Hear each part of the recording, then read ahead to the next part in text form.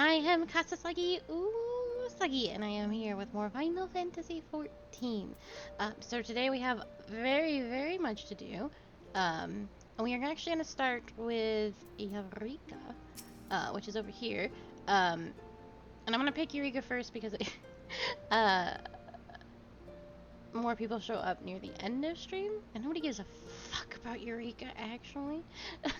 So we'll do it first, get it out of the way, or it's probably not very much that we can do, and then we'll go do our plot.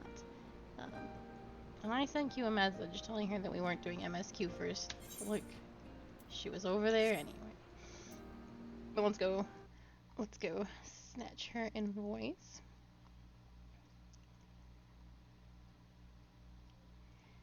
Hello, Miss Q. Hello. Alright, so we're gonna do Eureka first. I have an important question for you, though. If you go into your logs, which is the third little red button, Logs. there's a button at the bottom that says challenge log. Do you have that? Yes. Do you see, it's the second one from the bottom, it says Eureka and it's blanked out? Yes. Okay, good. That is the most important thing we have.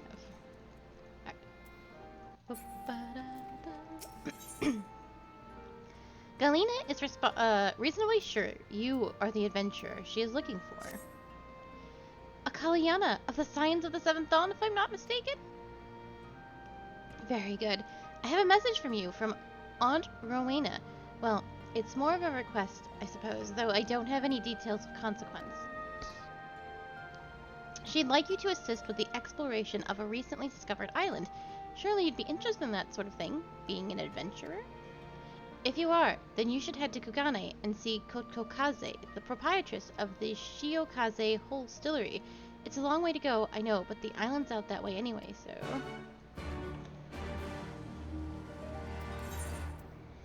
Do you remember that plot point from A Realm Reborn where the Isle of Val vanished?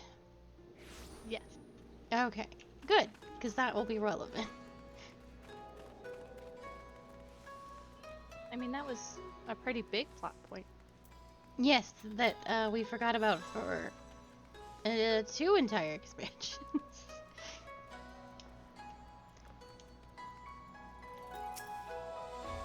I see you decided to accept the invitation of the House of Splendors. Rowena will be pleased. Come, I will show you to your table.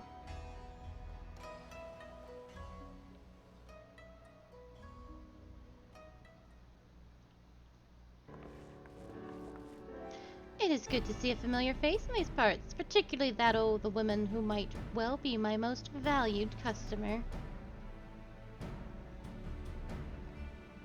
There's a bunch of shady motherfuckers that have just walked up to my table. Can't trust. So, we actually haven't dealt with Rowena a lot because we don't do the relic weapons. We haven't done the relic weapons from A Realm Reborn or Heaven's Ward, but that's where mostly she comes in. She also runs, when we get our gear, the Ironworks gear, anything with the tomestones that we have turned in, that's all her. That's her business. And her name is thrown around a lot, but if you're not doing the relic weapons, then you don't usually see her. You also don't see a man named Geralt. And Geralt is a blacksmith with a drinking problem, and she's the reason probably for his drinking problem. And he is in like indentured servitude to this woman, and she forces him to make relic weapons, and then everyone he makes will put him further out of debt, but then she continues to put him in more debt for the materials he uses. Damn. And he can't escape. And also he loves her, so it's a very complicated, abusive relationship. But yeah, she's a schemer. I have a stream question. Yes. Is it supposed to be on emote only? Oh, it is not. I forgot to turn it back off. It is on. I turn it on to emote only to protect the stream from possible hate raids that could happen while I am offline. Oh my. Yeah. Now Sprightly can speak. But yeah, I usually turn it back off, but I forgot today. I gather you were not expecting Kryle or myself to be attending this little tut-tut-tut. Well, as you will see, however, this is a matter which concerns us all. It all began when a vessel of the East Eldrin Trading Company happened upon the island in the Glass Ocean, a deserted island which was not recorded on our charts and quite frankly has no business being there. Suffice it to say, we were surprised. Pleasantly so, in fact. An unclaimed, undeveloped island in such a location would be a boon to our trading concerns in this corner of the world. Kugani's bleeding us both dry with its tariffs. Dependent on the goods, we're paying more than 10 times what we owe in Limsa or Ulda, which is already too damn much, believe you me.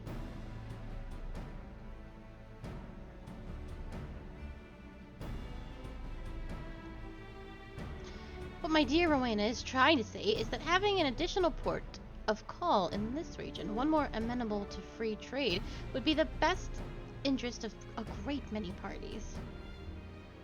Oh, hello, Sprightly. I see the Illuminati's in here. Which is why upon learning of this island, I immediately authorized an exploratory expedition. The team was large and well funded. I spared no expense. Alas, only a handful returned. The survivors reported irregularities with the island's aether, which we believe gave rise to a number of strange, monstrous beasts. Beasts which set them not long after they arrived. The regrettable turn of events forced us to reevaluate our assessment of the island and put plans on hold for a time. If development was to proceed, it would require a great deal more capital than originally anticipated. So he came to me and mine for a handout, and I obliged. But before you scoff, know that some of my regular customers were members of that failed expedition, and what they told me was enough to justify the expense. Yeah, on the 7th, right? I am very excited. And tales of treasures of untold wealth and riches and God knows what else. I will have to wade through wade through all them beasties. With great risk comes great reward, as they say. Spoken like a born entrepreneur. Your ambition and ruthlessness are admirable, my lady. I dare say I could stand to learn a thing or two from you. In any event, having formed our partnership, we wish to dispatch a second joint expeditionary force to the island. That said, if we were to send just anyone, their fate is like to be the same as that of the first. So this time, we've mind to send a dab hand, a veteran of 1,000 battles, a tried and true killer. You see where I'm going with this? While I lack the aptitude for warcraft, I will be joining the expedition as a researcher. The Scions have an interest in this island. How perceptive of you. You are right. This is not the sort of affair that would normally concern us. However, after speaking with the others, they have consented to my participation on account of my personal interest. You will forgive me if I say no more at this time. If my suspicions prove true, then I will tell you everything, I promise.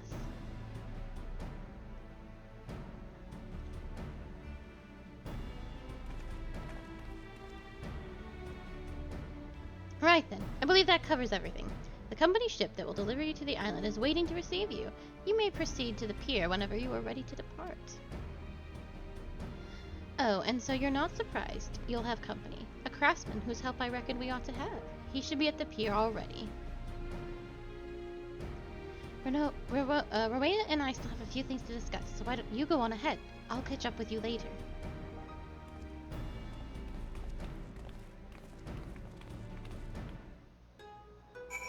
What are you hoping to see for Scholar? Because I believe it'll also show the new level 90 abilities.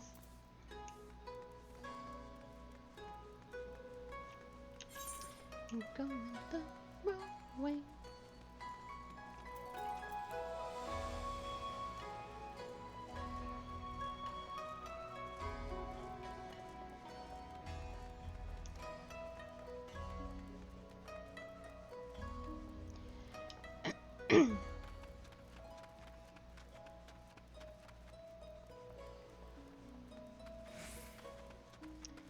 Since I don't think I'm white maging in raid, if I do raid next year, I'm not too, well, I would love a gap closer. I think a gap closer would be the bee's knees, for healers. But I don't think it's gonna be anything like that. I am looking forward to seeing how Astra looks, because that will be the class I end up playing in raid. But Astra will no longer be a shield healer, so my life will be vastly improved.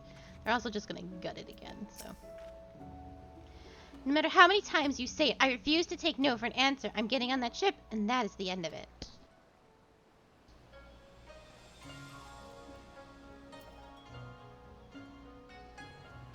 Ah, yes. Yes, yes, yes. That makes sense. I do struggle with the fairy gauge, the few times I have played Scholar. I'm like, I don't know what to do with this shit.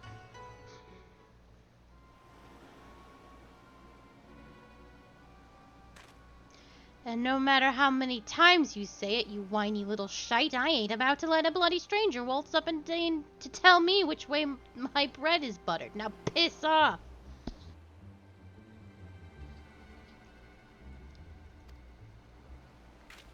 Does your Eorzean stubbornness know no end? I have urgent business on that island, and I demand you take me there at once.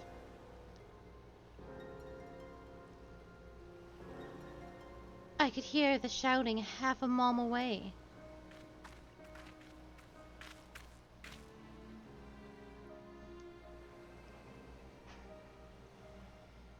I would say the one thing I notice about Scholar, and it could genuinely be because I don't know how to play the Scholar, is that they seem to lack like a big AoE heal. I mean, you've got your fairies that have the unimaginably long cooldown, and those do small regens.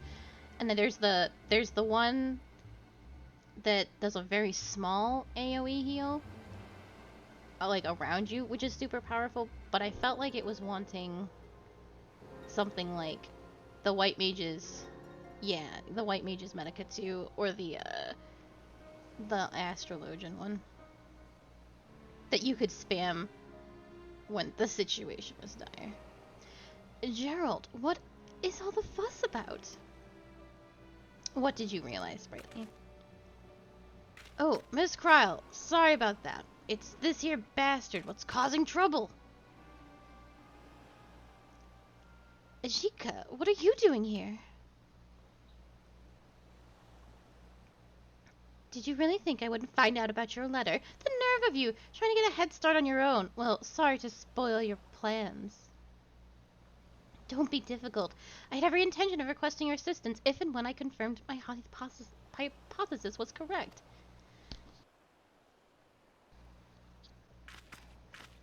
Yeah, it's an OGCD for the most part. Forgive me. You must be completely at a loss. I don't think it can crit though, which Scholar Shields can do. The White Mage Shield is also better than any fucking Astrologian shield too.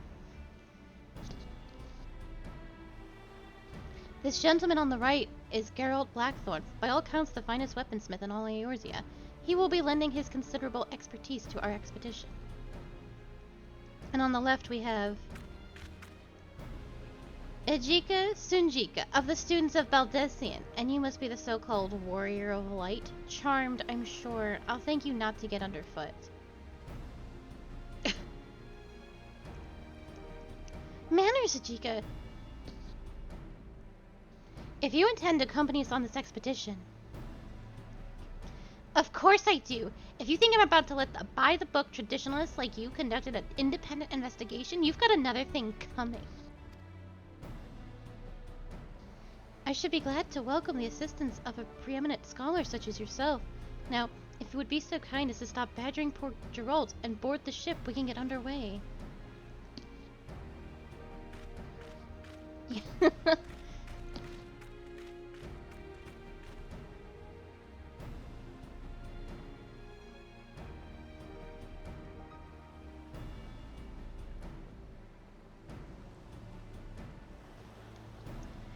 That little Lalafell is something. Ajika is one of the few surviving students of Baldessian. While his expertise in aetherology is impressive, by any measure, alas, so is his ego. But enough about him. We have an island to explore. If you've no matters left to attend to, speak with Rodney, and he will show you aboard.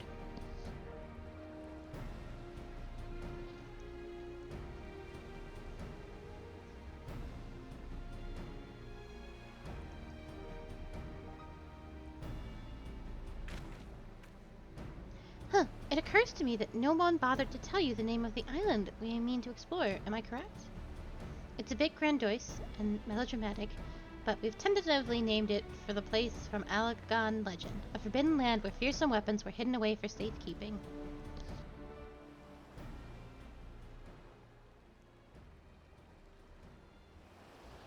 We call it Eureka.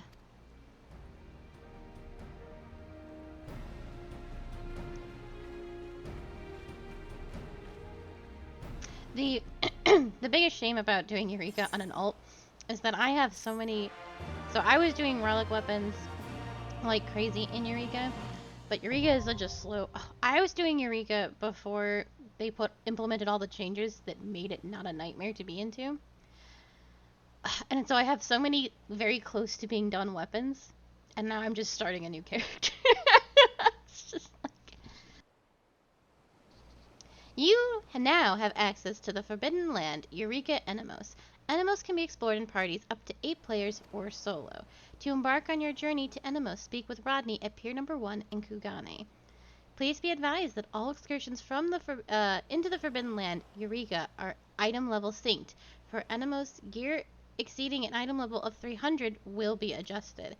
While exploring Enemos, you will have the opportunity to create Eureka gear and weapons. If you wish to do so, it would be prudent to acquire level 70 antiquated items in advance. Should you wish to know more about Eureka Enemos and what it has to offer, you may speak with Rodney for further details.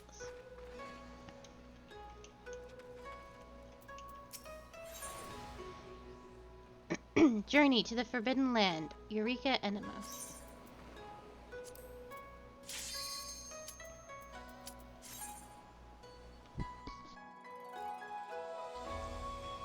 So, the thing about Eureka, I love Eureka. I genuinely enjoy it, but it is not a very well-loved place, and I genuinely don't know how many people are actually going to be here. The thing about Eureka is, did you want to play Final Fantasy XI? Well, here's Final Fantasy XI. It is the Final Fantasy XI experience, where that if you die, you lose experience points.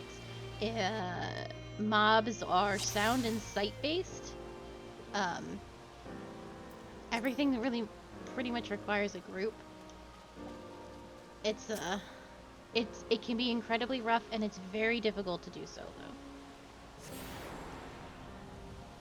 So we will not be doing a lot of grinding out here in Eureka. Anything we do in Eureka will have to be on our own time for the most part, but we will do this first part, and we'll fill out our challenge log a little bit and get the quest lines rolling. The best thing to do in Eureka is our challenge logs. And the challenge logs, well, it's not unlocked yet, but they give tons of XP that scale depending on your level and the area that you're in, so that you could be getting millions of XP in Eureka. And if you're just kind of doing it for the story, it's the best way to go about it. We will also not be focusing too heavily on our relic weapons here. While it's not difficult to kind of get it started in Enemos, it becomes an actual nightmare as we go further in. We will also not be doing the very, very end of the story, which is the Bardessial Arsenal, because of how it's run in NA. It's something you have to sign up for via Discords and then kind of get through there, and then if it's your first time, you're not going to get a clear anyway, because they have to teach you. It's incredibly complicated, and it's unfortunate that that's kind of how the system is, but it is what it is. So, I've never seen the end of the Bardessial Arsenal. If you are truly interested in it, I wish it was something that I could show, because I've always wanted to do the Arsenal, but I definitely recommend looking up a video so to the end of that whole story. But I digress. Gods, it's even worse than I imagined. What happened here?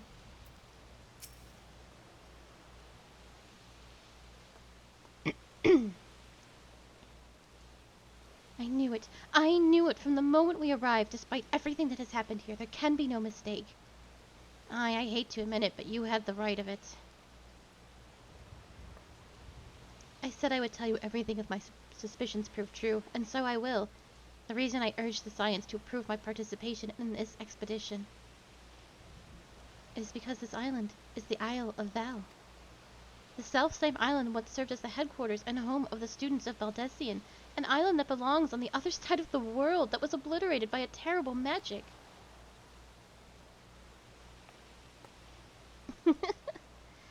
I was fortunate to have been somewhere else at the time, but I know you were not so lucky. I don't suppose you have any idea how it could have ended up here in the glass ocean. Alas, my memories of the incident are muddled. All I recall is a voice, that of the star, I suspect, faint and fleeting, but warm, and then I awoke on the shore of old Charlian. How convenient for you, and utterly unhelpful for the rest of us. Would that more of Gulf's chosen heir could have received this blessing of light. And where are you off to now, Ajika? To find anyone else who might still be alive? I'll thank you not to follow. I work better alone. You're cutting us loose after you got what you wanted.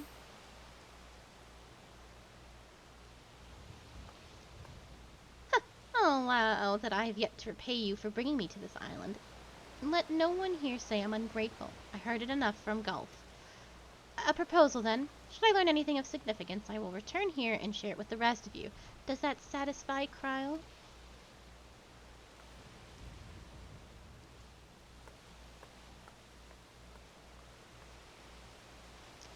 He's a handful, I know. You needn't worry about me. I am more than capable of defending myself. So, we have a mystery on our hands. Somehow, the Isle of Val was transported from one corner of the world to this one. Ajika is right in that our first priority should be to confirm whether or not any of our comrades that were here are still alive. If someone is, then perhaps they will be able to help us understand what happened. I appreciate your help more than you know. But before you can begin in earnest, it is important that you are properly prepared. The stories you heard about the creatures that roam these lands were not exaggerations, and I would not see you struck down due to carelessness. Geralt has been working on something that will be useful to you. Why don't you go and see if it is ready? I have various measurements to take in the meantime. Come and find me if you wish to speak later.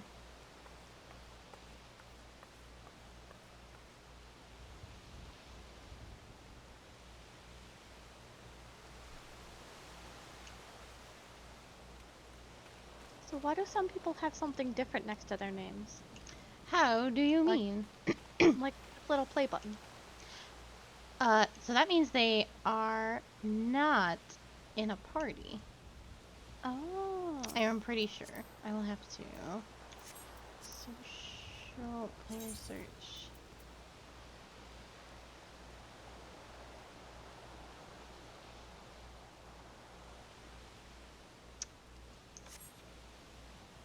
I can't remember what that button means. Yeah, I've seen quite a few people have it only in here, though. Yeah.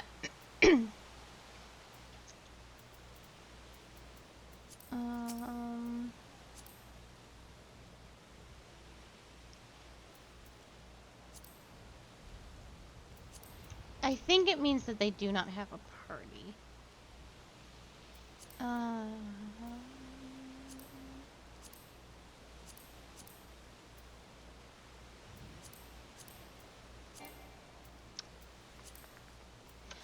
I think that's what it means. There's mentor crowns. Yeah, that's how you know that people aren't in a party. Because everything here is quite party heavy. You want to be in a group. I remember you, the famed adventurer, Don't tell me. The Harridan's holding a debt over your head like me, ain't she? And how long she got you to sign on to this expedition to the arse end of nowhere? Oh well, so business of fine. We're here and we may as well make the most of it. Much as you can make of being stuck on this godforsaken island where the very elements are your enemy and only the living creatures want nothing more than make you dead. You've probably heard from the others about how the beasties here have been bathed in their twisted aether of this place, and are somehow stronger for it. Don't know about all that, but I do know that if you walked out the gates and let one take a swing at you, you'd feel it in more ways than one. Aye, not only can they rend flesh and break bones, but they can also disrupt your very aether. So if you're intending to go toe-to-toe with one, you'll need a way to improve your ability to endure said beastie's attacks. Rather, your ability to defend against attacks of a given elemental aspect. Goes without saying, the same principle applies if you want to hit the beasties back harder, eh? Any road. To that end, Kryl and I have been working on a solution. A magic contraption you can use to manipulate your elemental affinities and fight more effectively in Eureka. We call it a magia board. It might take some getting used to, but I'm sure clever lass like you will manage. With the boards alone, not enough. I should say, you'll need these crystals. What were they called? Magicite? That was it. Type of crystal found here in Eureka. Pure as driven snow, or so I'm told. Oh, then that means then they're in cutscene then.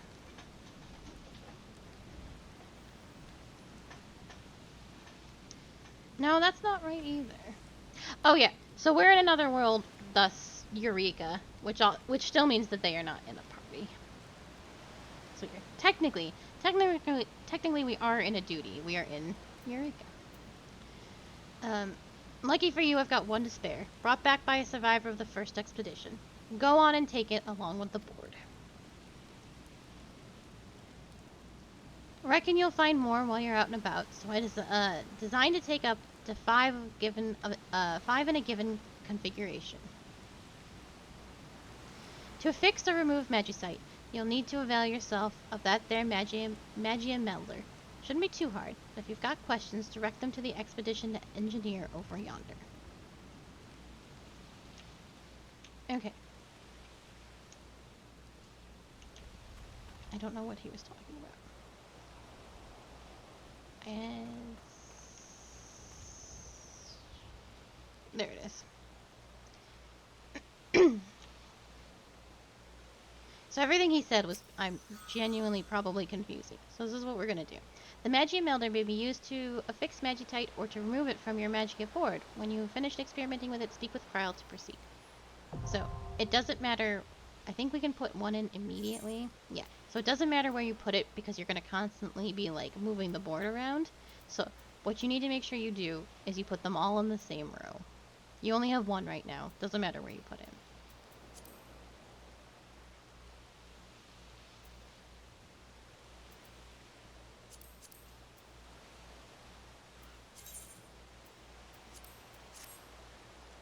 Make sense? Yes, the deed is done. Kryl is over here.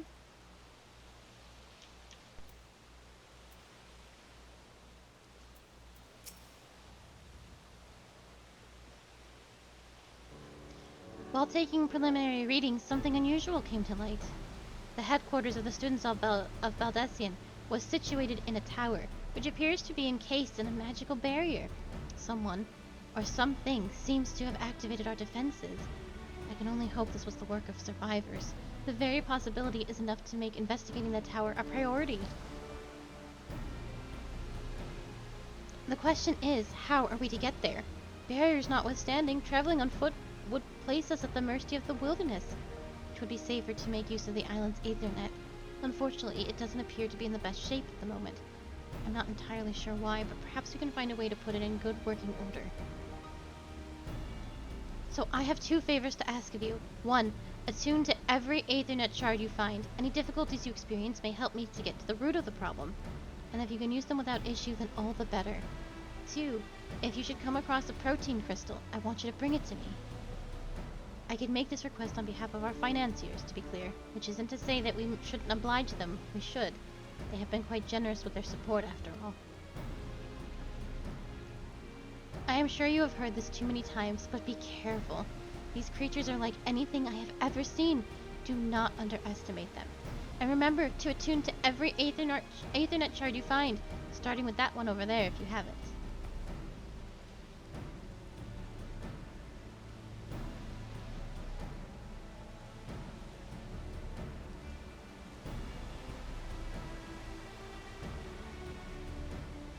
You may now purchase items only available for use in the Forbidden Land Eureka from the Expedition Provisioner. Okay, so the lab. Arn quest from Grotto.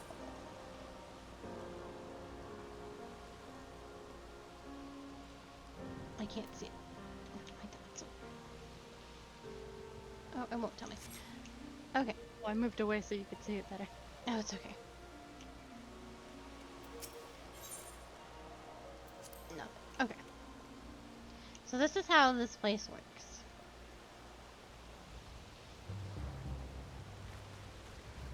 We need to fight these level 1 squibs.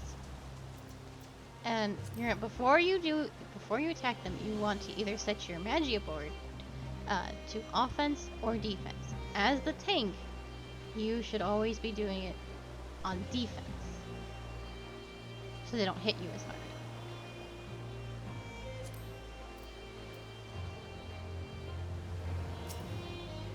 And then put on your tank stance.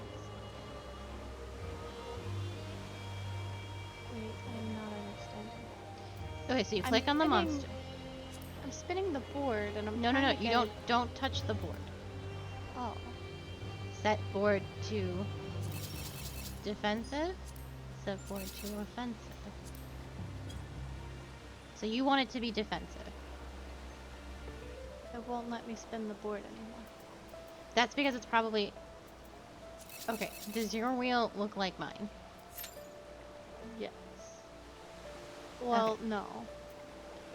My little one is straight down at the bottom. Instead of the one being in your defensive bubble.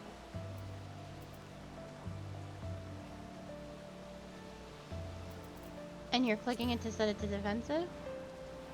I can't spin the board anymore. Yeah, it has a time limit. There we go.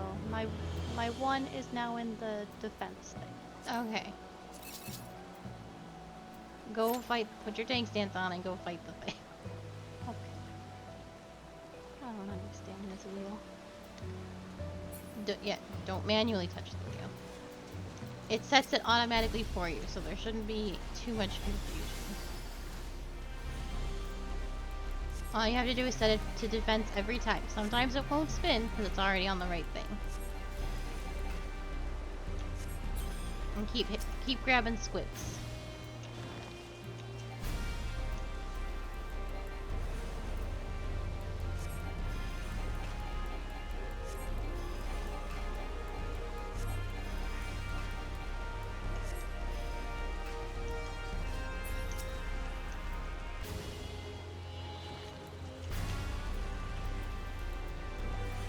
Easy.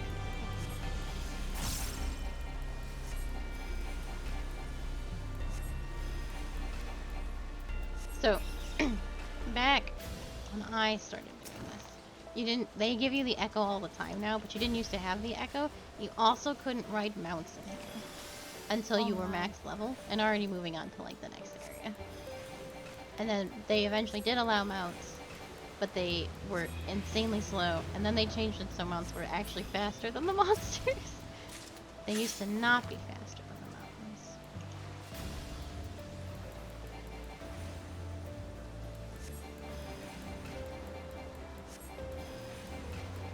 When can I fight starting level 2 stuff? You can grab a level 2. Just be mindful that it's gonna hurt.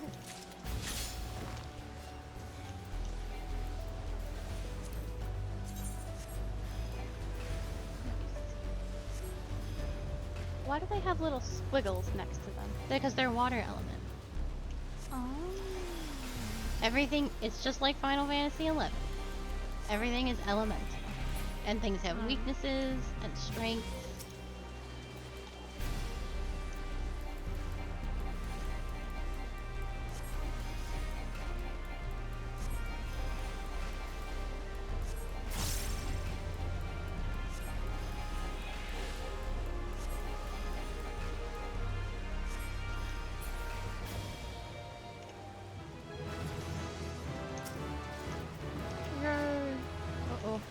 broke one by accident. I got too close.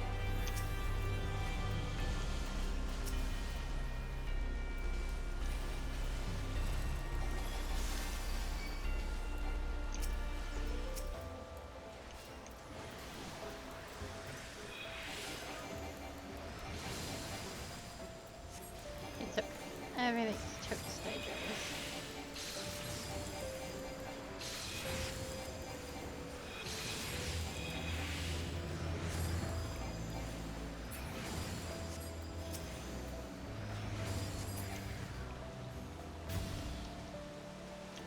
You wanna fight level 3s? Oh my god, they're dying over there. No, these two are fine. But we can help them. We gotta fight some of their stuff. I don't know if we'll get experience for the neighborly thing.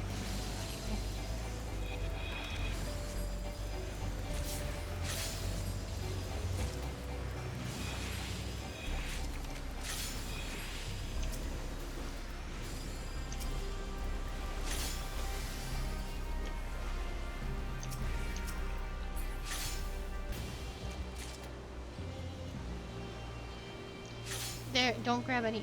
I think this dude is gonna grab a whole bunch again, and we'll just help them kill. Oh, perhaps not.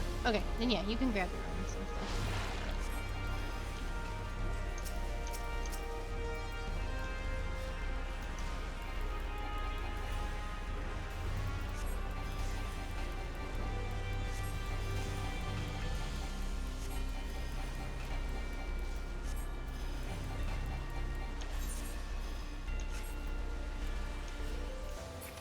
We should hit level. Oh, before you attack that frog, you are weak to it.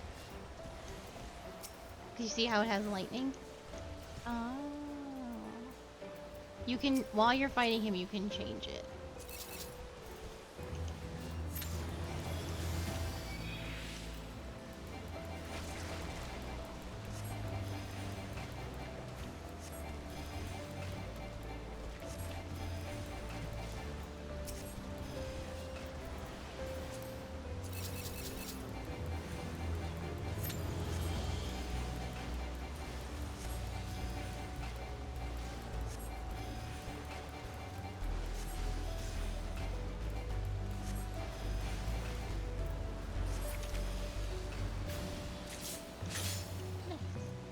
Let's stick with water stuff.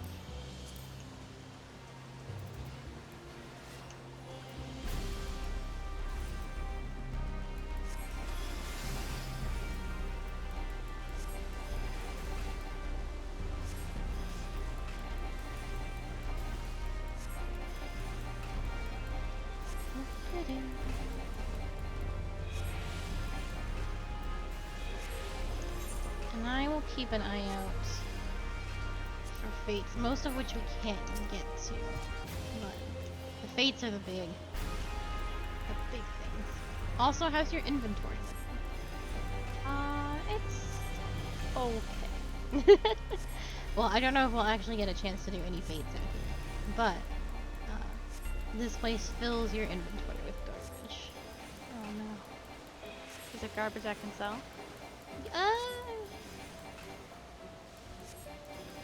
So, there is a Tyrannosaurus Rex mount that you can get out here.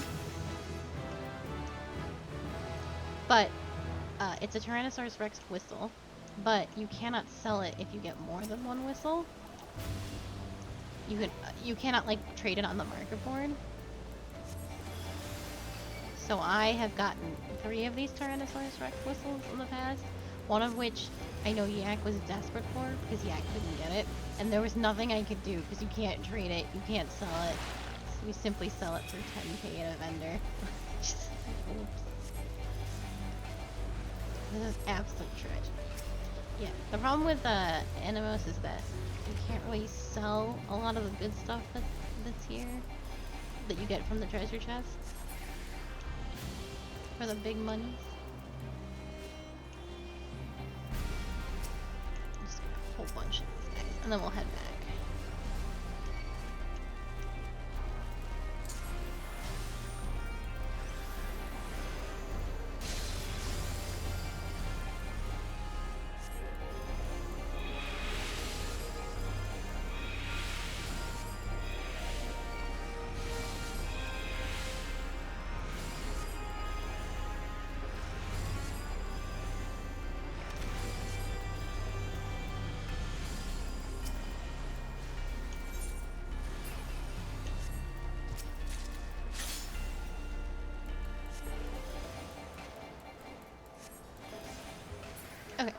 let's scoot ourselves over. We'll probably get attacked, but let's go talk to Kryle.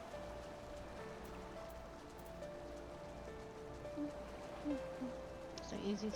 They're all vision based, so you can easily scoot around. Just like all things. Some are like all things. yes. Scoot. Some eventually will be sound based. So what you do is you do the RP lock. I have no idea how to do that. It's the next to your numlock. There's a little slash, a little backslash. You press that, and you can walk.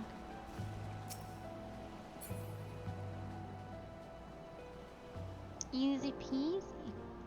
Easy peasy. So also, open your log really quick, like the challenge log. So now you'll have all these Eureka logs. So if we killed 30 more water guys, we would get 8,000, almost 9,000 experience. If we kill 60 altogether, we'll get close to 30,000 XP, and that's for every element, plus sprites, plus monsters that only come out at night. I see. And that resets every week, and it will scale, so the XP will be higher the next time we do it. What went beyond the walls, did you? Find any proton crystals? Yeah, like a buttload of them. Yes, this should suffice for our purposes. So tell me, have you gotten used to fighting the denizens of this land? More or less, I should have expected nothing less from the Warrior of Light.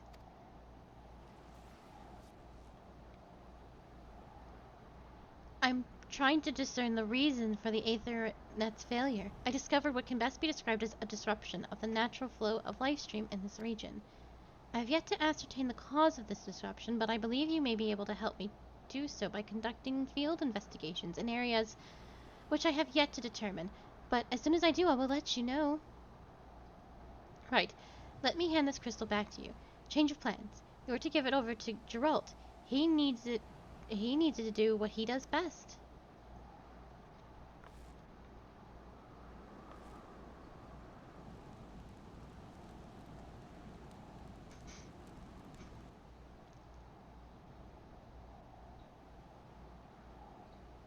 Level 70 antiquated gear and weapons may be enhanced by Geralt should you possess sufficient protein crystals. Lockboxes obtained in the Forbidden Land, Eureka, can be opened by expedition lockpicks in base camps by Rohogani and Kugane, and may yield a variety of items. You may continue the Eureka expedition upon reaching elemental level 3. Good news, Akali. I believe I've discerned the reason why we are having trouble utilizing the island's Aethernet. Truth be told, it caused me to reconsider some of the accepted truths of aetherology, but I have detected a confluence of aether, which would suggest a blockage of sorts. I still don't know how or why this blockage might have formed, but this is where you come in. I want you to investigate the site of the blockage. I can't provide you with the exact location, but I can tell you it is somewhere in the northwest. If I recall correctly, there was an observatory on a hill out that way. Perhaps you might start there? There will be times during your expedition in Eureka where you will receive no guidance from the duty list or the map. Speak with other players and share information to discover how to proceed.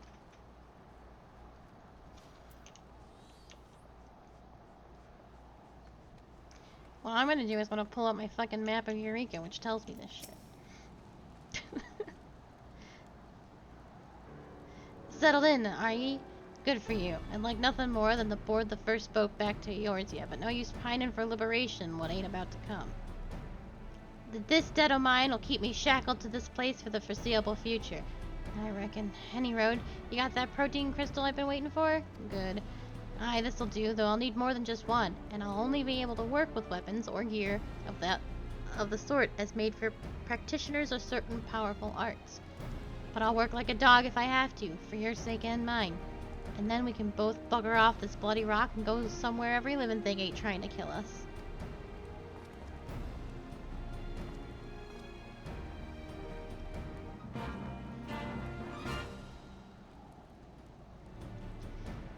You may now create and augment Eureka gear and arms. To begin, you will need to provide Geralt with the requisite level 70 antiquated items and protein crystals.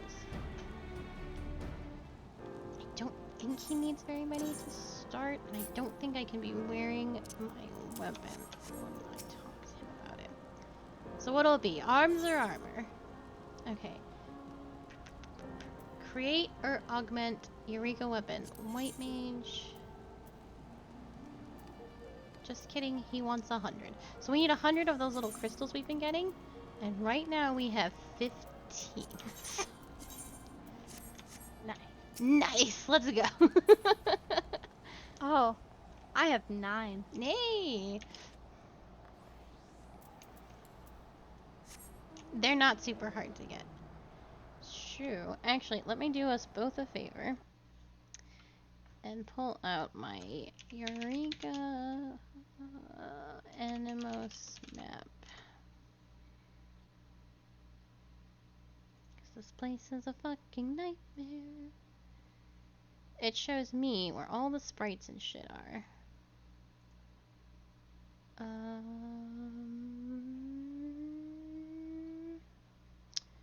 Does this one not have my quests on it?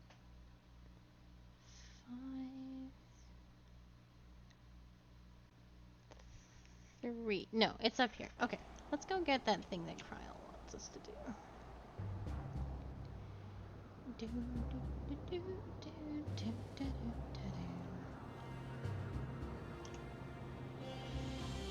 No, this is fine. And then we gotta go up here. We'll also dodge these little balls. They're only level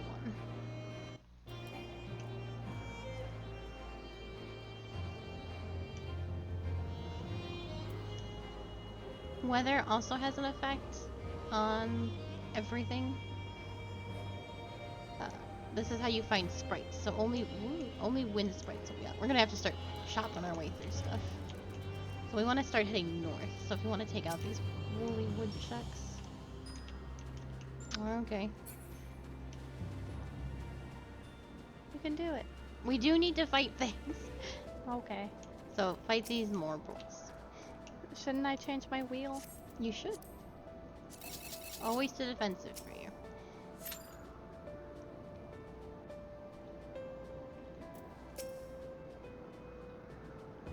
Right, click to spend clockwise. There we go. And I want it on the symbol that they are, right? For you? Like if I'm gonna fight the Volleyball. I assume so. When you click on them and set it to defensive, it will automatically put it on defensive. So that's right, regardless. Oh. Yeah, you don't have to change it after you setting it to defensive. It's automatically going to change, which is so.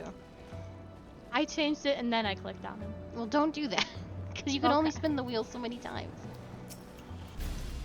It will automatically do it for you.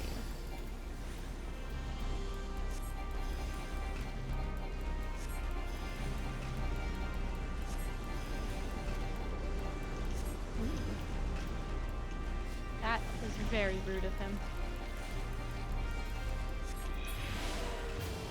Let me grab that one. I need these treasures not to be over my attack phase. Appreciate it, but...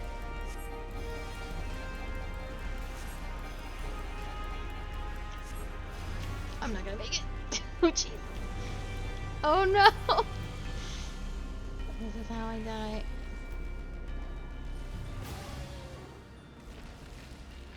Hold on, I need my silence. You'll be fine.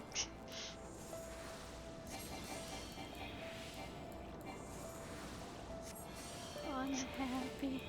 Unhappy. Can I not cure the perilous off me first, for the love of God? Alright, so we've got some bats.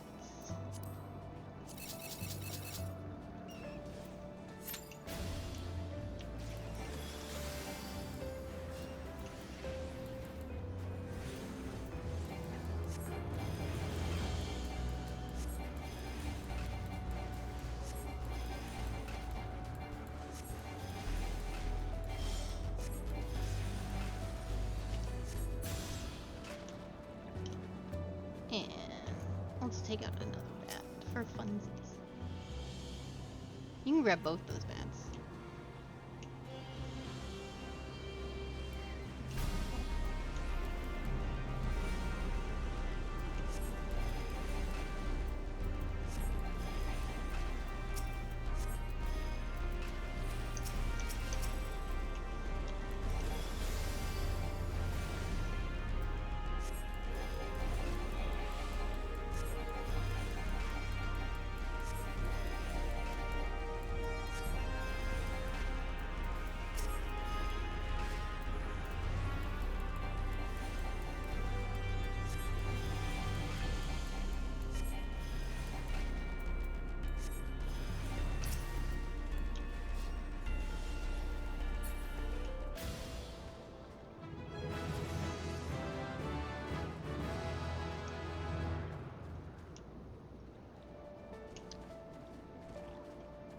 I thought this was where we wanted to be. Can't get in there. No, we cannot.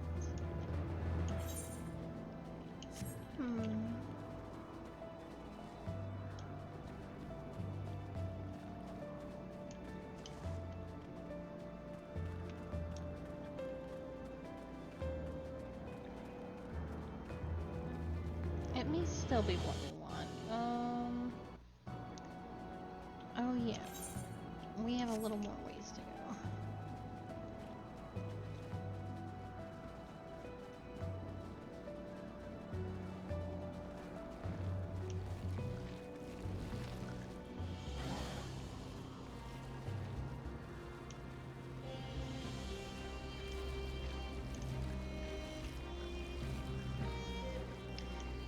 I wish I could see...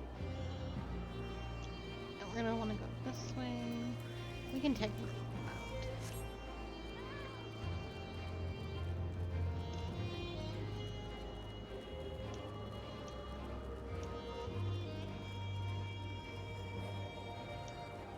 We shouldn't be dodging so many of these enemies, but we have already been here an hour, so. We haven't been in here an hour. No, but we've been doing Eureka for an hour.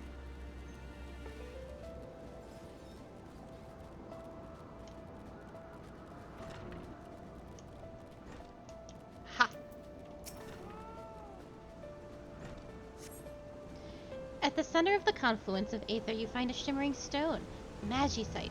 As you kneel to retrieve it, the confluence dissipates. The Magitite you have attained may be used in conjunction with your Magia board.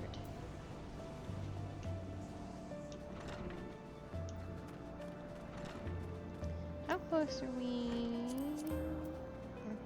Challenge log. No, we did the big one that we had been working on, so we can head back. I want to fight this man. You want to fight the bug? Yeah. Okay. Oh! I don't want to fight two of them. Well, you can grab the one. You have a tomahawk to pull a farther away one. Yeah. Come.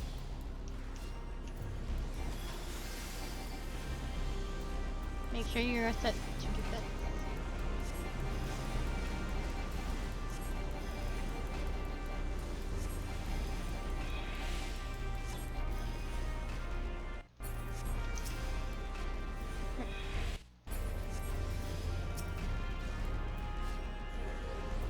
Madness.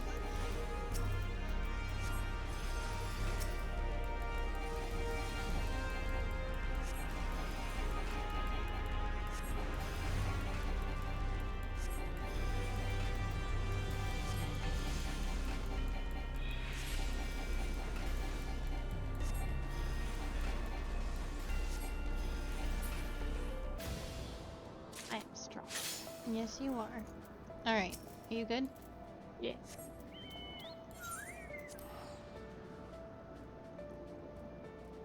We'll turn in this quest to Kryl and then we'll move on.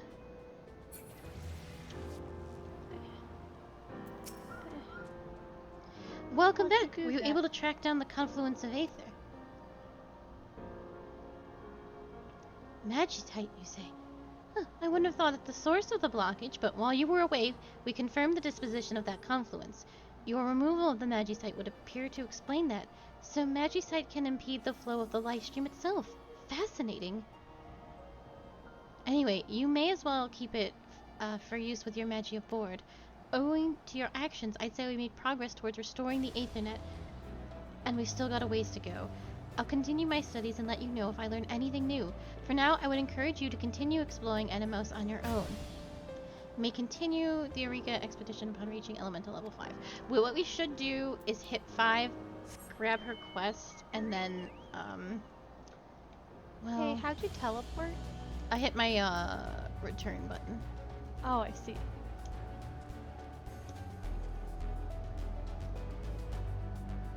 That's why I didn't come with. Yeah. Yeah, we should hit level 5 so that we can take her next quest and then work on leveling to the next point in our off time. Because we'll have to do a little bit of Eureka every time we stream.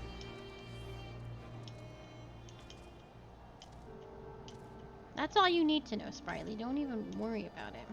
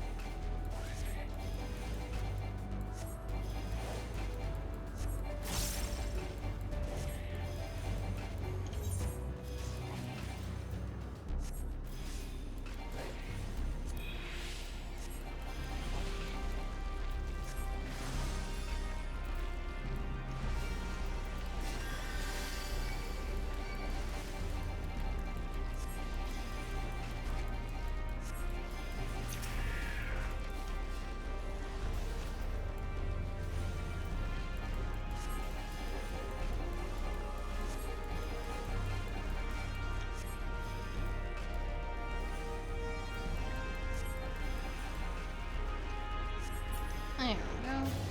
We're just gonna slap a bunch of these level 5 guys.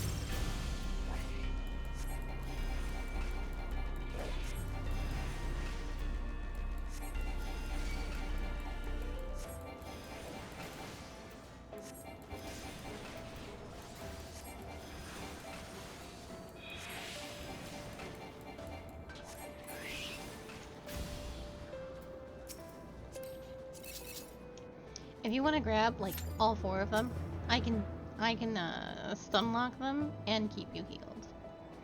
Yours really does do it on its own. Yeah. Whenever I click them, it doesn't do that for me. I have to do it manually. That's so bizarre.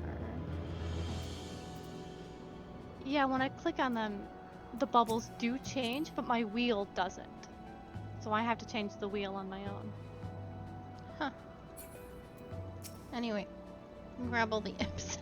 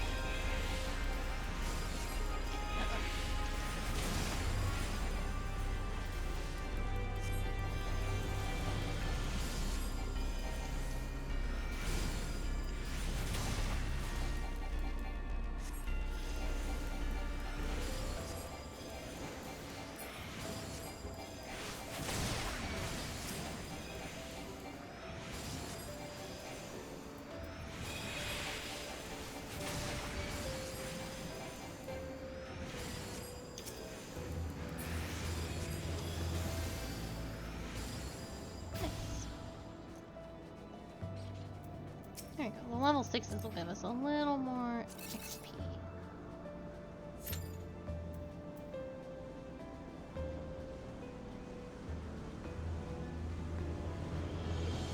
I can fight this guy now.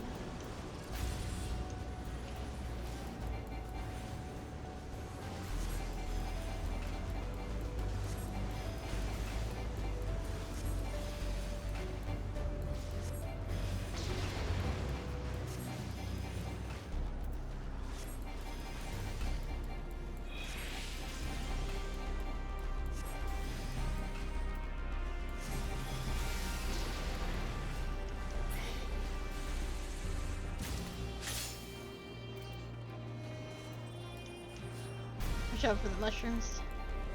I think they're far enough away.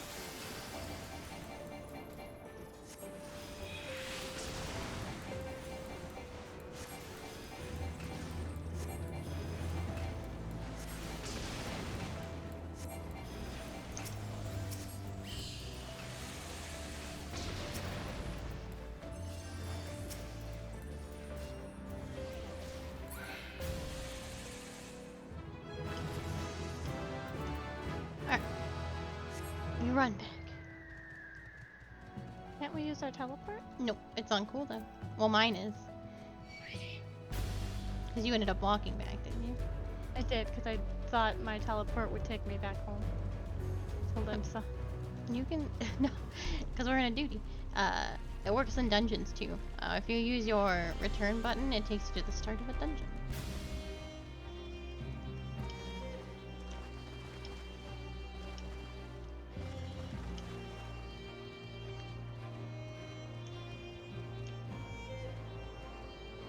Now, Miss Q, you don't have to do Eureka anymore after this if you do not want to. It can be a tedious grind. But I will be, I think my goal by the time we come back on Saturday will be to be at level 9. It won't take too long if you follow your challenge log, which is like 60 of every element, plus night monsters, plus sprites. And I think you only need 30 of the sprites. 20 of the sprites. I have gone.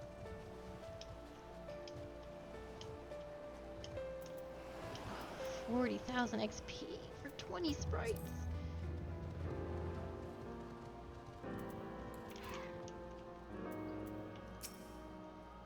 Looks like you found another blockage, Shakali. If you're willing, I'd like to ask you to go take a look for me again.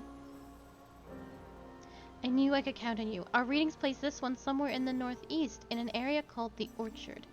While the island is quite a bit different from what I remember, I'm reasonably certain you won't have to go so far as the river. Good luck out there. Okay. This is quest level 5.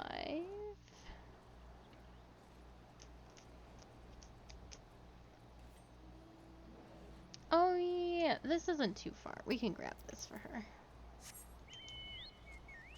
Do you want to get on my chocobo and I'll take you there? You got a red chocobo. I have a red chocobo.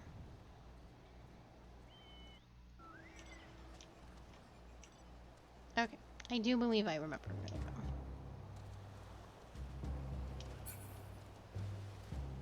Yeah, I think level 9 or 10 will be my goal. Your challenge log resets on Tuesday. Also, Why Tuesday? Because that's when everything resets. That's when maintenance happens. Tuesday. That's how it is for. It's usually like that for MMOs. It's a little spicy out here.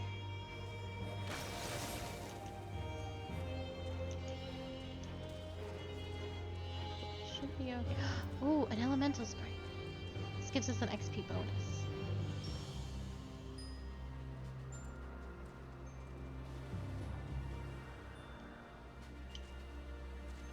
We fight? Nope. Oh.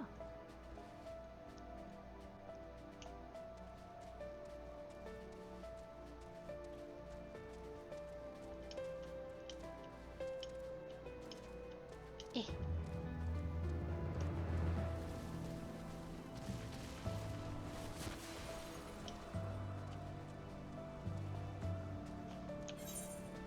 Yeah, it's over here.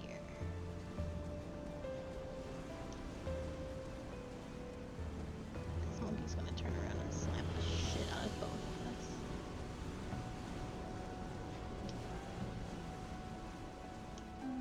Yep, there it is. Watch out for the murder hornets.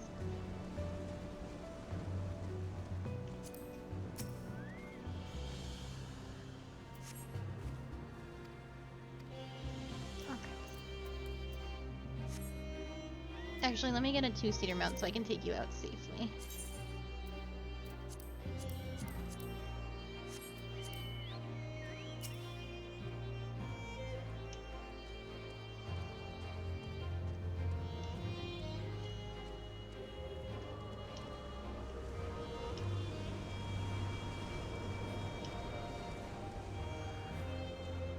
Things here are a little too spicy. There's also diminishing returns on fighting monsters so much higher than you. Like, I think about at 2 or 3 levels higher than you, it all starts to become not worth it. The amount of time that you're putting in to try and take out a monster that strong. And then the XP isn't even that good anymore.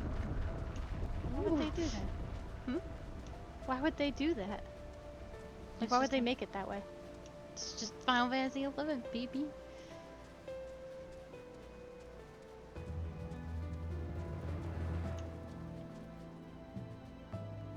Buy my health? I'm glad those things decided not to turn around and kill us both. Because they could have.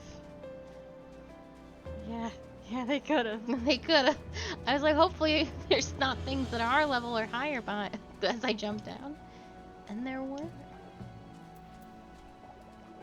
It is nice though, because once you hit a certain level, I think you have to be 3 levels higher. Things won't they won't bother you at all.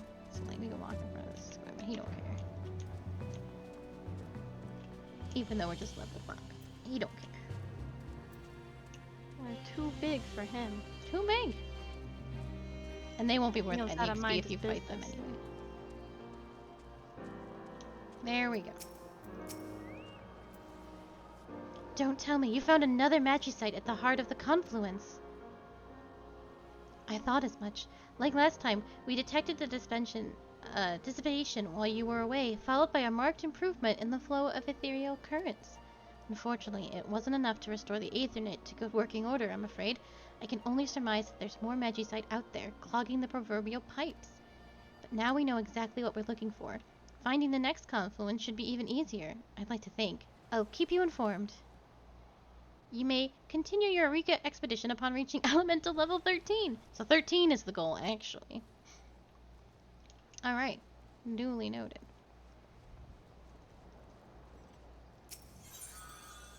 Oh, we did get some more.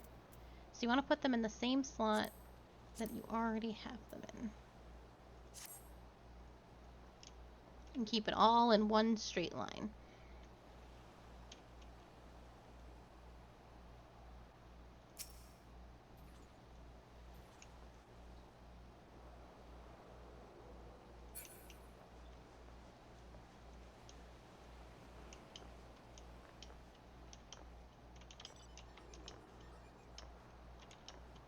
Alright, you good? Good. Then let's get out of here. Leave the duty. Eh. It's a shame we didn't get any fates, but such is life. There's also... We need to go to the Ow. Ruby Bazaar very, very quickly. How do I leave duty? You click on duty information at the top of your screen.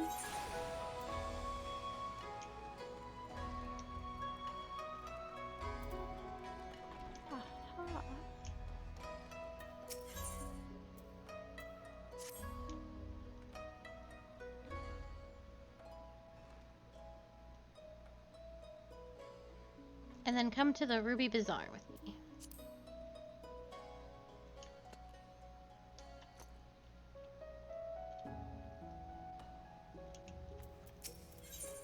The employee of the East Alderaan Trading Company is relieved to see you.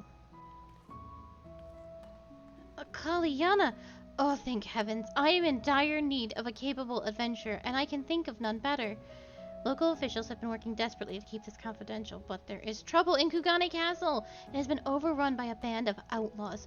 What's more, they've taken hostages a number of nobles, along with that Bugyo, Kugane's highest magistrate.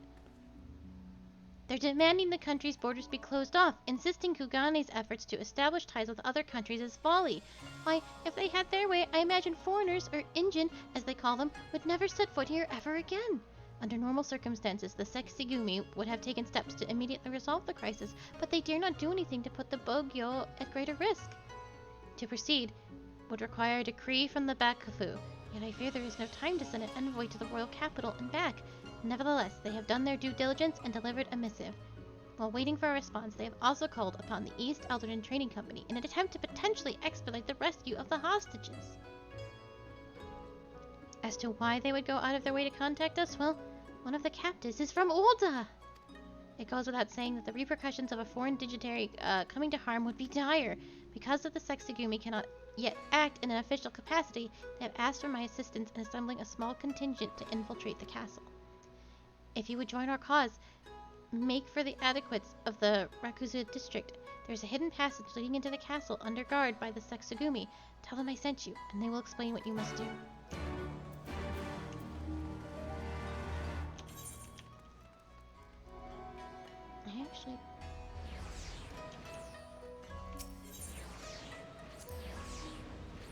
I have done this dungeon exactly one time.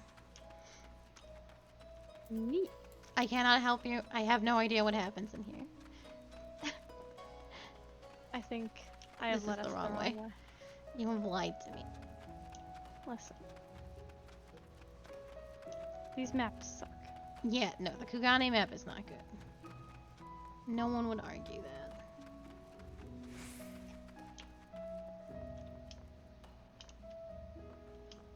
I know it's down here. Just let me jump off the fucking rail.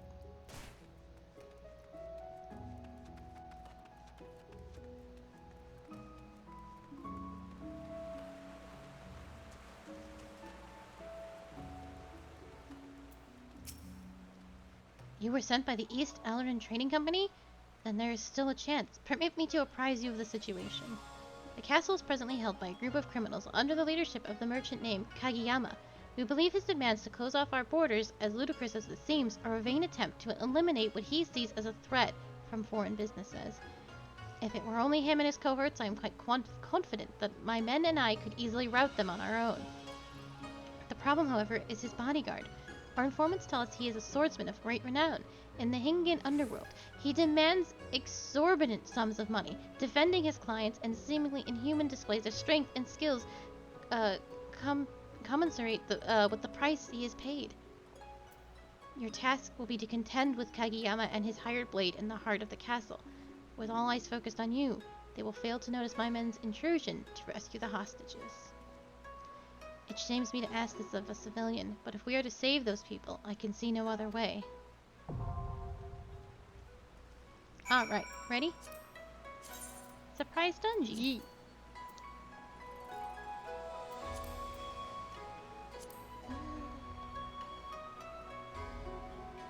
Average item level 280. Oh, nice. So I need to do this dungeon for the sake of, a Hildebrand quest. Hildebrand is not in here, but it just makes sense to do this dungeon first. So don't worry. I have not accidentally Hildied you. But I am using you for nefarious Manderville purposes. Okay. There is no... Technically, there's no Hildebrand in Shadowbringers. They didn't get the quests out due to COVID. Oh. Yeah. He will be... He has been confirmed to be an Endwalker. But there is an Easter egg of Hildy in the 5.3 dungeon.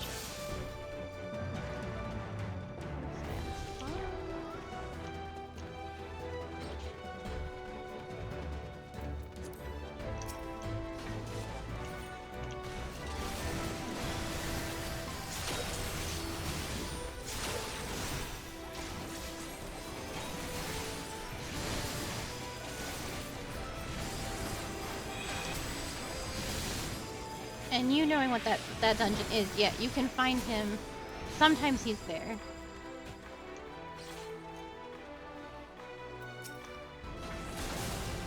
Oh, I didn't get the other one. I think in the last stretch before the final boss. I don't know. I would have to. I've never actually seen him myself, but I've seen the caps.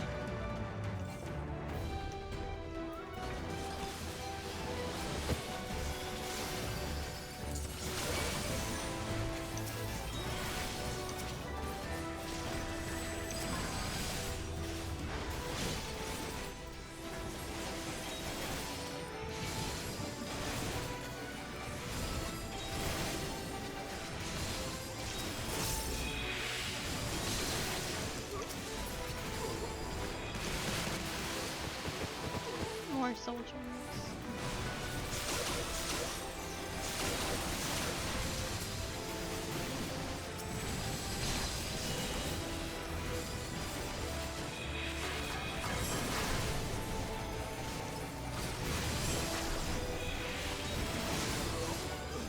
I like this music. It's just a more intense version of the Kugane Daisy.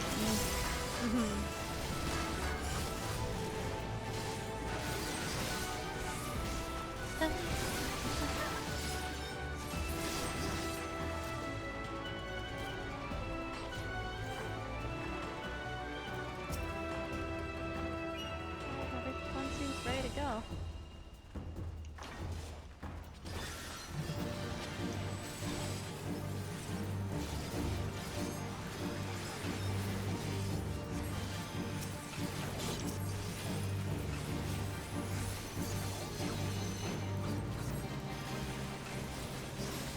There's an add to your right. Oh, where is he going? He's attached himself to the range. You should get out of that.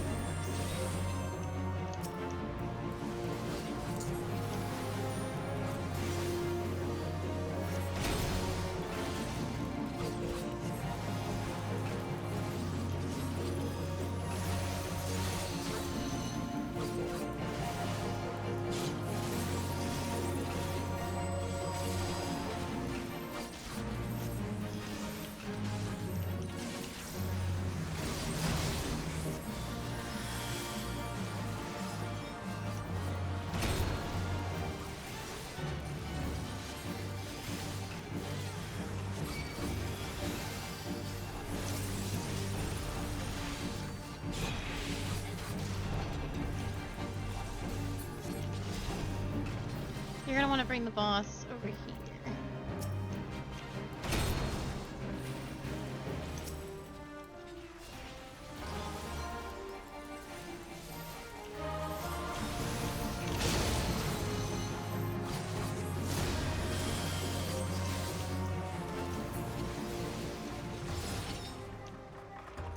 I'm probably not gonna want anything in here. 300. It's better than our class gear, actually. I can't take any of it anyway. No, it's fine. That is not a better gear.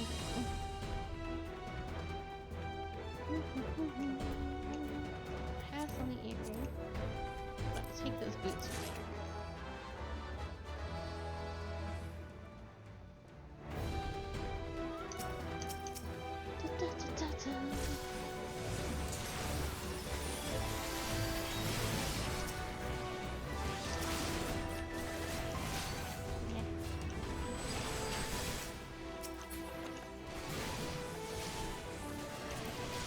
Oh, your boots are the one thing that you did get out of the raid was boots, so you don't need those boots.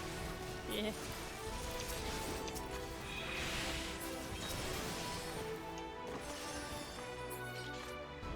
Pass on those boots. I will breed that for my red mage.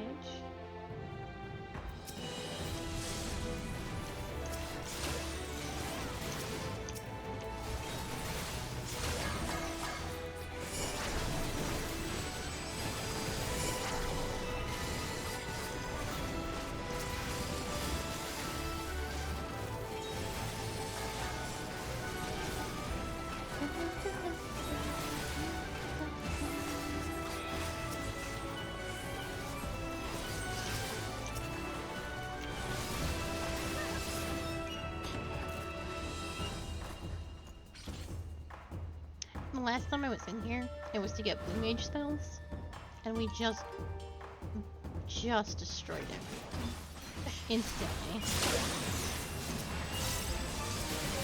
And then we watched I think the second boss has a blue mage spell, and we were like, is this it? Is this it? We couldn't attack him, because we would have killed him, even at like level 7. And then we were like, do you think this is the spell? Is he doing it now?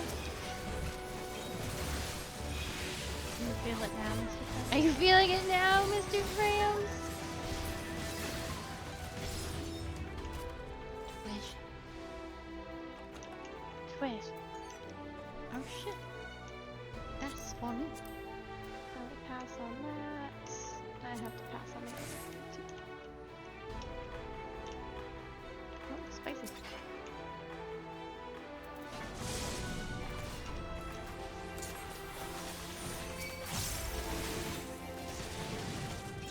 Oh, they're not on me. No, you completely walked by them.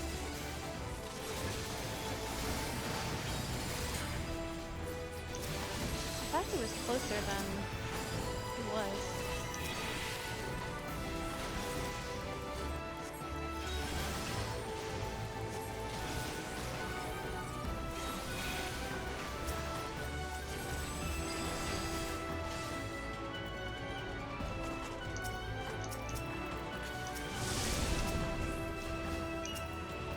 Oh, I didn't get the other one.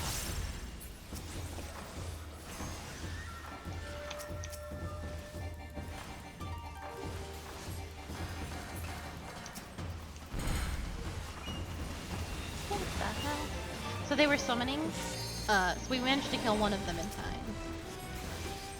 We didn't get the other one. You don't have them all.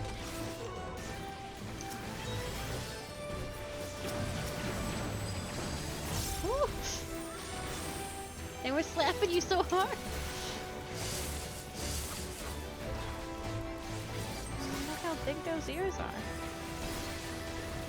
Slapping, slapping, slapping. Yeah, it was this boss. He does something with the floor, and that's really the only information I have.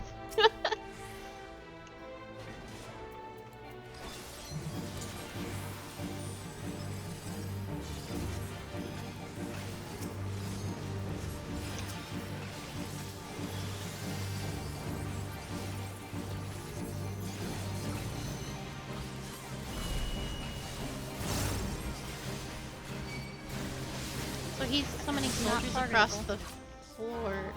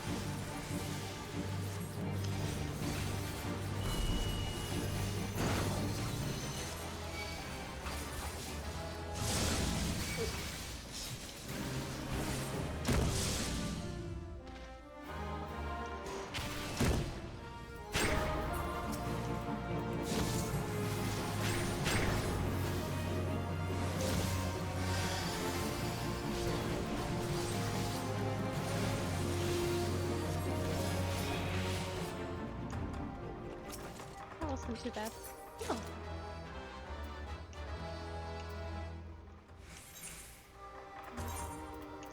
Oh, that was a belt. Needs a belt. Another hit. Unable to obtain. I already have a unique item. Alright, well, I guess I have to pass on it.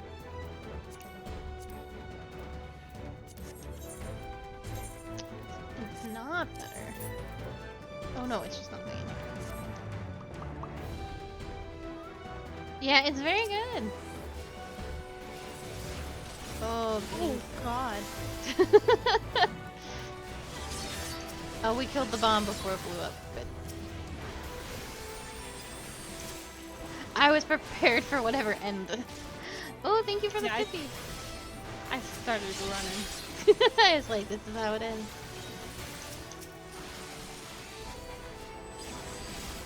I'm taking it right now.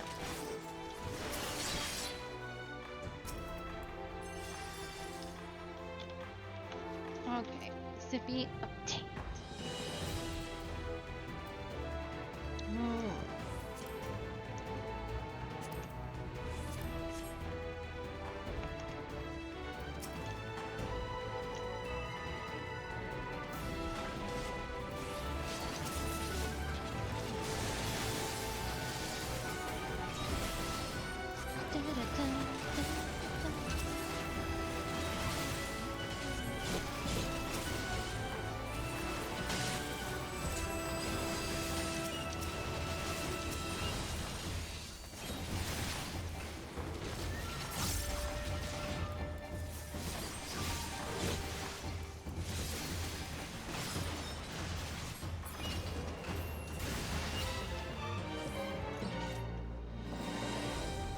Wish. Wish. Wish. Wish. These 10 minutes. Oh, Jesus.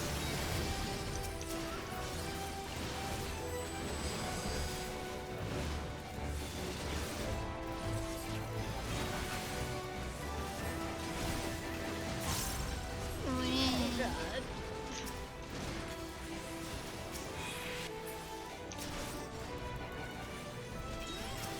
Oh no, Q, you're on the wrong side. I made him on the wrong side. You were away from the rest of us.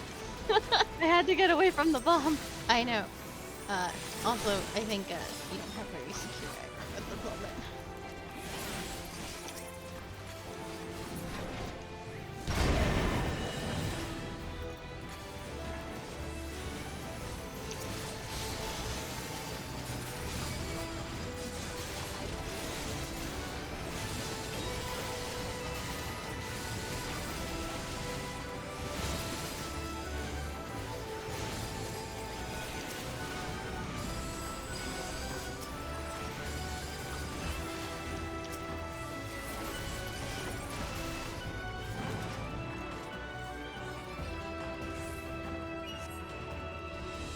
I think I need that earring.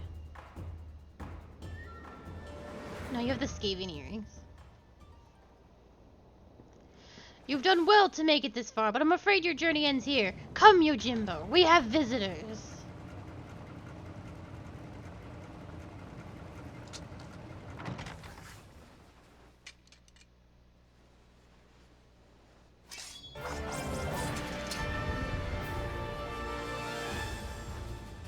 Jimbo.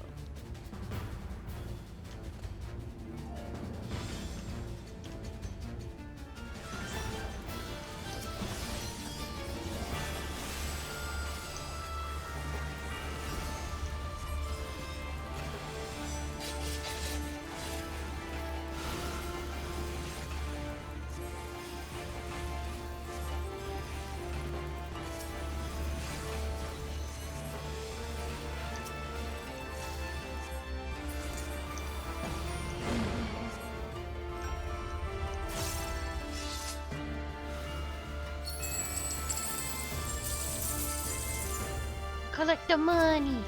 But don't get hit by the dog. Whoa. Owie.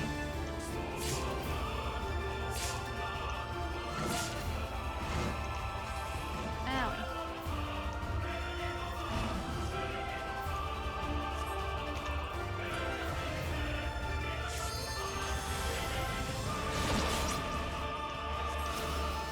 So, Yojimbo, I believe, debuted as a summon in Final Fantasy X.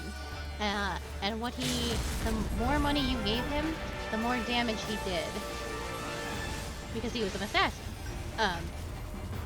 So, how Yojimbo's, like, I wouldn't call it an ultimate attack, but his transition attack, I suppose, is, the more money you keep away from his dog, the less damage he does. He's not being paid, therefore, makes no money.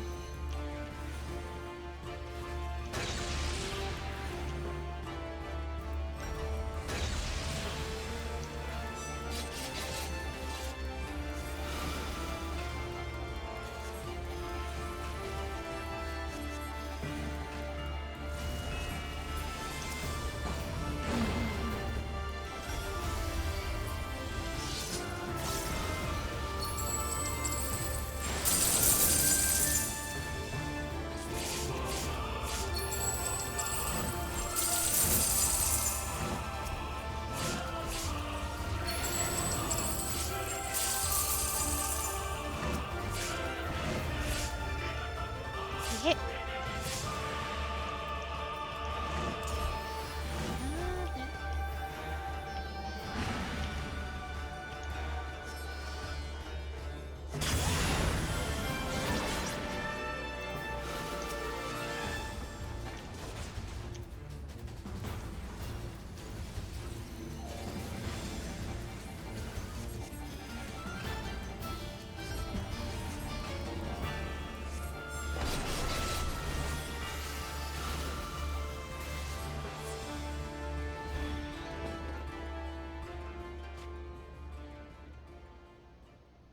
Your coffers appear empty, Kajiyama. If you cannot pay my price, then I am finished here.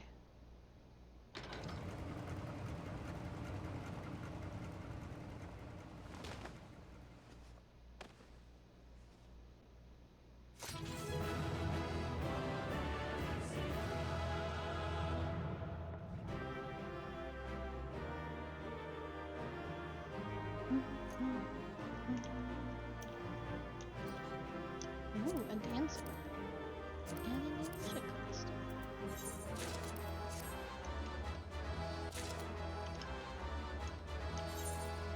Okay, so I did get a new...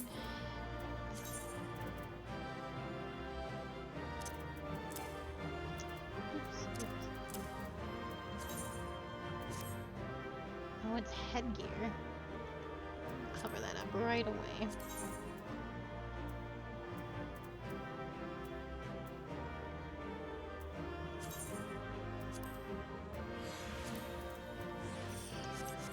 Easy peasy.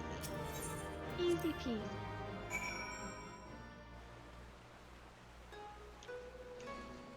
And now I do believe we go back to that little Lullafell. Oh. There was just a samurai dude there looking like he was gonna kick some ass. It's like, don't mind me, sir. Just passing through. Got a little lost in the sewers. Don't even worry about it.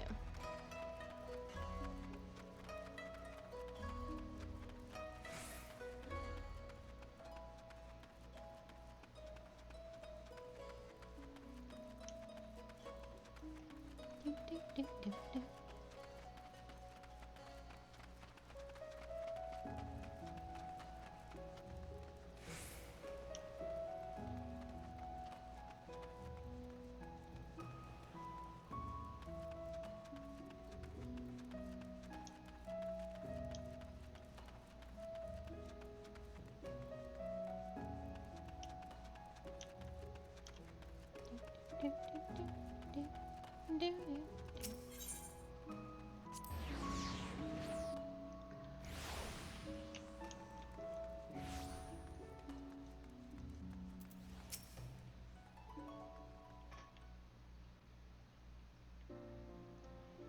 I heard the news. Well done, good lady. Well done indeed. You will be rewarded handsomely for your part in this. As you no doubt already guessed, Kajiyama has been apprehended. His bodyguard, however, is nowhere to be found. I suppose in the end his loyalty laid only with Kageyama's coin. At any rate, the magistrate is safe, as well as the Uldan. What's this? I was not expecting to find you here as well. Lady Lilyju wished to thank you both personally for your assistance. In light of all that has happened, I thought it only proper she have an escort.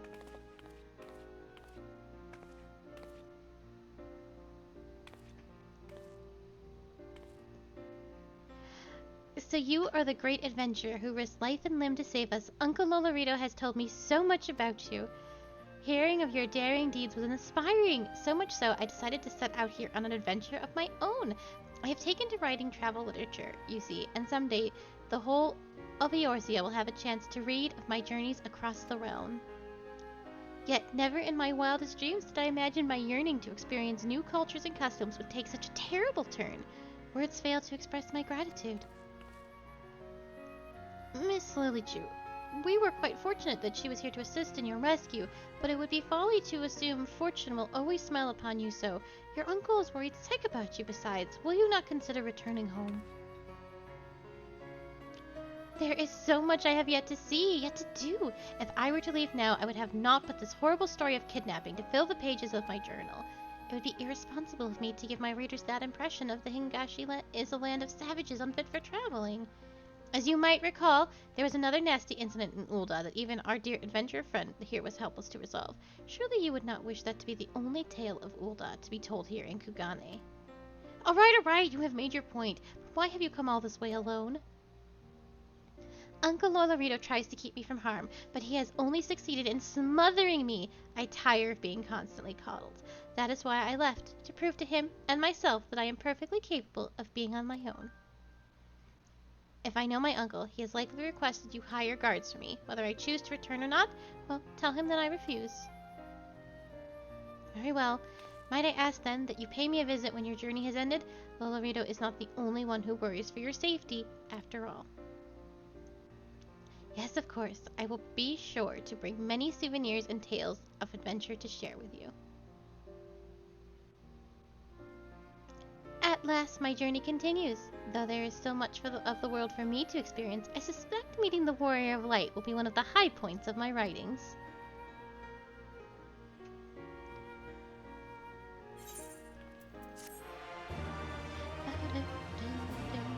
Okay, at last, we may do the main story. So,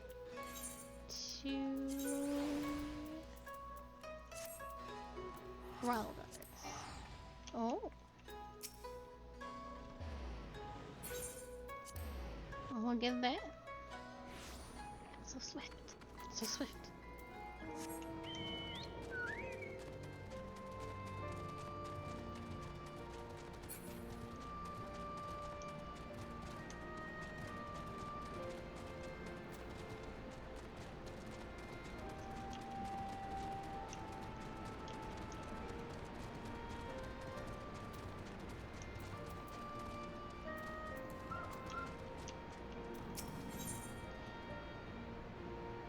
Elise seems troubled.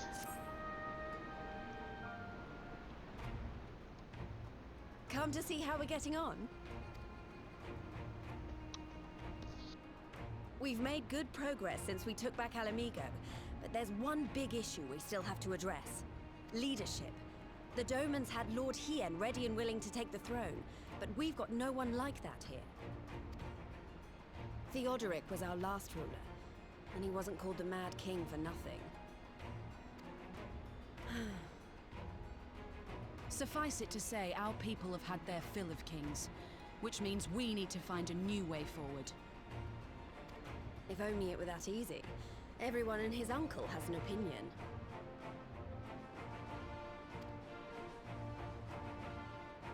For the time being, we're just going to have to keep leaning on General Aldin and the Alliance for support, and see if we can't find a solution together. Something tells me we're going to be hosting a lot of meetings in the near future. But if that's what it takes, I'm ready to talk till my jaw aches. The Reach is yours, Nago. Don't do anything I wouldn't. Aye, aye, Commander.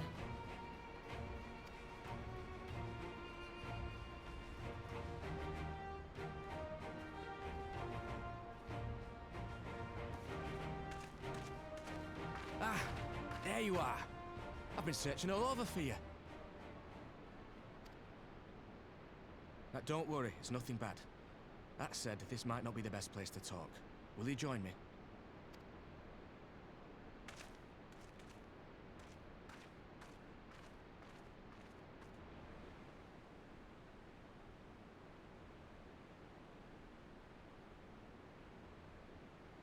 I'll get to the point.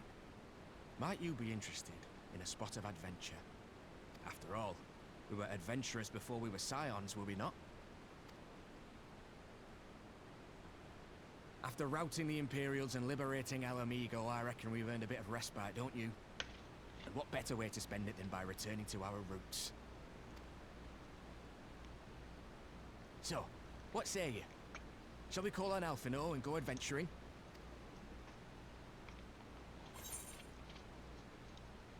It's what we do, I suppose.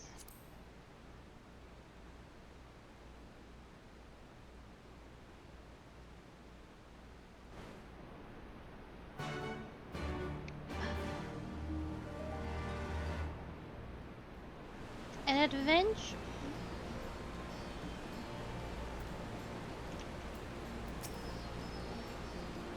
No, me either. Right then, let's go and find Master Levier. Actually, leave that to me. I want you fresh for our little adventure. Wait for us by the Aetherite, and we'll be along shortly. See you there.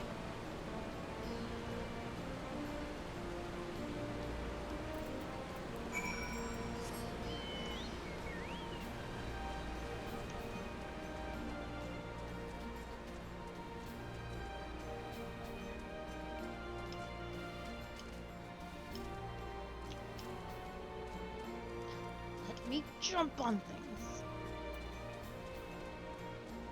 No. We are in like a weird sort of like Xenos is dead. We're waiting for the Garleans to make a move. And all like the problems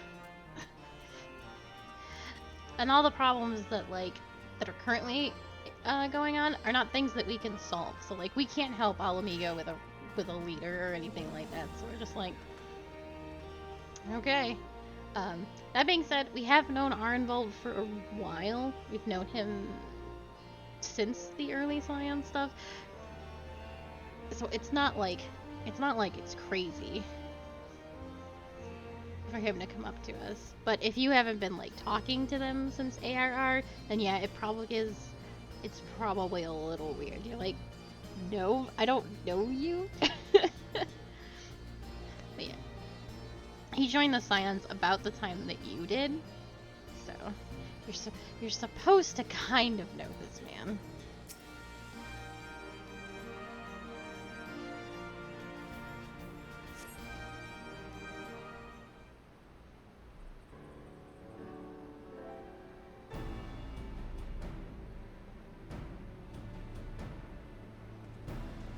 But yeah, similar. Greetings, Akali. 'Twould seem we are to accompany Arnvold on some manner of escapade. Have you any idea what we've gotten ourselves into? Allow me to explain. It's something of a history lesson, but I'll try and be brief. No snoring, if you please. Now, the events I should speak of occurred before the occupation, back when Alamigo was still a monarchy and Theodrix sat at the throne. A uniquely brutal despot by all accounts. That he was. The King of Ruin suffered no rivals, real or imagined, and his dispute with the monks of the Fist ended with Ralgar's Reach being burned to the ground.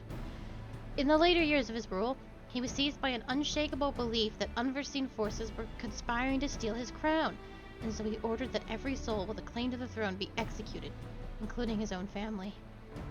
The wealth of the poor sods he put to death became the property of the king, and it's said that these royal treasures were hoarded somewhere in the palace. Thus was born the legend of the Mad King's Trove. I believe I see the direction our adventure is to take. I assume you have a mind to unearth this hidden bounty? You assume correctly. And would I also be correct in assuming that this legend is widely known? Others must surely have gone in search of your prize, tempting as it seems. Well, of course we wouldn't be the first making the attempt. Following Alamigo's liberation, more than a few eager soldiers turned the palace upside down in hopes of claiming an easy fortune. But even after scouring every room from dawn till dusk, they uncovered not a single coin. Their gold lust drained away as quickly as it had come, but the legend of the Mad King's trove remained simply that, a legend. Ah, but I see you have no intention of letting the story end there. What self-respecting adventurer would? Imagine the three of us delving into a decades-old mystery. Tell me the thought doesn't set your heart to racing.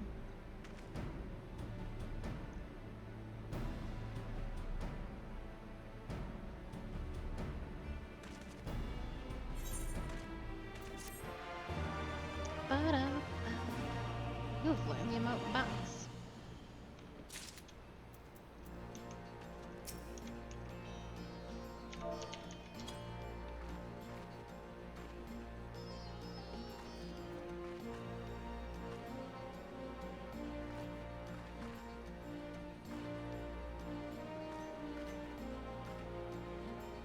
I've lost her in the cutscene.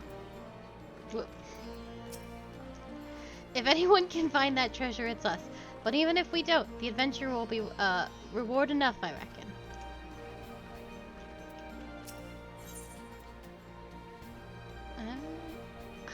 I don't need any of these.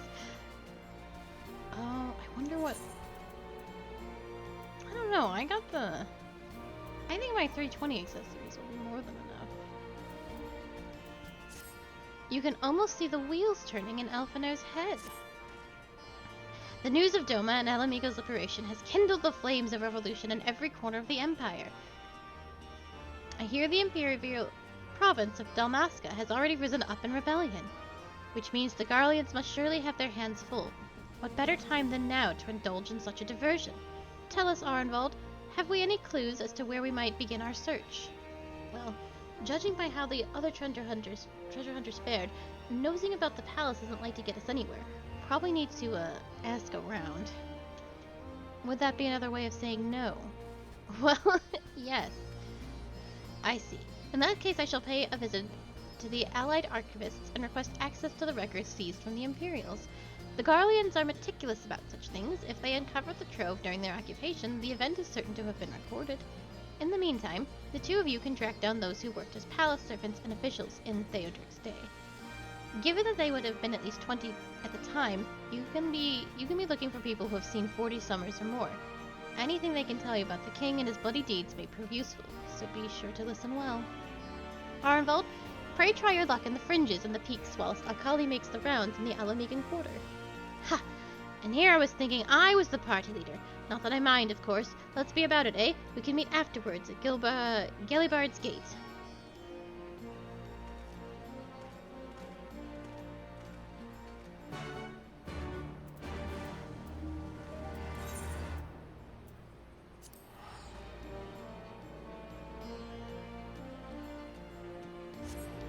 Goodbye. Goodbye.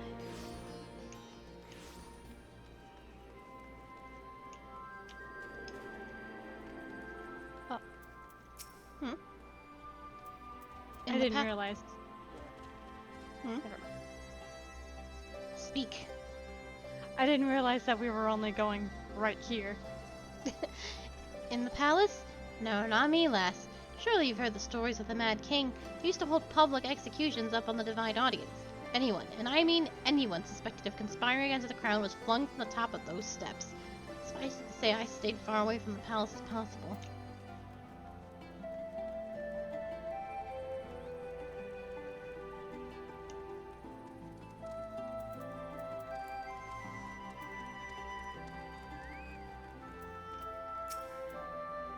You want to hear an old maid's stories, do ye?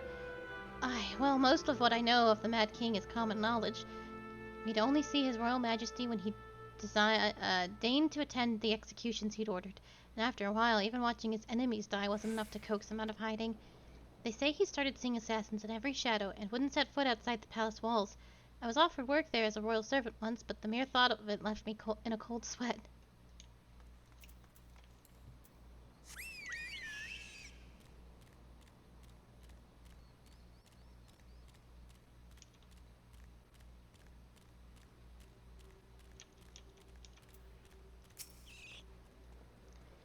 Aye, I served at the pleasure of King Theodric and lived to tell the tale. One of the palace guards I was. Truth be told, it was a dark chapter of my life and one I'd sooner forget.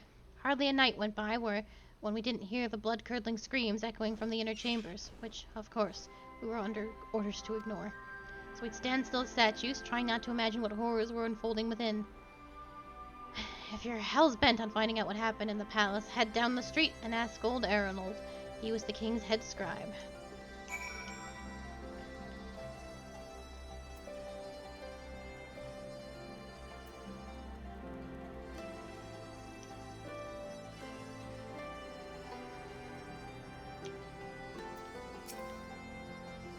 Yes, I'm Arnold. What do you want with me? You would have me dredge up some decidedly unsavory memories. Yet if Alamigo is to move forward, we must needs acknowledge the misdeeds of the past. Very well. I shall tell you what I remember. I take it you know of Theodric's paranoia and the public execution of his kinsmen. Those were terrible enough.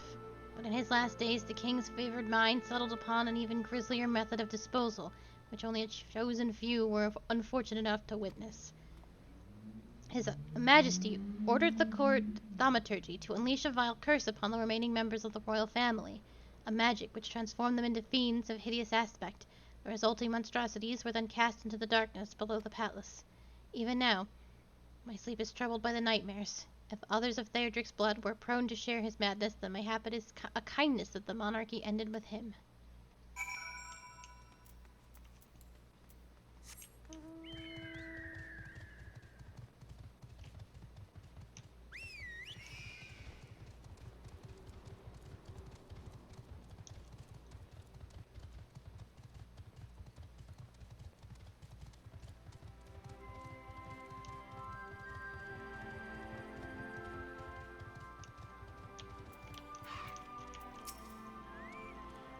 Excellent timing as ever. We have but this moment returned from our own intelligent gathering efforts.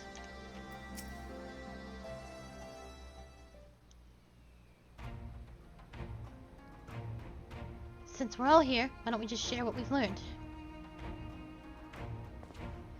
Allow me to begin then. As promised, I scoured the Imperial records for any mention of fantastic creatures, or fantastic treasures, and found precisely none. It is possible, I suppose, that a corrupt official deliberately hid the fact of the trove's discovery, hoping to enrich himself. But I find it rather unlikely that so valuable a find would stay secret for long. It concludes that our prize either does not exist, or the Imperial somehow overlooked it. But what of you, Akali? Were your investigations any more fruitful? Turned into monsters! And what could he mean by this darkness beneath the palace, I wonder? I met an old man in Alguri who spoke of the palace's subterranean prison. He said not of cursed abominations. The Imperial archives were also silent on the subject of fiends inside the palace grounds. Could this scribe fellow have been spinning a yarn, do you think? Do you believe him, Akali? His fears seemed genuine. If he was afraid, that does lend credence to the tale. I'm not sure how that helps us in our search. Don't be so hasty. Arnold's anecdote may very well have told us where the trove is hidden. But ere I share my theory, there's a matter I would clarify. Arnvold, you spoke of light-hearted adventure, but I sense a deeper motive for this expedition. Why are you so intent on finding this treasure? It wasn't all pretense, I swear it, but you're right. My father was in the Imperial Army, a man of Garlean blood. I trust you know what I mean when I say that my Alamegan mother did not welcome my arrival. As I grew, she would check my brow over and over, convinced that a spot on my skin was an emerging third eye, like the kind you see in pure-blood Garleans. My mother did not care for this taunting reminder of my heritage, and took up a knife. War paint serves to cover the scar.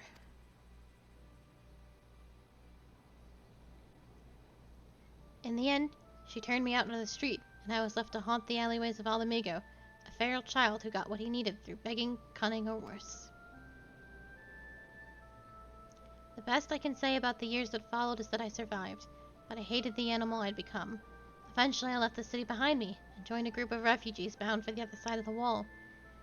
It was then that I turned to adventuring, and that road led me into the company of the Scions.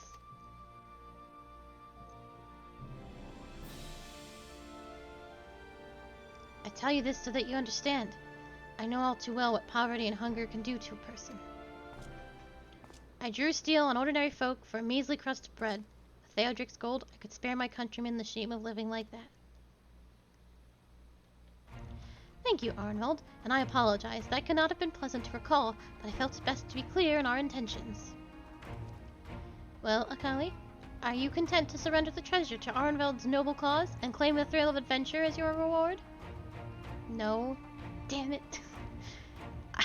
Let me speak my mind. Then I should be glad to tell you my theory on the resting place of the Mad King's trove, if you are minded to hear it. I don't know what...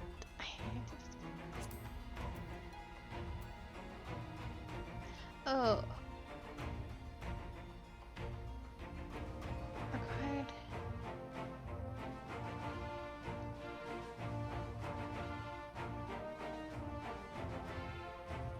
370 is the Scavian accessories, aren't they?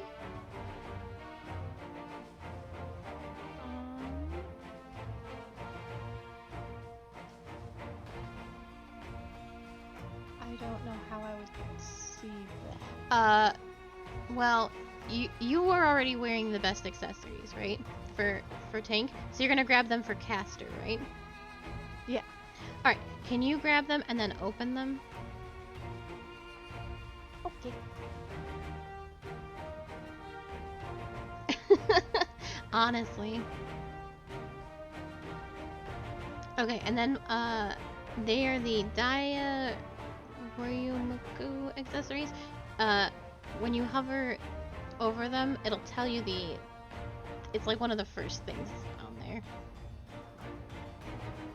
Like sizable 370?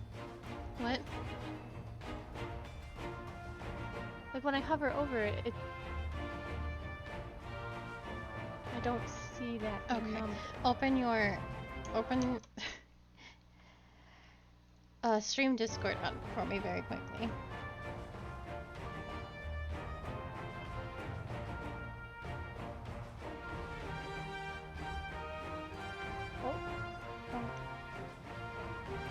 So you've opened the chest, right?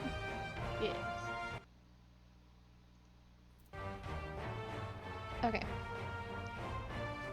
It says item level 370. You see that? It says item level, right? There And- it is. I yep. found it. There's What are so the- many words. I know. What is the what is the item level of what you're wearing? 400. Okay, fantastic. That is all I wanted to know. Then I should get these for healer.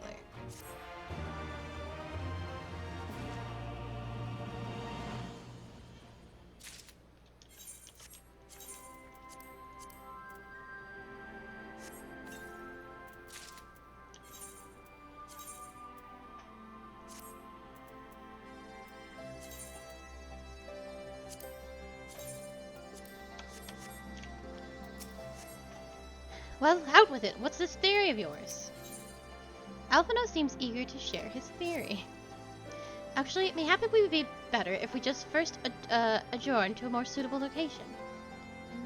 In case a rival treasure hunter overhears your plans, you mean? Good thinking. That was not exactly the reason, but 'tis certainly a valid concern. Let us reconvene on the southern edge of Loch Seld.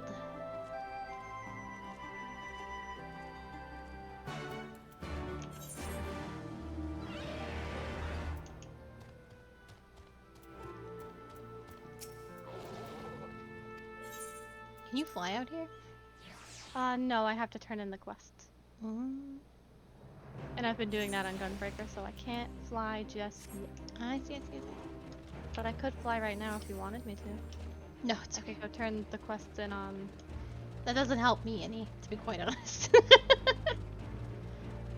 But what about me? What about you? I'm talking about you. I'm making fun of you. Oh, yeah.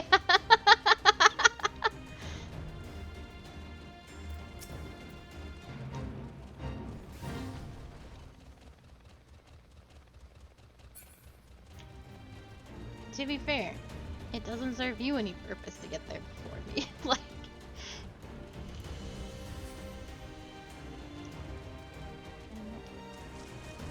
salty.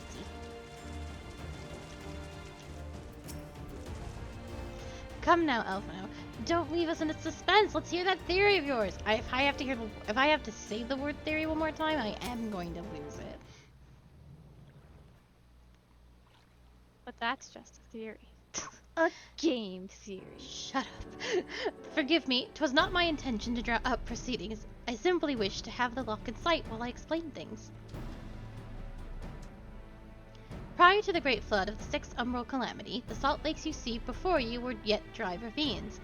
And this, believe it or not, was the site of the ancient city of Scala, which rose and fell during the Fifth Astral Era. From what we know of the period, the city was already deserted by the time the waters began to rise, having been all but destroyed by war, yet its ruins remain to this day at the bottom of Loch Sild. It is my belief that the darkness beneath the palace mentioned by Theodric's former scribe was not a reference to the prison, but to the palace still further below, the ruins of Scala.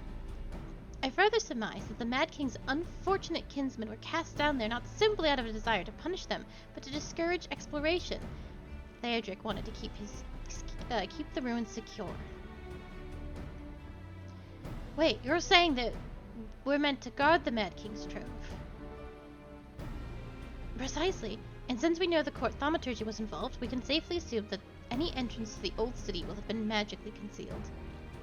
Which would explain how a legion of Imperial soldiers, and the gods know how many Alamegans, have never found a trace of the trove. We, however, have certain advantages which they did not enjoy.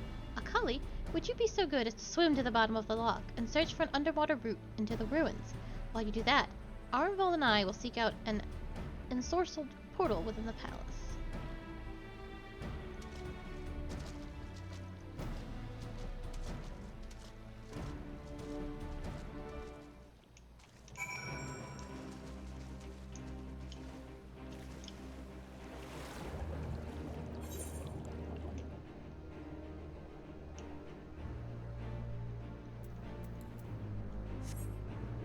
Oh, I think we saw the entrance to this before.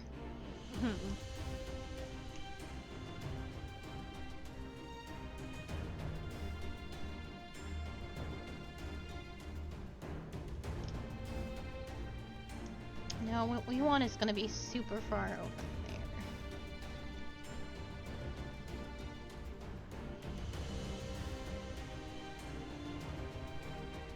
Yeah, I think it'll be these snowflakes over here. That sounds right. So that explains, you asked me the question before, what these old castle stuff was. Yeah, since they lost any of Skull. Da-da-da.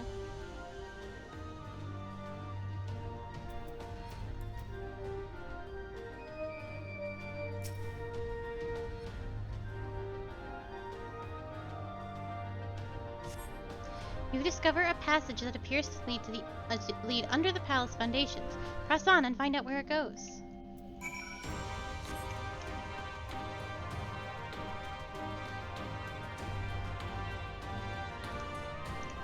I slammed so hard into the wall. I did too. And that explains why I couldn't get through this door. You come to a worn stone door, standing temporarily ajar. It would appear you found an entrance into a subterranean ruin. Akali, it's Elvino. We have searched the prison beneath the palace and found a door concealed by enchantments. Have you aught to report? And you believe it leads to the ruins? Excellent. Then I propose we proceed from our respective entry points and look to meet somewhere in the middle. Oh, come on, you two. We might as well make it a race. Victory goes to the first adventurer to find the treasure. Godspeed. Okay, before we do this dungeon, I do absolutely need a sippy, so I'll be right back. Sippy.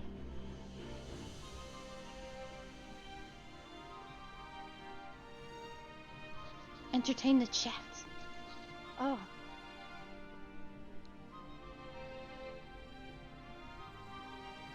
Hello, chat. It's me, Q. eye on your bunny now. And I've got real bunny ears. Look at them waggle.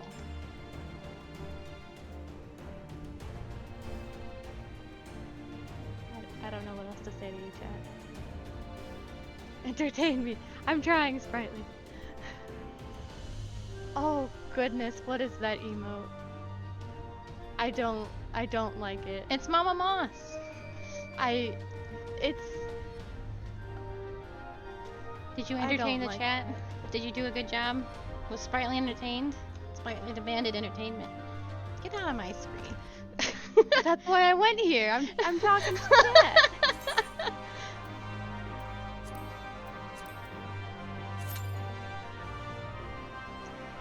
Oh, Oh, you're a gunbreaker. sorry. No, it's okay.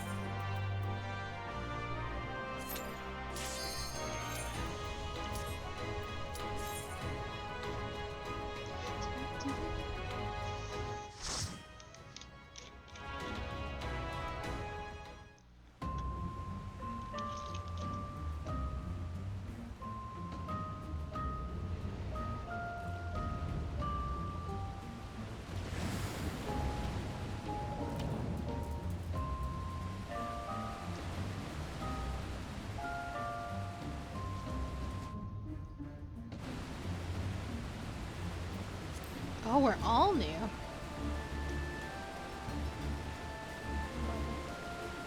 We're all new. Oh, baby.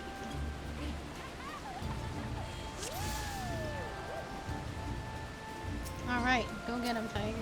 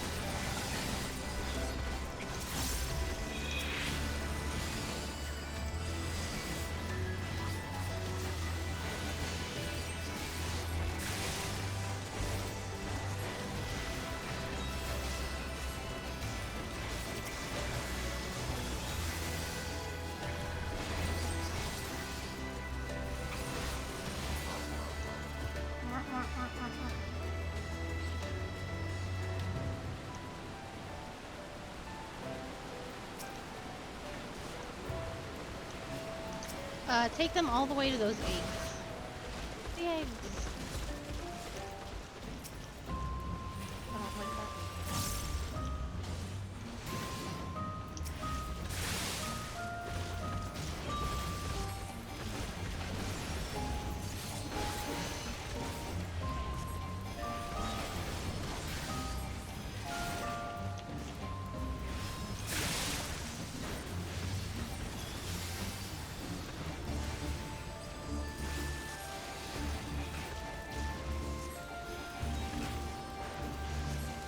What the? Yeah, you lost it, girl.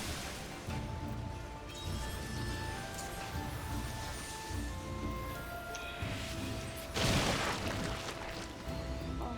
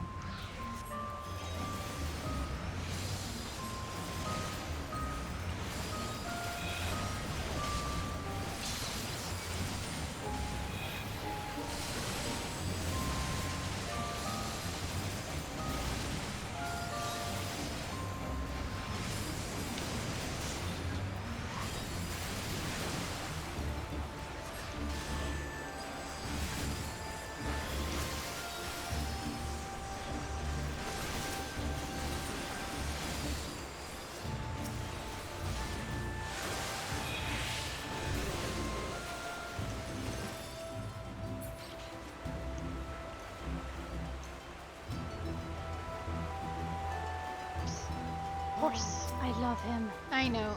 Very good. Alright, go for it. So, we Oh want to my. stay out of the edges.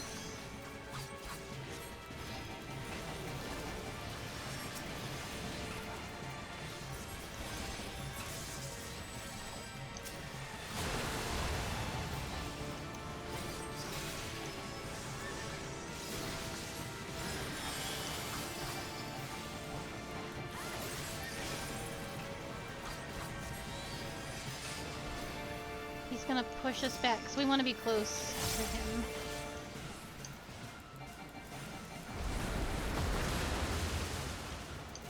I interrupted my... Surely you must be joking. Not joking, and don't call me Shirley.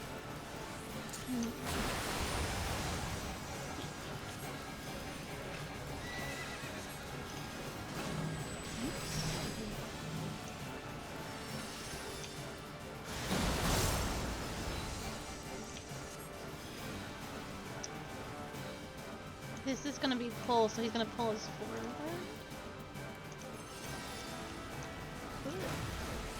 Oh, that wasn't cool. You popped my bubble. And things got wild, but that's okay. I thought you needed your... I thought No, it no, needed no. to be done. No worries. It's a secret.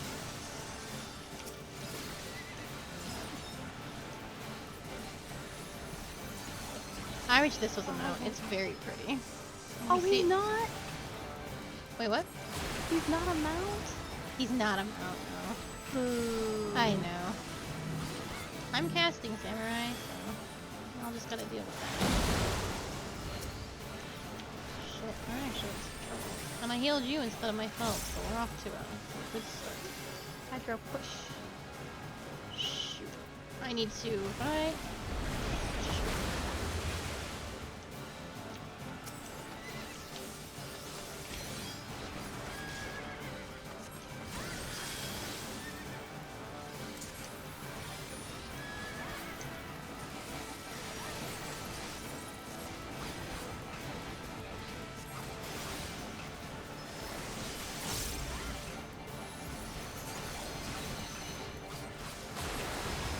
I can tell we're a whole baby because of how long it's taking us to do this.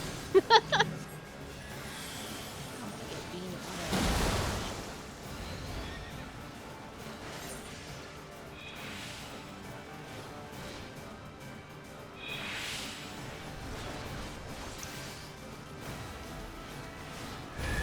They just don't move. I know. They weren't. Neither of them moved, which is why I got beamed twice. And I'm trying to cast Medica so that we all survive the big AoE that's coming. And they just don't move.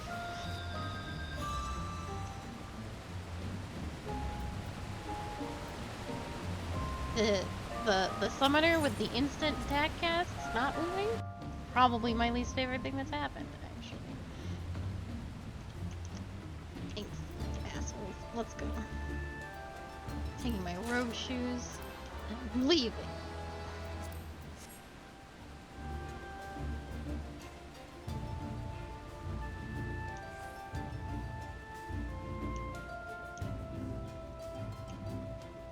Oh no. Oh my god.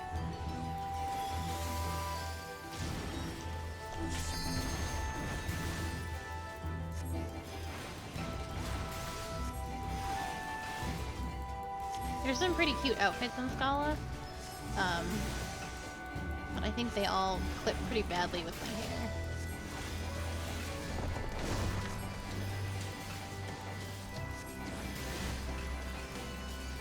These DPS are no longer my problem, and I will let them die. If they choose to not move out of shit. Simply nothing I can do about that.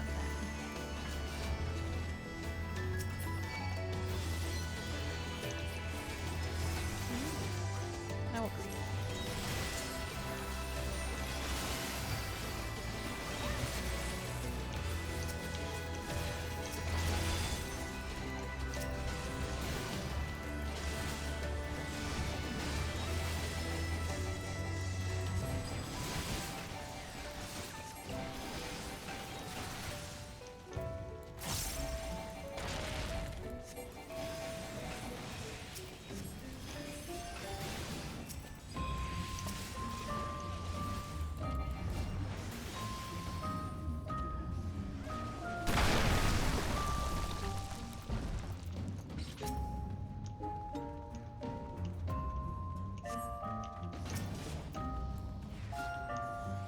You gotta grab them both.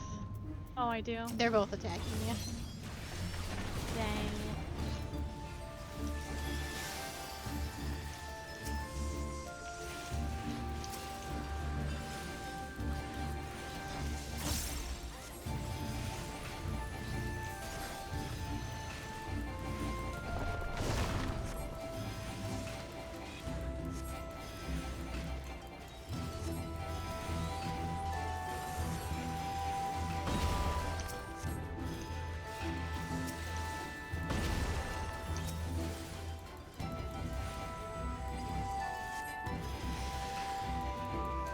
What the heck is that dragon? It's Bahamut. Oh. Is He's that just an here. Iggy or something? Yeah. Okay. He's the level 70. Maybe. Cause you get Dreadworm Trance at 60, and then you just get to straight up summon him at 70. And then you'll get Phoenix at 80.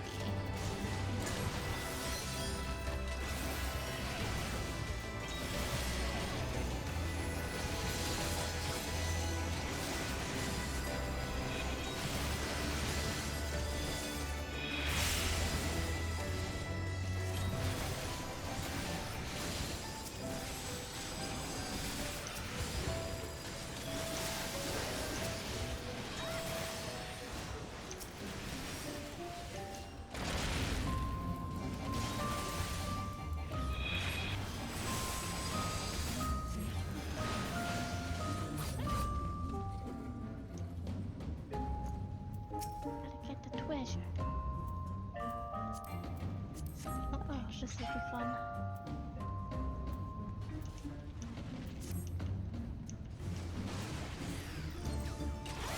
Grab it all. Cause that guy's casting. It'll be okay.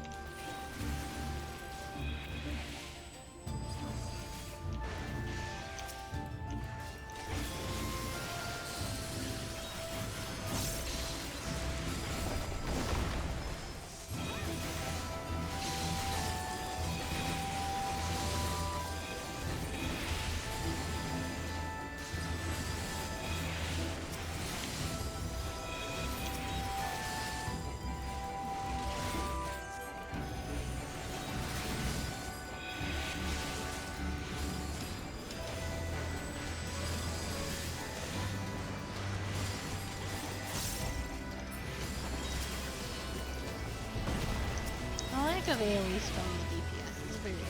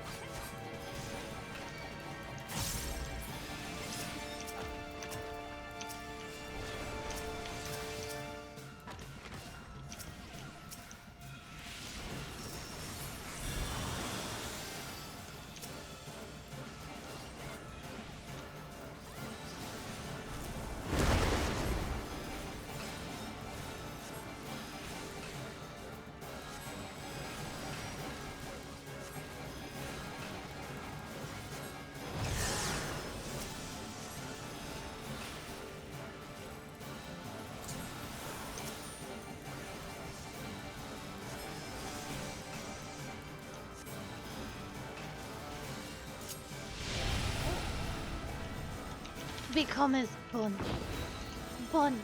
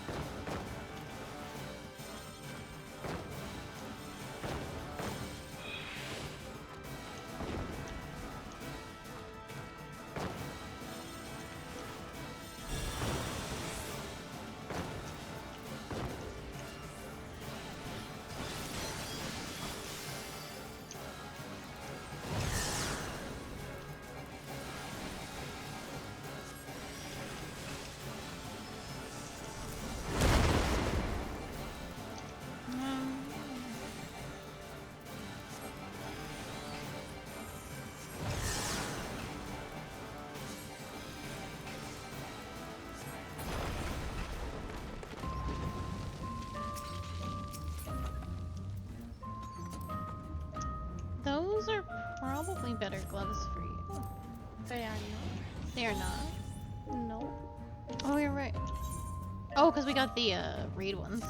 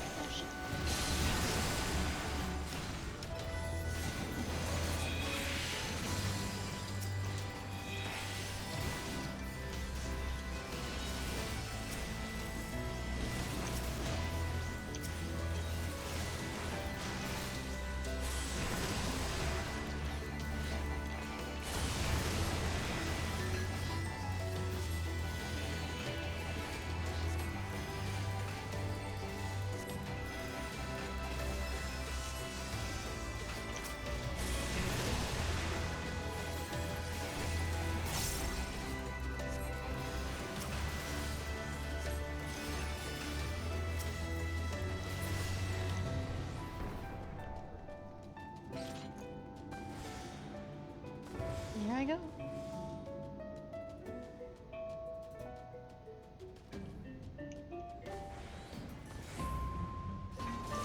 Can't do nothing about that, actually. So what? She just fucking died. Oh. And I don't actually know how, but I know I can't res it.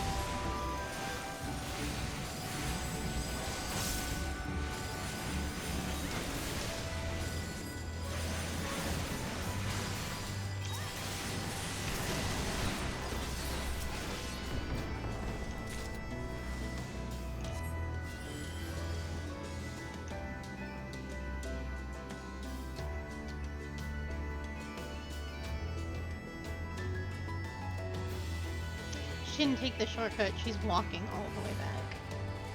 Oh my god.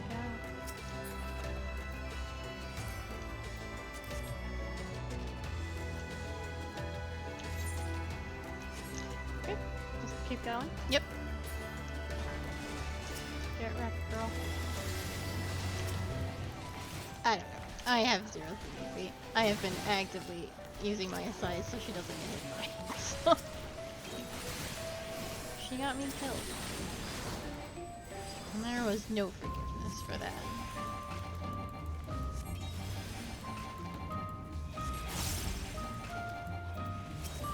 You only forgive when I do it.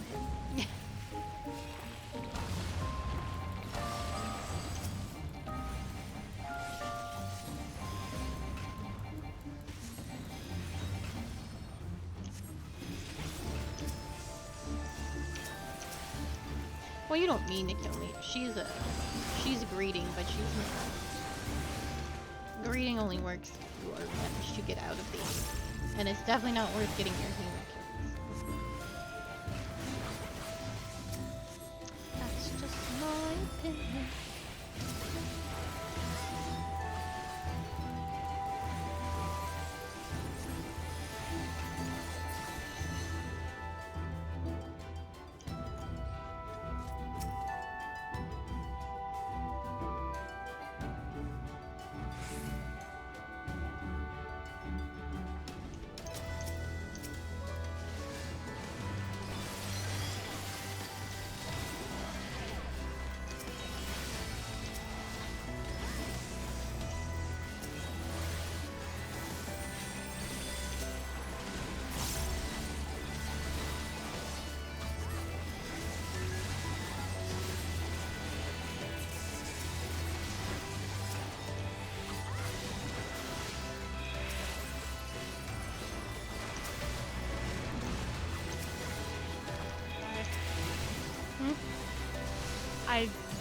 I moved everybody into your little section.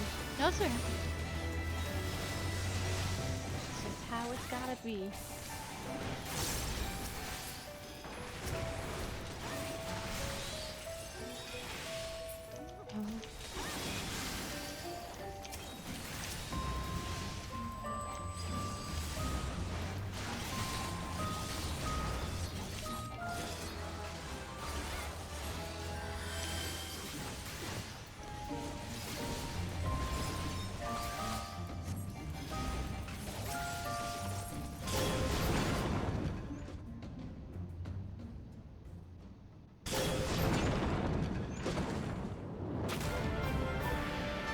This fight's gonna be rough because I'm not very good at reading how this particular enemy model fights. Its AoEs on the ground are too.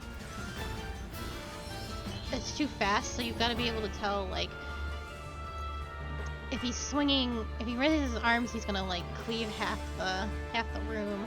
If he does a tail thing, he does a fireball thing. But it's all like visually done, so it's gonna be a little rough.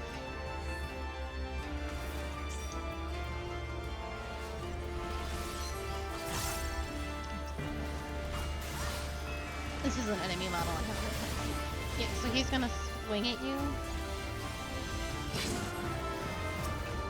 It's dodgeable.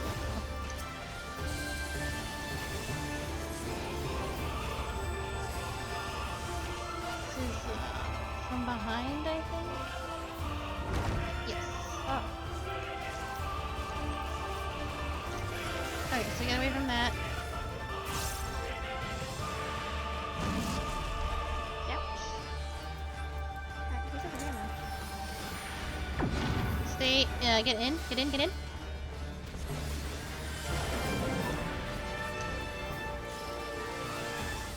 And look away. Look away. Good call.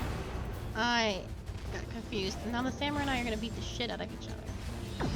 Oh no! Ah! No! Samurai! This fucking...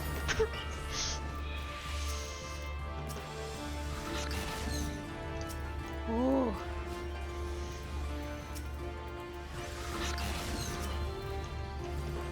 This beast thing doesn't kill him, I will. Alright. Oh.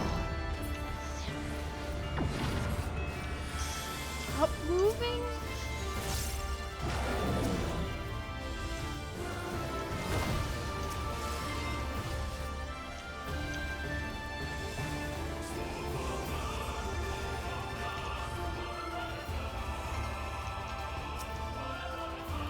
There. Thank you.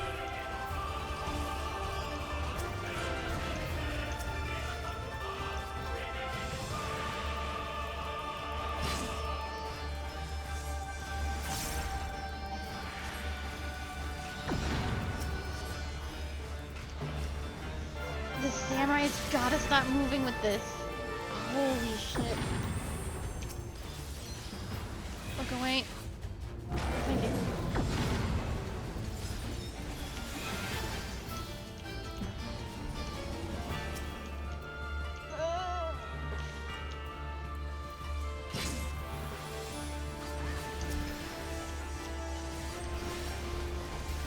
Okay, he's gonna do a big swing at you. You can dodge that. Oh shit. I misread it, sorry. Better safe than sorry. I'm gonna move in slightly for you, so you don't have to go so far. There is like an actual attempt at assassination happening.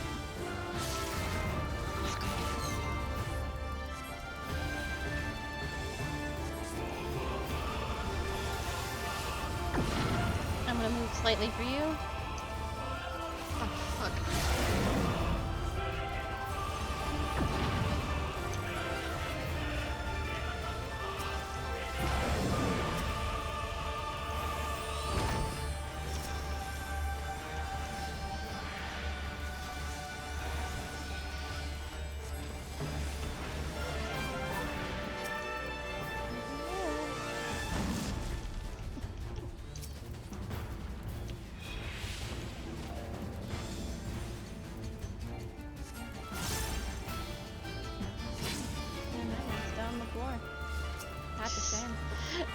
Sony on stream, but I'm very frustrated with the experience that I'm currently having.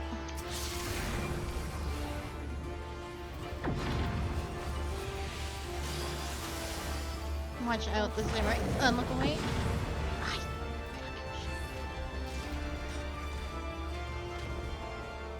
You good? I'm confused, and the samurai hits way harder than I do.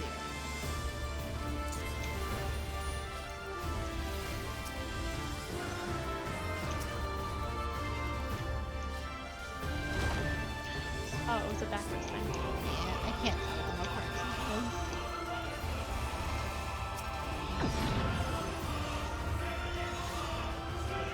Stop moving! I had to chase him down. I know, you're gonna die.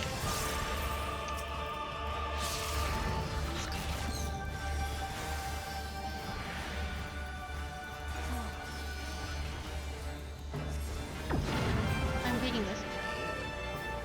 Don't you dare move. Don't you move! I know.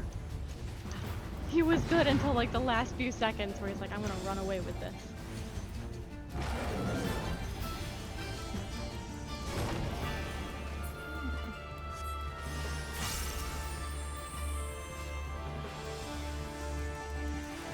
Take the fucking phone stacks. As long as these people leave me the hell alone.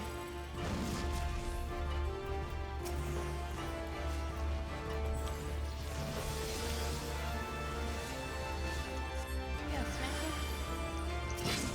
it. Yeah.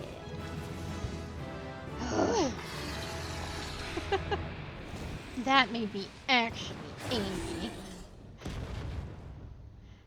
I don't regret any of the choices I made in there.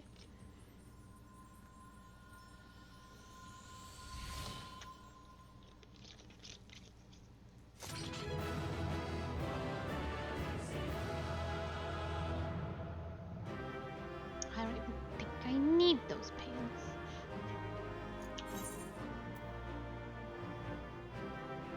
Maybe. Oh, I do. These are my pants. Nobody gets to have them. They're actually super cute. I don't know how well they'll go with this outfit. You. Had enough of you.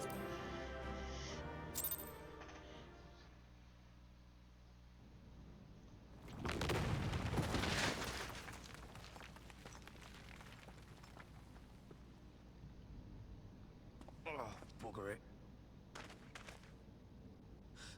Are you all right? Aye. Aye. Everything's still attached. Ah, it seems both our paths led here.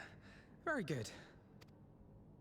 We spent altogether too much time fleeing fiends horrid and numerous. How fared you?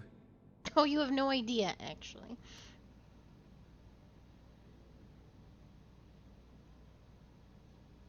Want to talk about feeds horrid and numerous? Much the same, then. 'Twould appear this place is yet inhabited by King Theodoric's kin, or what is left of them. The work of terrible magics, I fear. Terrible, aye. But their misfortune is our fortune? Quite. By the 12, there is even more than I imagined.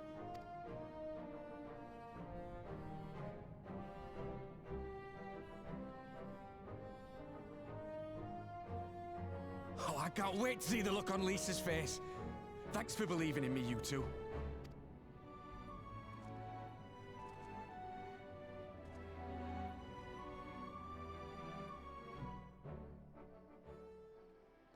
I'm gonna put on my cute new pants. Cool, but how are they gonna get out of here now? I don't know. They'll go back the way that we came, I suppose. We can't breathe. This. They made it. Our path was dark, treacherous, and fair crawling with abominations. Long story short, it was a proper adventure. Arnold and I forged ahead at the fastest pace we could manage, but I was not surprised to find you waiting for us. I suppose it serves us right for challenging the warrior of light. Next time we should agree on some manner of handicap. We may have lost Alphino, but think of what we found. Quite. I'm still reeling in the sight of the mountain of riches. What? Like how you reeled in the sight of the flowing spectre, you mean? You should have heard him scream, Akali. Oh, that's right, he's scared of ghosts. Must we dwell on such momentary lapses? We found the Mad King's trove, and that is all that matters.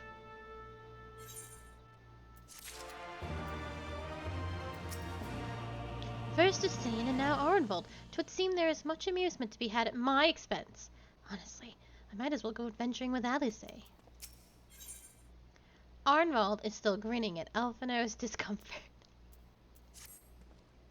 All jesting aside, we must tell people the good news, and I think Lise should be the first. Seconded, there is to be a meeting of representatives from across Alamigo, so she is sure to be in the city. Shall we seek her out? Oh, We got her. no, a man on a chicken raced in. That's what I was going. Oh, Oh, I thought you said no. And I was like, well. no, I was like, oh, he spooked me.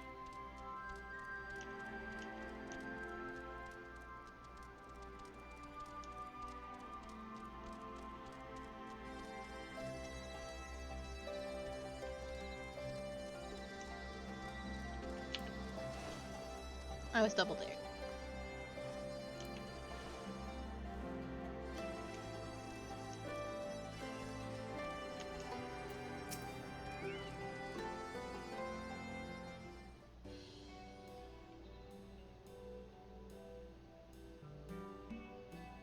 I like their little hats, their little griffin hats. I think those hats are so cute. Oh, you three look pleased with yourselves. What have you been up to? I'm glad you asked, Lise, and I'm pretty sure you're gonna like the answer.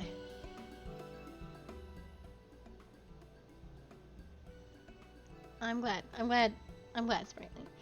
I didn't mean to spook you, though. You're joking! The Mad King's trove? I thought it was a myth. So did plenty of people, but they didn't have Akali and Alphino in their party.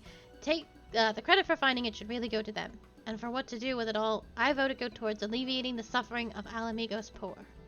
Gods, if there's as much as you say... Arnvold did not exaggerate, I assure you. We could not hope to carry even a fraction of it on our own.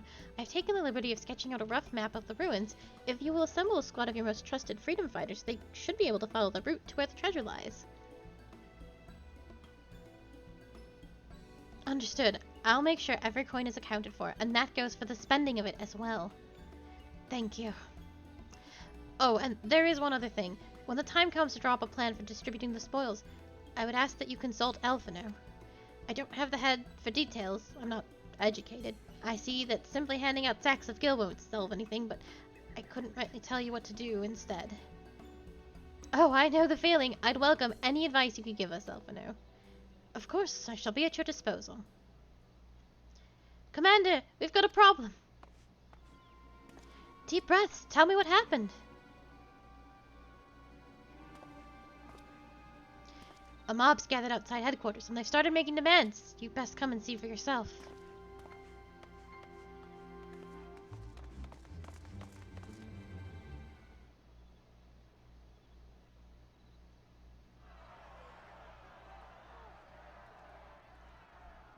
Step back, all of you!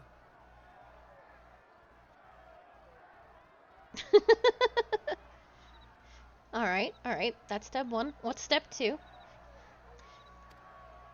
Like hells we will! We know who you've got in there! Ah. We're not leaving till you hand her over! Bring her out! Bring her out! What's going on? Oh, you know. A mob hungering for Someone blood. let slip about Fedorla. It's true then! The bitch really is in there! I knew it! I bloody knew it! We demand vengeance! Bring her out! Today we butcher the butcher!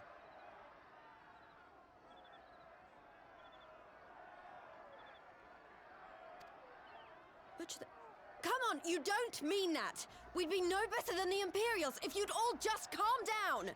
Alright. Understood, Sprayly. I'll make sure they do just that.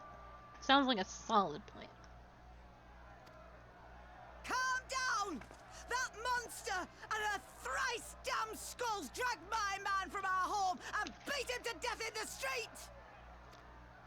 Aye, and my dad! That bitch has spilt enough blood to fill a lock! We all know her crimes. She's a traitor and a murderer. How many of your resistance friends have died at her hands, eh? And here you are, protecting her! So that's what all the fuss is about.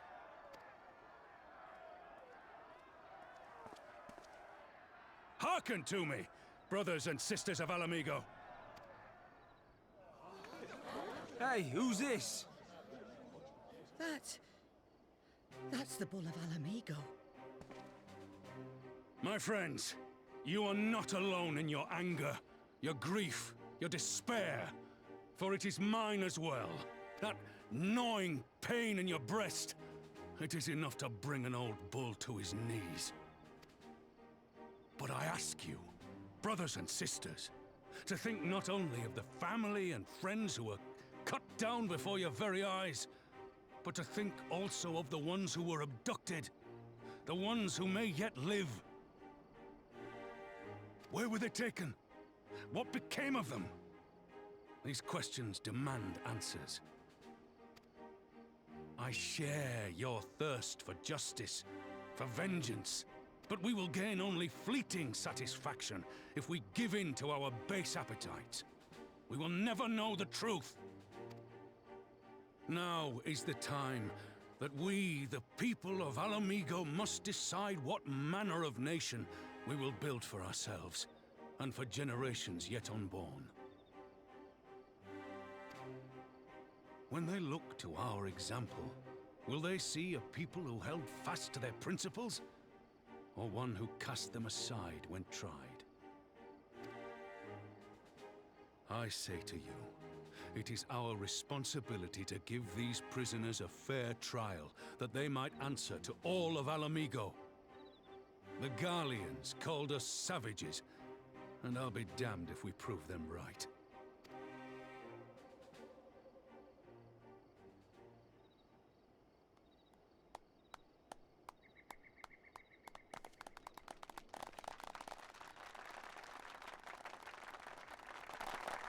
I know you're right, I do, but I can't.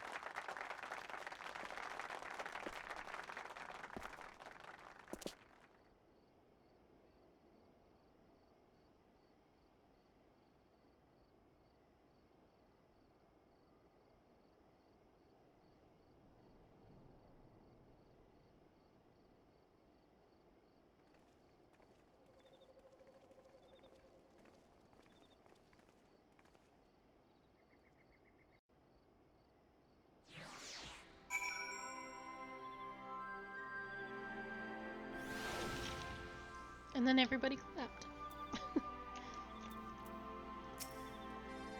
After 20 years of imperial rule, it is no surprise that people should seek a target for all their pent-up rage and grief. I only wish I knew the solution. Thank the gods General Alden arrived when he did. Any later and we would have had a riot on our hands. The butcher has much to answer for. To simply drag her from her cell and slaughter her in the street. General Alden is right. Fedora and her skulls may have aspired to be imperial citizens, but they were born Alamigan. To their countrymen, they are traitors of the worst kind. I always think sometimes that you're an NPC, and then I go to... What do you gotta say? No. I got nothing? Pokes me, how dare you? Come on, go. Oh, right in my face! Bam! Gotcha. You were right at face punching them. My thanks, Raban. Listening to their anger, I could feel myself being swept away. 'Tis a difficult tide to stem. 'Twas that same rage which brought us to our feet and carried us to victory. But now the war is over. All the unspent fury is being channeled into vengeance. Aye, and it's not just here. We've heard reports of mobs forming all over. They've been targeting folk known to have cooperated with the Garleans. It starts with insults more often, and then someone picks up a stone. Some industrious souls even thought to seek out the graves of Xenos and his officers. It was grim. I want to build a country where everyone, regardless of race or origin, can live side by side in peace. Maybe the time isn't right. Maybe people just aren't ready.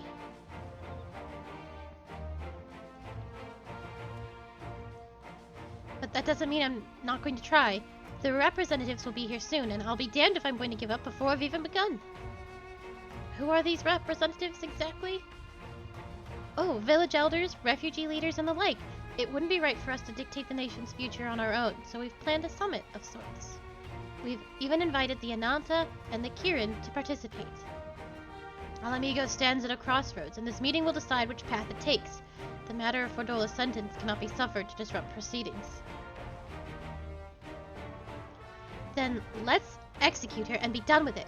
She herself asked to be put to death. Nago, I already explained why we wouldn't do that.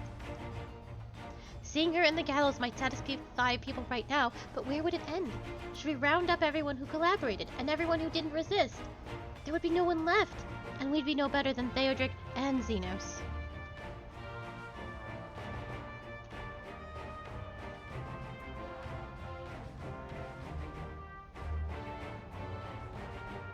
Begging your pardon, but might I be allowed to speak with Fordola? Only I caught a glimpse of her past, a moment of anyway, during the fight. She's done terrible things, aye, unforgivable things, but in some ways she's a victim of the circumstances in which she was born, and that's something I can understand. Alright, speak with the prison guard when you're ready. I'll come and join you. I want to talk to her too. I'll return to my other duties then. We've barely begun to investigate the facility where they gave Fordola her powers. Be fairly warned, friends. She will test you. Don't let your emotions color your judgment when she does.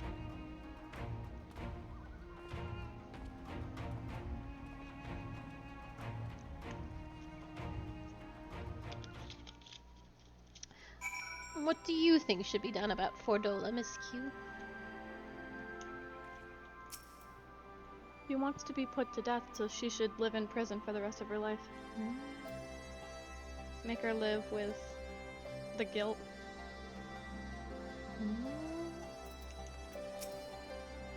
I think it's best if I stay outside and keep watch for the troublemakers. After what that woman did to Meffrin and Commander Kemp, I struggle not to throttle her. Speak with the guard, and we'll all go in together. I've no great wish to save Fordola, even if I could, but there's more to her than meets the eye, I'm sure of it. If you will have me, I have a mind to attend this interview as well. You've the commander's permission to enter, then? Yes.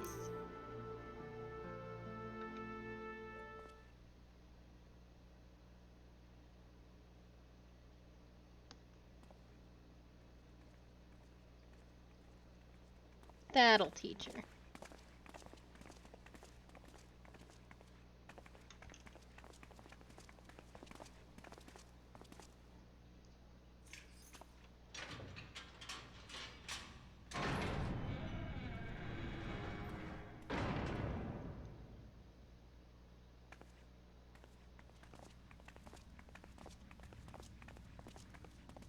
The room's so big. Well, well, well. So many visitors. Come to have a good laugh, have you?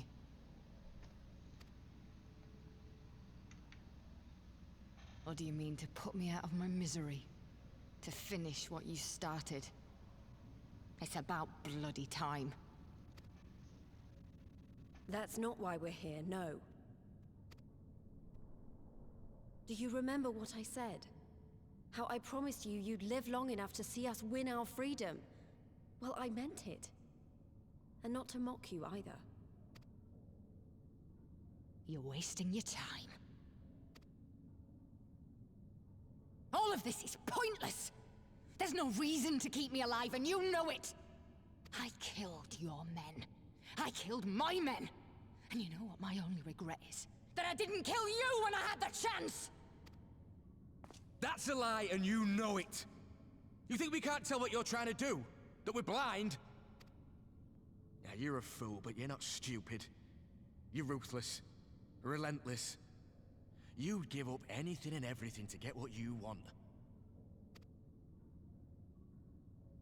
You didn't come this far, climbing over the bodies of your own brothers and sisters just to piss it all away.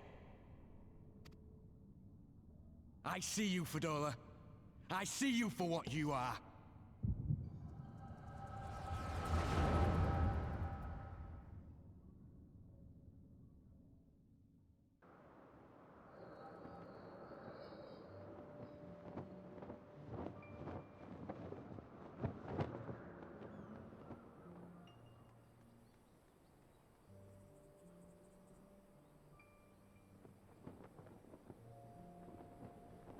Come along, Fadola. We mustn't be late. The Imperial Viceroy will be attending today's banquet.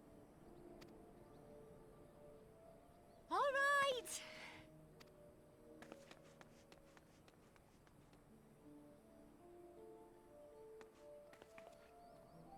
Father, what's Lord Gaius like? Is he nice? Are you friends? There you go again with all your questions. Lord Gaius is a great and honourable man who looks after all of Alamigo. He's very busy, and if we don't hurry, we'll miss our chance to see him.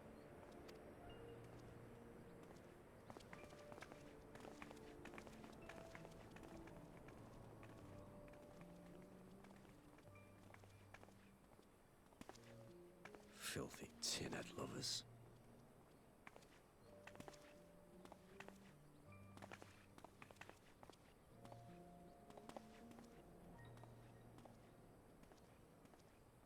Father, what did that man call us?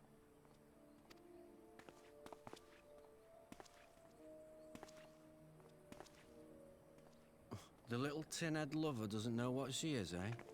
A traitor, sweetheart. A backstabbing bitch who'd gladly betray her kith and kin to gnaw on what few scraps the Imperials deign to toss her. Like your bastard father and whore mother. That's not true! My parents are good people! They've never done anything like that!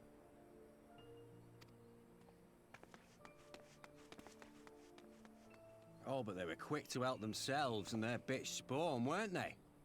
You're just as guilty as them.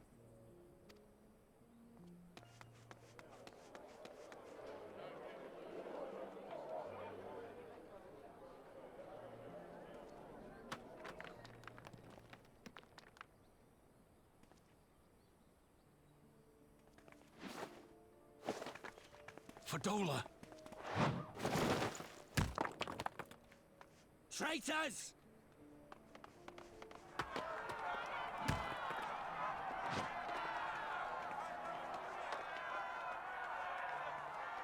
Please, you have to do something. My husband and daughter are in danger. Soldiers of the Imperial Army are under no obligation to intervene in the disputes of army. We're citizens. We have rights. Ah! I'm scared. It's all right. It's all right. They don't understand, but they'll see in time. They'll see that this is the only way to survive. Traitors! Traitors!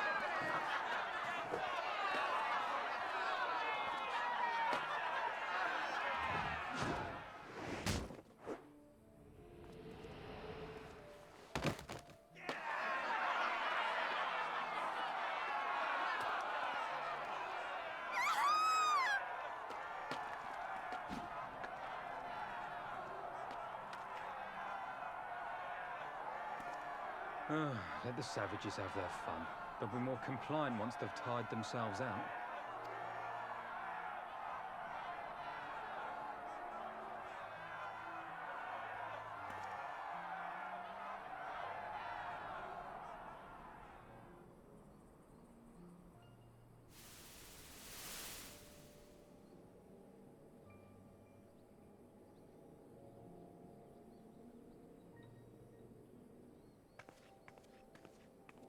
Fadola, please. You already have citizenship. Why would you want to become a soldier?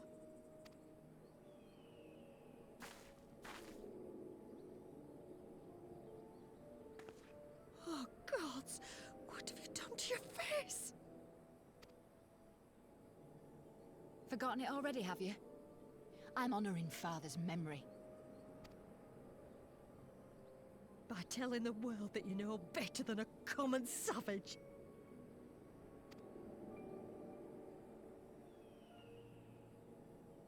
Am I though, Mother? Are any of us? Can't you see? Citizenship means nothing to them. If you're not a pure-blood Garlean, you're no different from any other savage. So I'll play the part. I'll join the Legion and I'll make them respect me. And when the mob see that, they'll think twice before throwing their stones.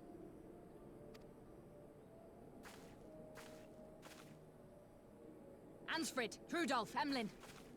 It's time. It'll be hard. Humiliating. They'll try to break us. Send us crawling back to our own kind. But we won't, no matter what. We'll bleed for them, die for them if we have to. We'll do whatever it takes to be free!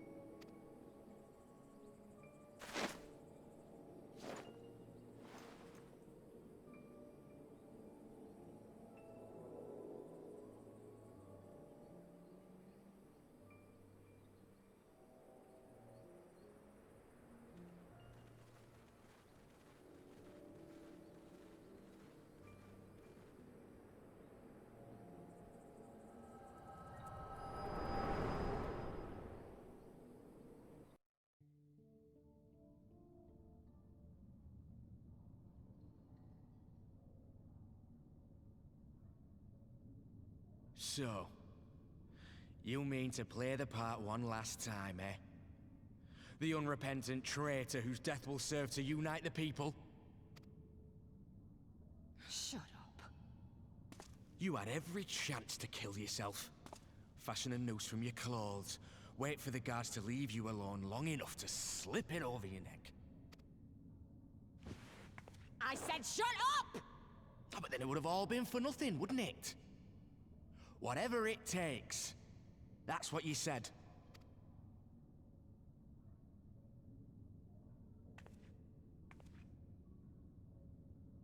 Been in my head, have you? Had a little peek at my past?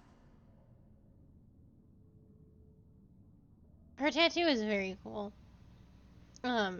It's super unique because it's got the little dot in the middle to represent Garleans. Yeah. There's something about her face, like the way her eyes are shaped and everything. She's very neat. And what? A few stolen memories tell you everything you need to know, do they? Eternally pissed.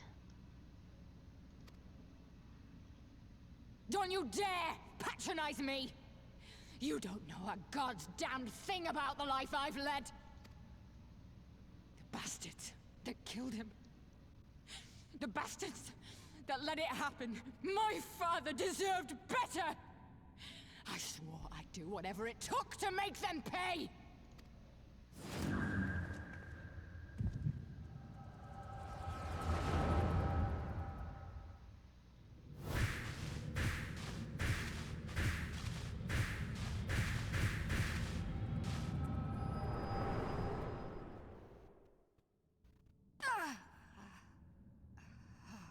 It's true.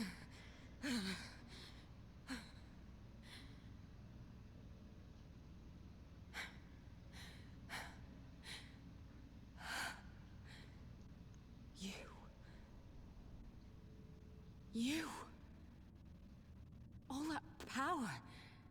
All that pain. It's too much. Too much for anyone. The things they've done to you. The lies. The betrayal. The endless fighting. Yet there you stand. Unbroken. How? Why?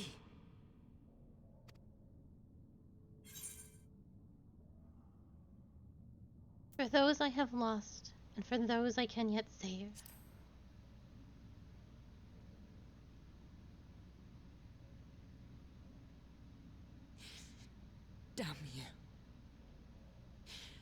Damn you all.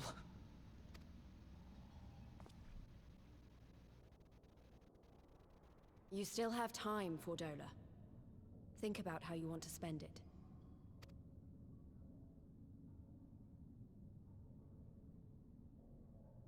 Let's go.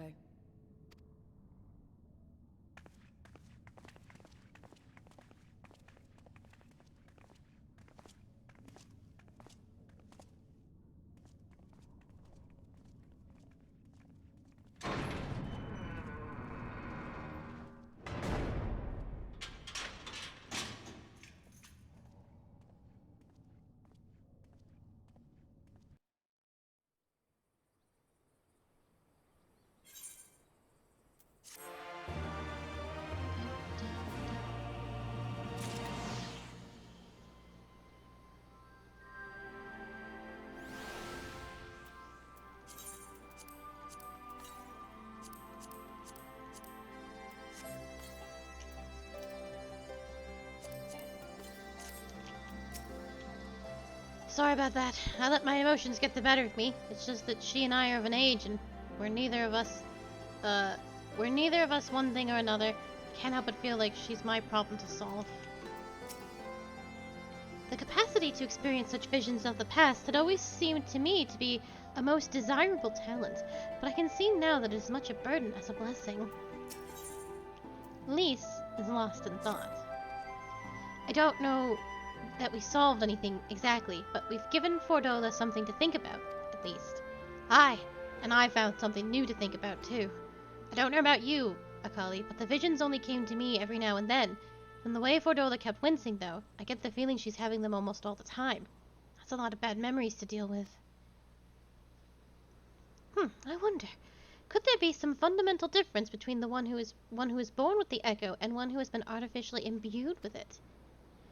Well, the Immortal Flames have been scouring the research facility ever since the liberation. There's a chance they might have some answers for us. General Alden's there overseeing the investigation. Let's go and pay him a visit, shall we?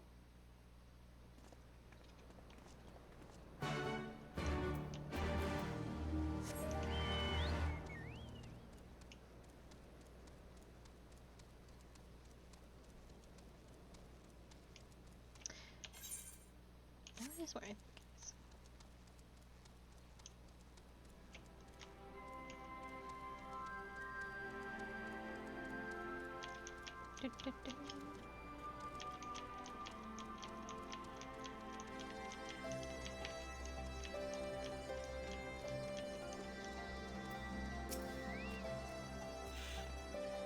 General Alden is inside. Aye. Will you be joining him?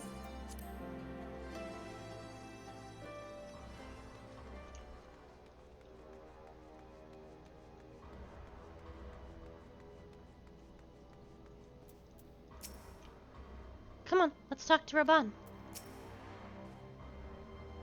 There's... I missed Arnold. What news? You spoke with Fordola, I take it? Yes, as expected, she didn't say very much, but it wasn't a total waste of time. Arnville noticed something odd about her. He thinks she might be having visions almost constantly, which is not how the Echo normally works.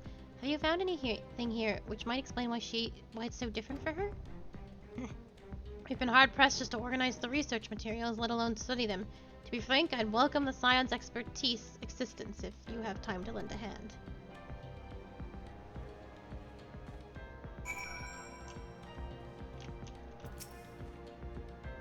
Bring whatever you discover to me and I'll put our findings together. These bastards would fiddle with a man's very soul if it served their purpose. Nothing is sacred to them. Nothing.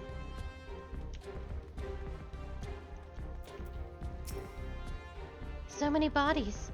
Every one of them is a victim of these experiments. Few show any signs of external injury. From what we've been able to determine, they perished from forcible aether extraction. Such a miserable way to die. Ooh. Oh Jesus, there's tons of bodies.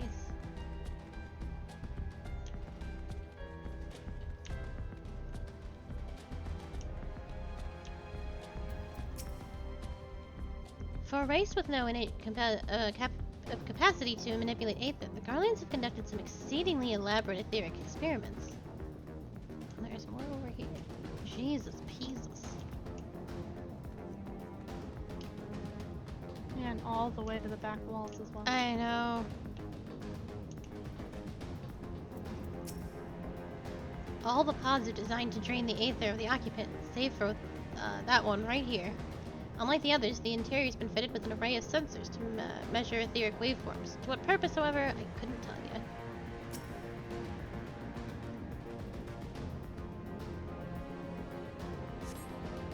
The device in which Kryl was held seems more ominous now that you know its purpose. The surrounding pods are marked supply subject, while this one bears the label master subject. The Ironworks received a request from the Alliance to analyze these devices, and I've been recording everything of interest. Did you notice the labeling? All the pods are designed to drain the aether of the occupant, save for that one right there. Unlike the other, the interior has been fitted with an array of sensors to measure etheric waveforms. Oh.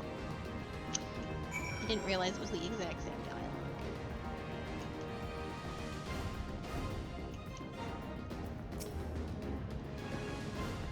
Leave this section to me. There's even more bodies back here.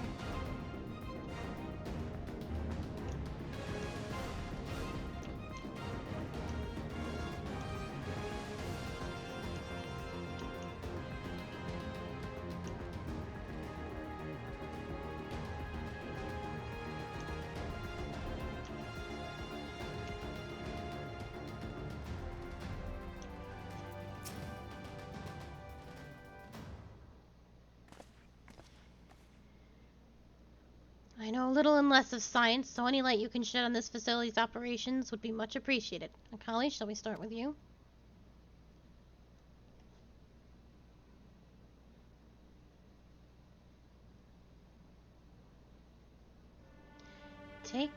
Taken in combination with the testimonies of Kryl and Thancred, I do begin to see exactly what the Imperials were attempting here.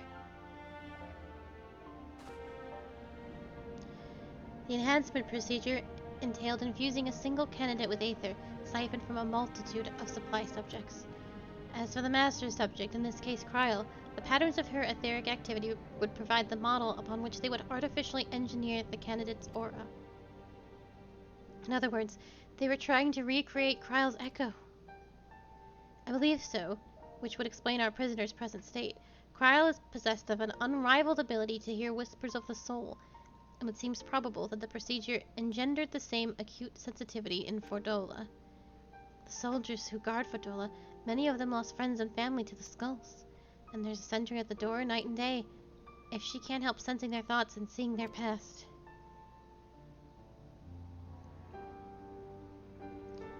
But you don't just see their past, you live it. All the emotions, all the pain. Imagine what it would do to you. You'd never be the same. Indeed, as you may recall, Ysael was completely transformed by a single glimpse of Horace Velgar's past. Fordola had been forced to experience the agony of those whose lives she has destroyed. The guilt must be unbearable. That explains her request to be executed. Sounds to me like a kind of justice. Regardless, she can suffer on for now. We have more pressing matters to consider. If the result of these experiments have been relayed back to Garlemald, there will be naught to stop the Empire from repeating the trick. It could give the echo to anyone, to an entire legion. We must be ready. We must learn all we can of these godforsaken procedures, and Fordola remains our best source of information. She'll not be getting her wish. Not yet. Right. Keep faith, lass. If you're to convince others to follow you, you must believe what you're telling them. People will respond to passion, but not if it's feigned. I understand. Thank you, General. We should leave the flames to it. Let's go.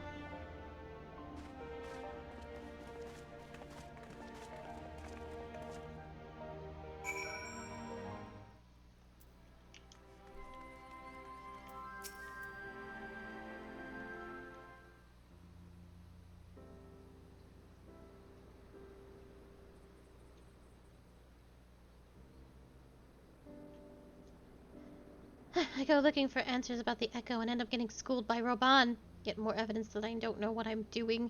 It's no wonder people listen to him and not me. General Alden is a veteran of countless campaigns, Lise. You cannot compare yourself to a commander of his experience. I know, but I also know that I couldn't have convinced that mob to give up and go home.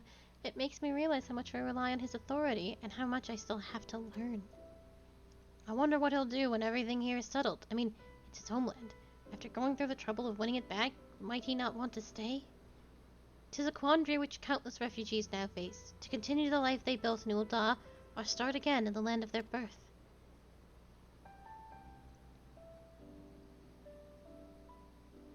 Akali, a moment. I am newly returned from Ul'dah with a message from the Sultana. Her Grace desires an audience with you. She understands that you have responsibilities here, but asks that you visit the palace at your earliest convenience. Well, I must away and attend to other business. Until next time, my friends.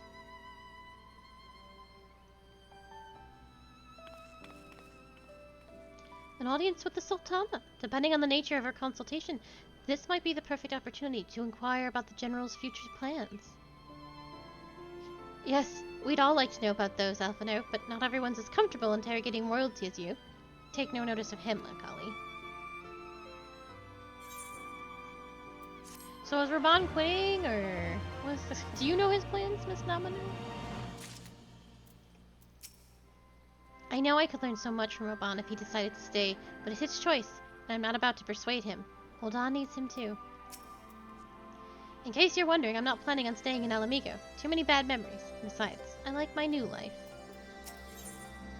Alphino's thoughts appear to have turned from adventure to administration. Well, the question of how to put the Mad King's treasures to good use shows no sign of answering itself. Shall we be about it, Arnold? I'm at your beck and call. And I should be getting back to my own tasks. I'll organize a squad to head down into the ruins and start preparing for the big meeting. Oh, and send Anonimo my regards, Akali? Nars too, if you please. We shall see you on your return.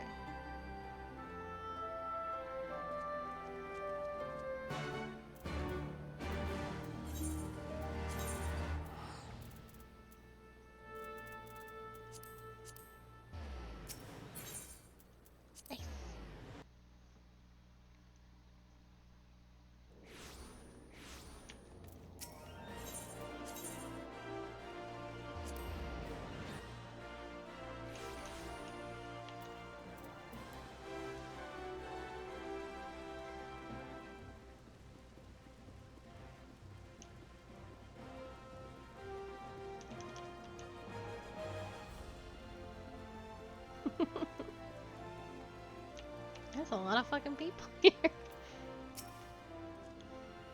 You are expected, my lady. Please proceed. I'll join the masses that are watching cutscenes in this front of this door. I thank you for answering my summons in these most interesting times. You have been busy. Yeah, I freed a nation. A couple nations, The liberation of Alamigo will have far-reaching consequences, and there is a matter upon which I would seek your counsel.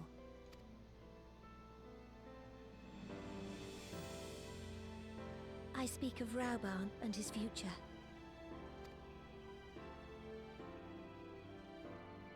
All know the tale of his rise from penniless refugee to member of the Syndicate and General of the Immortal Flames. Yet though he has come to call Ul'dah home, it will never be his homeland. He is a son of Alamigo.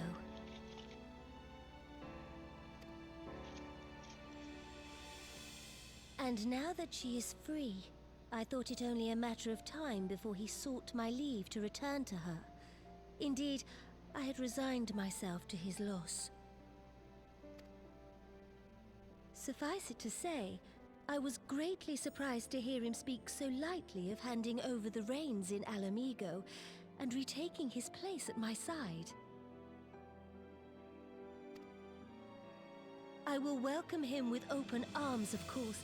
He is my most trusted advisor and my dearest friend. But I have known the man a long time, and beneath that steely gaze, I spied a flicker of doubt.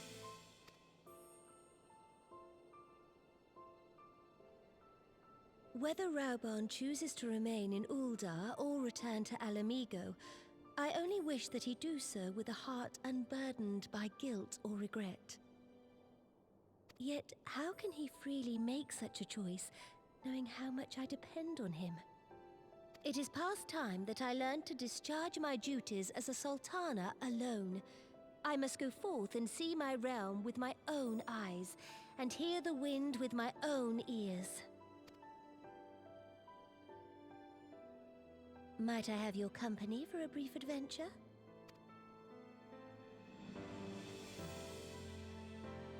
Wonderful. Allow me a moment to change into something a touch less conspicuous, and I will join you outside.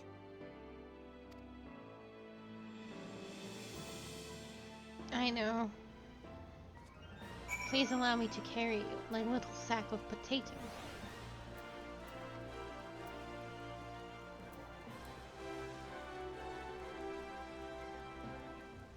Pew!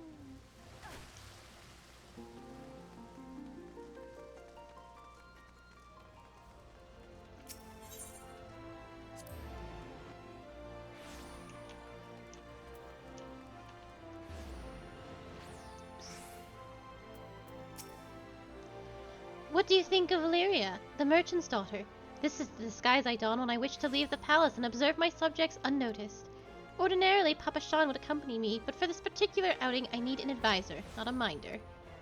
And that is why I requested your company. Over the course of your many adventures, you have met people from all walks of life, in every corner of Eorzea, and I would make use of your worldly experience. Now let us be on our way. Our first destination is Stone's Throw, just beyond the Gate of Nald. It's just out here.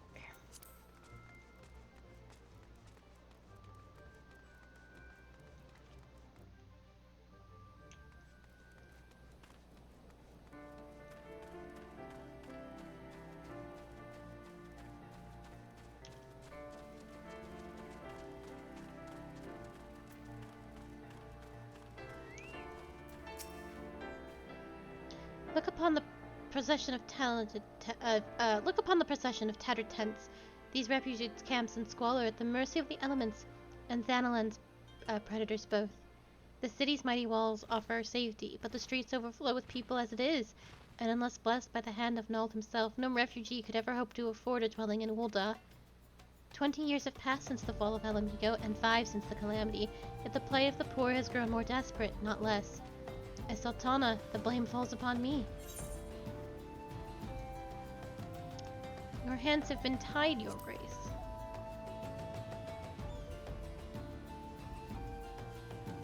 Yeah, she's cute.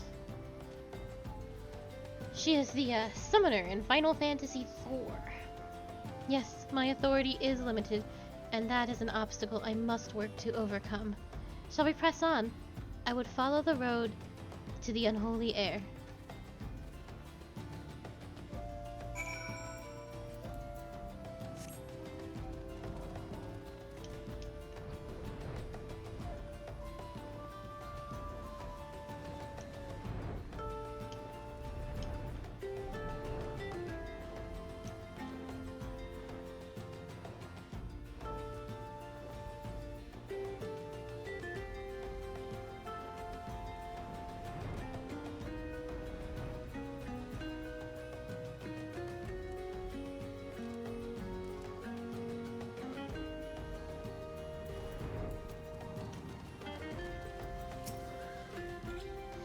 It was here, in this wholly unremarkable place, that my mother and father met their doom. I was but a child at the time. My parents were returning from an inspection of our interests in eastern Thanalan, and an untimely rock slide crushed their carriage. To this day, it is not certain if the incident was simple misfortune, or an expertly planned assassination. Raban once offered to reopen the investigation and bring me the truth. He assumed I must surely crave, but I refused. Even if my parents' deaths were orchestrated by the monetarists, could only have brought their hirelings to justice. The true villains, those who plotted to put me on the throne as biddable puppet, were ever beyond our reach. Thus did I plan to strip the merchants of their power and place our nation in the hands of its citizens, quite unaware of the consequences of my actions would have for you and yours. I shudder to think how many goodly souls paid the price of my nativity. But I am no longer a child, reciting the words of witless obedience, and I will not be used as pawn in the monetarists' damnable games. Forgive my outburst. You are one of the people to whom I feel I can speak my mind. Come, let us return to Ul'dah and visit the Colosseum.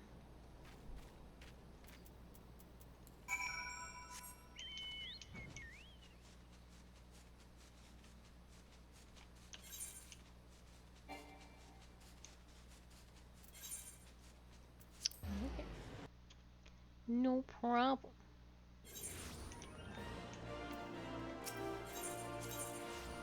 Oh shit, that's the wrong one. We want to go to the Gladiators Guild. I saw a G and I was like, yep. No problem.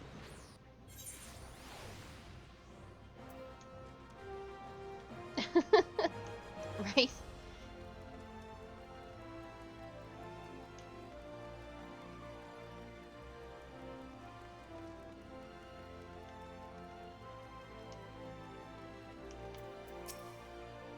From the moment I became Sultana, I found myself thrust into endless parade of document signing and ceremonies. For years I simply signed where I was told to sign, and sat where I was told to sit, blissfully oblivious to what any of it meant. Yet one good thing did come from the ignominious chapter of my life, for it was during an official visit to the Colosseum that I first met Roban. The match I had been invited to attend was not at all what I expected. They had pitted the Bull of Alamigo against a dozen or so rival gladiators. Blinkered though I was, I would not stand for so obvious an injustice, and demanded to see a fair fight, one man against the other, and my royal wish was duly granted. It was not until later that I learned of the gambling ring, which had arranged for Roban to die on the sands that day. Regardless, my intervention meant that Roban had but a single opponent to dispatch, which he duly did. And when he knelt before me to receive the winner's purse, he swore that he would one day offer me his blade in service. Surrounded as I was by liars and manipulators, I confessed, I dismissed it as a pleasant piece of theater. But as you know, Roban is a man of his word. Though it took him another 5 years of fighting on the blood sand, he amassed a fortune so great as to buy not only his freedom, but a seat on the syndicate. And then I had my blade.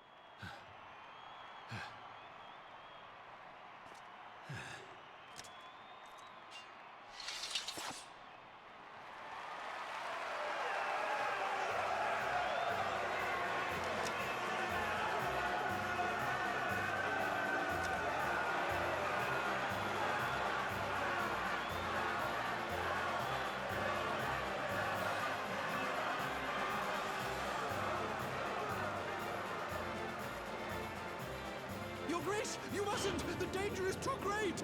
Please, Your Grace, come back! I beg of you! It seems you're the one who needs looking after, Master Sham. Raban! Your Grace,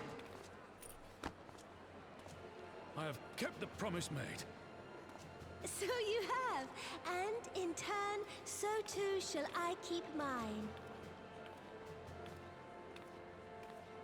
With your winnings, you have become one of the 6 most wealthy souls in all Ul'dah. And so, as tradition dictates, Rauben Aldin, you have earned yourself a seat on the Syndicate. May your new station garner you still greater glories. I am honored, Your Grace, and vow to serve with every fiber of my being from this day till my last.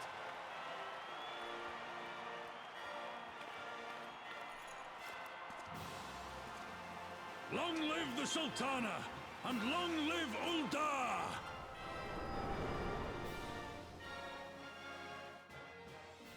The way she Naruto ran through all the corpses, just Words cannot well express what that man means to me. There are others who care deeply for my well-being, of course, Papa Shan's love for me is that of a grandsire to his grandchild. But upon matters of governance, I cannot turn to bodyguards and maidservants for counsel. Roban, with the authority of his syndicate position, was the first sword I could wield. It was the only edge which could cut the strings that bound me. Oh shit, there's no food here for you, Miss Q.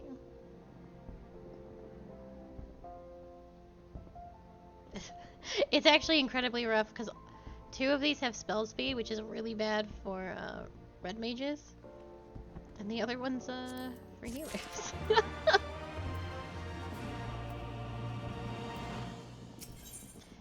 Namano seems lost in thoughts of the past.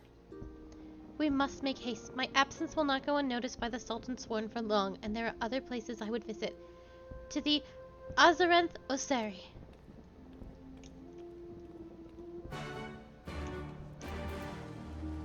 That's where I thought it was. We want to go to Lubeck.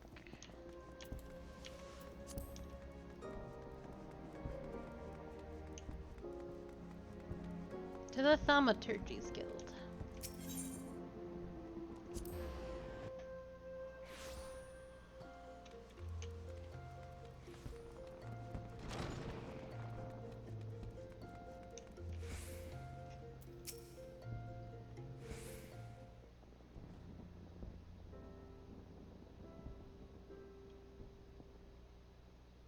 When the calamity threatened, Roban led the Alliance forces into battle on the plains of Cartano, and I remained here. I prayed with all my heart that Archon Louis Sois would have the power to rouse the 12. Since that day, I have made a custom of visiting the shrine during each of my little excursions. Here I seek the blessing of Thal, reflect upon my choices, and ask myself if I am fulfilling my duties as Sultana. If you are rightly celebrated as a champion because you have led the line in 100 battles for the good of Eorzea in much the same way. I believe the measure of a monarch lies in how she leads her people in times of adversary. If I am to be a sultana worthy of the name, I cannot turn a blind eye to the troubles facing Ul'dah. I have chosen my path, Akali. With Ala Mhigo now freed from imperial chains, I finally see a way to aid the refugees. Already, many displaced Ala Mhigans seek to begin the long trek home. To facilitate that process, I have made a small contribution, an artisan school in Ralgar's Reach, for any who wish to learn new trades. Realistically, however, it will take years for such training to yield tangible benefits. But we do not have years. These people will need shelter and employment if they are to survive, and this time, the Ul'dah Treasury shall provide. Actually, the artisans thing she's talking about, that is something you will see in your Goldsmiths Guild. You actually participate in it and help train Ala Mhigans. It's very cute. Precisely where and how to allocate the necessary funds is, of course, another question. Might you ask a member of the syndicate for advice?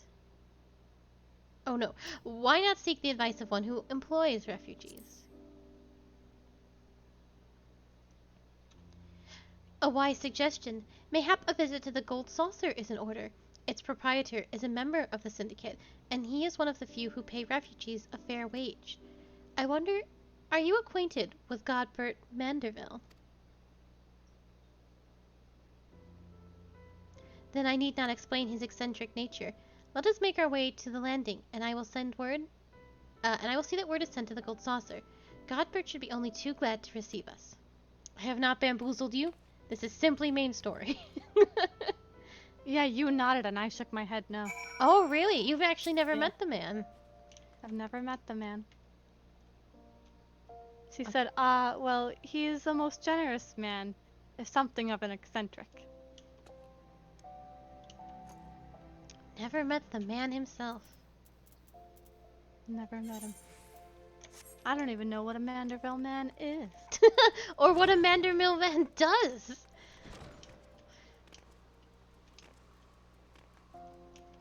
Oh, you don't like serendipity? Serendipity's sweet. But I think her questline is a little obnoxious. Because she has the mammoth that says pog slurs at you. I have ridden aboard a public airship before, but this shall be my first visit to the Gold Saucer. I must confess to some excitement. I think you're thinking of the leatherworking person, who is a straight up bitch. No, Severan's the alchemy one. And he's the absolute wild bag of... Oh, you don't like Severin? You break my heart. I love that man.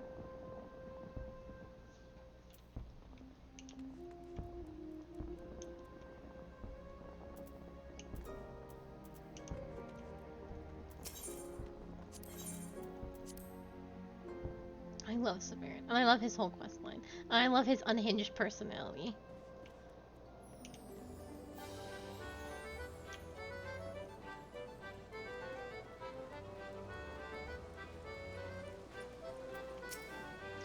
I had heard descriptions of its splendor, yet I never dreamed it would be so bright and inviting. No, I couldn't possibly. We did not come here to fritter away the royal coin. Godbert will be expecting us. Come, let us head directly to the lounge and ignore these gaudy temptations.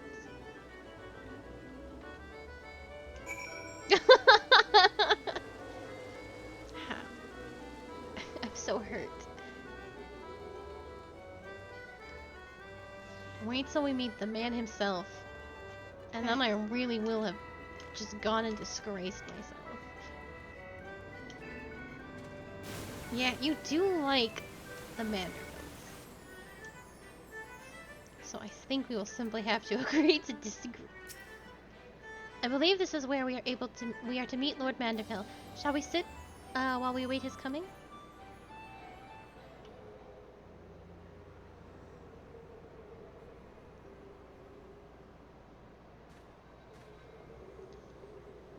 Oh, he has clothes on. My apologies, Your Grace. I have kept you waiting. No apologies are necessary, Godbert. My request was sudden, and you were kind to make yourself available at such short notice.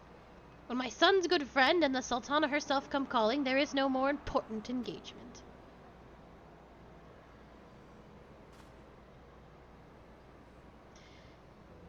As to the purpose of my visit, I would have your thoughts on how to crown, might best aid the refugees residing in Thanalan. You are aware, I am sure, that many Alamegans' displaced sons and daughters long to return to their newly liberated homeland, and you are also aware of how they will suffer without shelter and work to sustain them. I would use our nation's wealth to spare them that suffering. What advice have you for me on the matter of how it might be best distributed?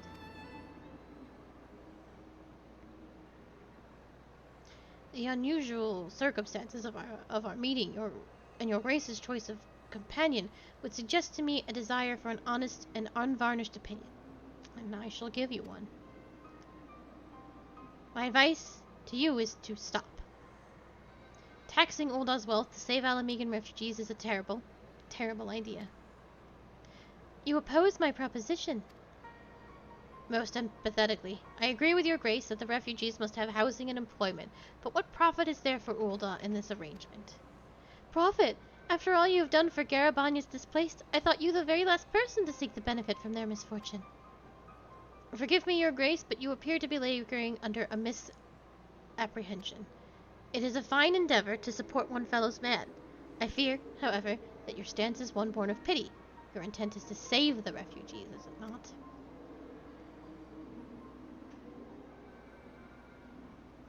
For all our potential, we are indolent creatures by nature. If unconditional charity is all we know, then we begin to rely on it, to expect it. And then we must consider Ulda's own poor and downtrodden. Should they hear of you spending the nation's coin, not to improve their lot, but to nurture the distant citizens of Alamigo, it is unlikely that they will applaud your generosity. Surely it is not your Grace's intention to foster new resentments, but to spread goodwill. Indeed, that any support I pledge to the refugees must promote self-sufficiency, whilst also serving the interest of the people of Ulda. Exactly so. Such an arrangement will create a far more equitable relationship with the returning Alamegans, even if it generates the revenue required to win the approval of your subjects.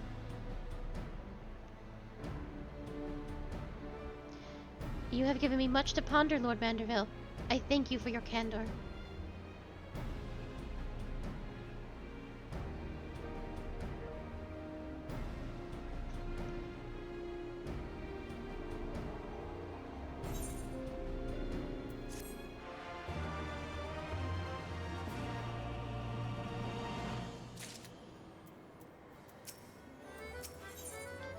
Namino appears to be reassessing her plans. Prophet, the thought never even crossed my mind, but standing about lamenting my naivety will not do anyone any good. I shall consider my lesson learned and press on. Akali, are you perchance acquainted with any successful merchants? If my attempt at philanthropy is obliged to reap a profit, it would seem wise to consult someone with a knack for business. Ordinarily, I would not trust any agent of the East Alderton Trading Company, but if you hold this Hancock fellow in high esteem, I am content to be led by you. You may repay my faith by journeying to distant Kugane and speaking with him on my behalf. Eager though I am to visit those shores, I have not the leisure for a lengthy sea voyage. Now, assuming you will travel as adventurers are wont to do, I shall await your report by an aetherite in Ulda. A fair journey to you, Akali, and a swift one, if you please.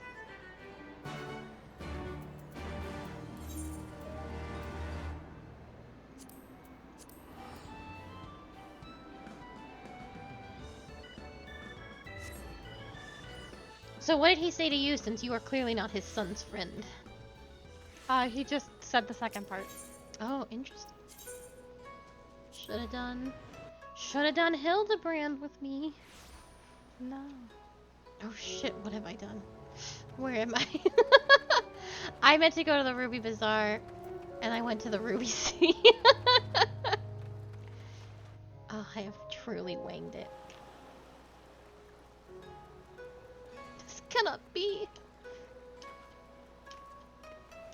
My name is Casa, and I never learned how to read.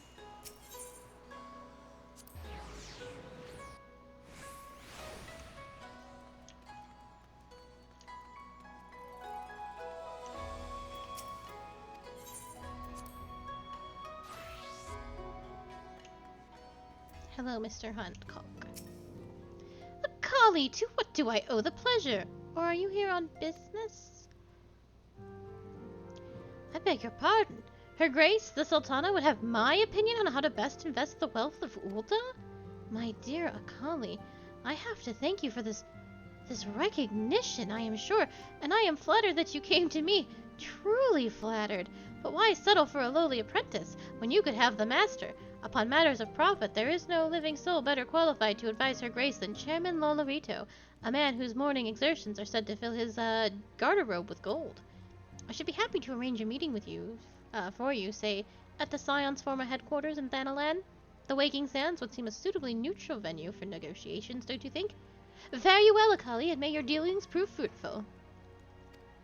I would think that she would not want to evolve Lolorito, but we certainly have gone and done it, haven't we? You will not find a shrewder merchant than Chairman Lolorito. Would that I could be present to witness the back and forth of your coming negotiations. You've betrayed me for the last time, Hancock.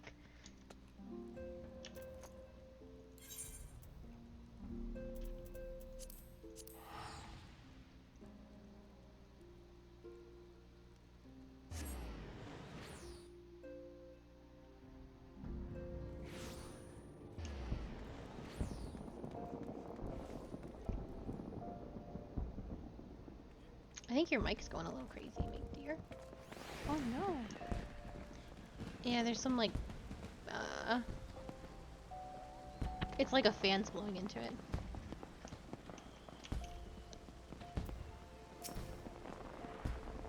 I can still hear it. Oh, well, I completely muted myself. Interesting. Welcome back, Akali. Did your merchant friend have any useful advice to share? With Lolorito? And you agreed to this? I am well well aware of his standing in the field of business, but I'd hoped to keep the monetarist at arm's length, and to him in particular. Nay, I cannot live in fear of the man. I must learn how to treat with him if I am to rule Ul'dah effectively. Very well. I will meet with Lolorito. Let's go on ahead to the Waking Sands and prepare for his coming.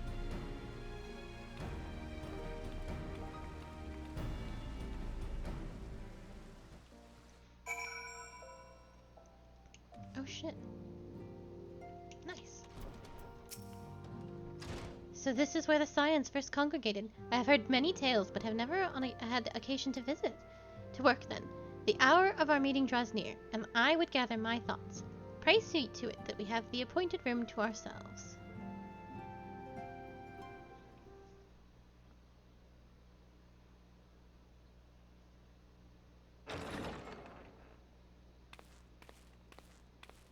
A personal summons from the Scions. This must be important business indeed. Though, if it concerns anything so underhand as an assassination, I fear I can be of little help. This man is so slimy.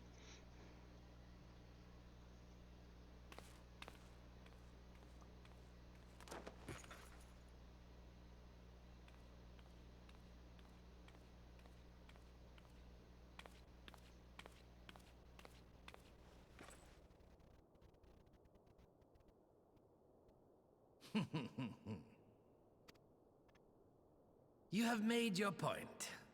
'Tis indeed unsettling to find oneself seated across from an impassive mask.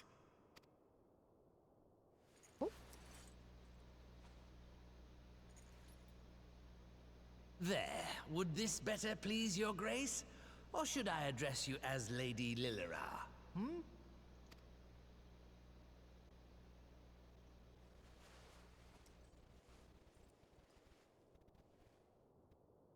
Nay, the deception has served its purpose.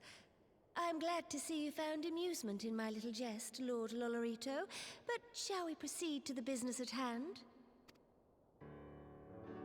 By all means. I must say I am most eager to hear your proposal. Simply put, I would aid the refugees camped in Thanalan in their efforts to return to Alamigo. The reparations you paid in the wake of your earlier misdemeanors will be used to fund the endeavor, together with the fortune seized from the late Teleji Adeleji's estate. But this plan is not intended to benefit the displaced alone. I would make of this an investment which shall enrich Ul'dah and Alamigo both. And who better to consult on matters of profit than the wealthiest man in all of Thanalan? I beseech you then, Lord Lolorito, share with us your mercantile wisdom. Ah, 'twould seem your grace has matured beyond acts of earnest yet misplaced charity. Pray tell me more.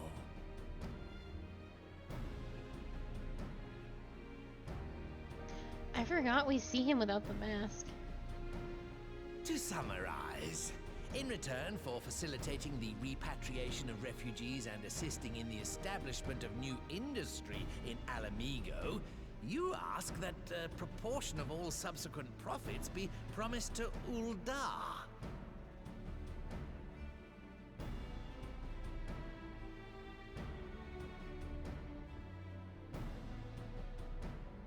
She's still very young. We don't have exact ages for anybody, but she is young. And these are the people that conspired against her and, like, possibly killed her parents, and we're gonna use her as a puppet. And then there was, like, that whole assassination business. So I feel that some fear in talking to these people and not being able to trust them is well-founded. Because he's not just some random merchant. He has done a lot during her reign and undermined her constantly and consistently. So not wanting to involve him, I think, is a wise move on her part. But, and she's right. She's like, no, we have to work together, and now that he's been reined in some, and willing to speak with him and make sure that this all works out. I think it's fair. I think it's a fair reaction.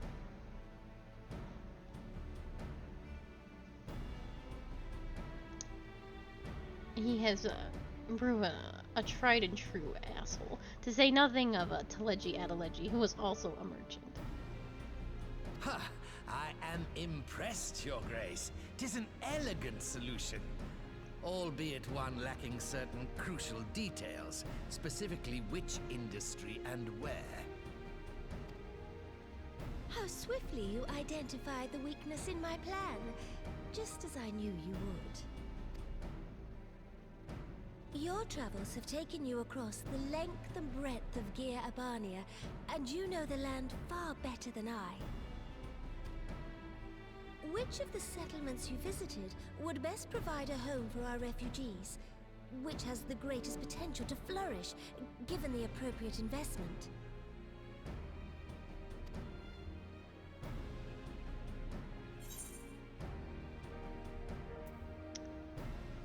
The Saltillery. Ah, yes, that desolate little village on the shore of Loch Seld. I know the Saltry and its products well. The Imperial invasion brought an end to their more widespread distribution, much to the dismay of many a wealthy gourmand, myself included. Salt has ever been a transformative ingredient, and in this instance, I dare say, it could transform a modicum of effort into a mountain of gill. The local citizens will need to be consulted, of course, but I trust the East Aldenar Trading Company can be relied upon to provide its assistance in negotiating a mutually beneficial arrangement. Naturally, Your Grace. I shall dispatch representatives well versed in the extraction of this white gold and wring every last ons of profit from its production. The Loch's bounty will contribute to Alamigo's enrichment, whilst easing the burden on the bull's aching shoulders, just as Your Grace desired.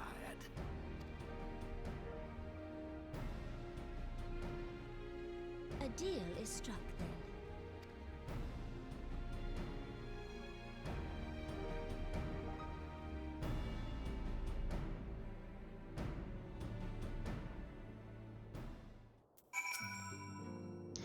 I fear it will be many years before I am comfortable partaking in such negotiations.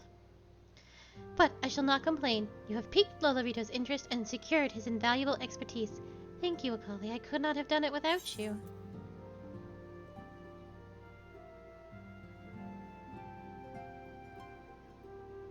Oh, all of these are good for you, Miss Q. Namino is ready to move on ahead with her plans. I think we are approaching the end of this patch, so we'll just see it through to the end. At least until we see the scene that I want to watch. Of course, our course is decided. I shall return to the palace and have my ministers begin work on implementing the particulars of the plan. If I could prevail upon you one more time, Akali, I would ask that you convey the details of our negotiations to Commander Hext on your return to Alamigo. My thanks again. Together we have laid the groundwork for an endeavor which promises to benefit the peoples of Alamigo and Ul'dah both. This actually might be longer than I think it is. If we have the meeting with the leaders, we might call it. Because then it's much lengthier than I imagined.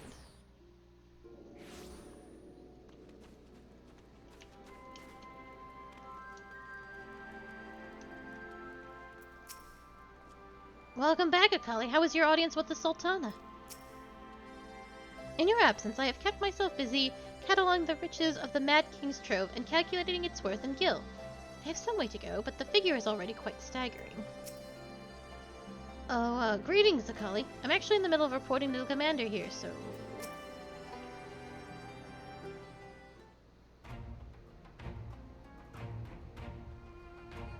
Kali, you're back. What a Namanos. Sorry, are you allowed to talk about your audience with the Sultana? So Ralban says he's going to return to Ulda, but she isn't sure he wants to. Tell me something I don't know, but I'm pleased to hear she's committed to helping our refugees come home. And this plan to revitalize the Saltillery does make quite a lot of sense. Quite how you convinced her to seek Lolorito's help is another question. After all that has happened, he is the very last person I would expect for her to turn to for advice. But on a more practical note, Lise, assuming the interim government elects to accept Ulda's proposal, I have one caveat I should like you to include in the bargain. Alamigo must be permitted to cover a portion of the investment. We have a fortune at our disposal, after all, and allowing Ulda to provide the entirety of the capital will afford Lolorito too much control. Honestly, Elvino, it's like Kugane never happened. What exactly does a ruthless profiteer have to do to earn your trust? But yes, you do make a good point. First things first, though, we need to discuss the proposal with the Saltillery residents. Whiskar, how do you fancy explaining the Sultana's plan to your grandfather? I'd like to hear what Watt thinks of the idea before agreeing to anything. Right away, Commander. Would you mind coming along, Akali? I might need you to fill in the details. Then I shall come as well. Should Watt wish to discuss figures, my knowledge of the nation's finances may prove useful.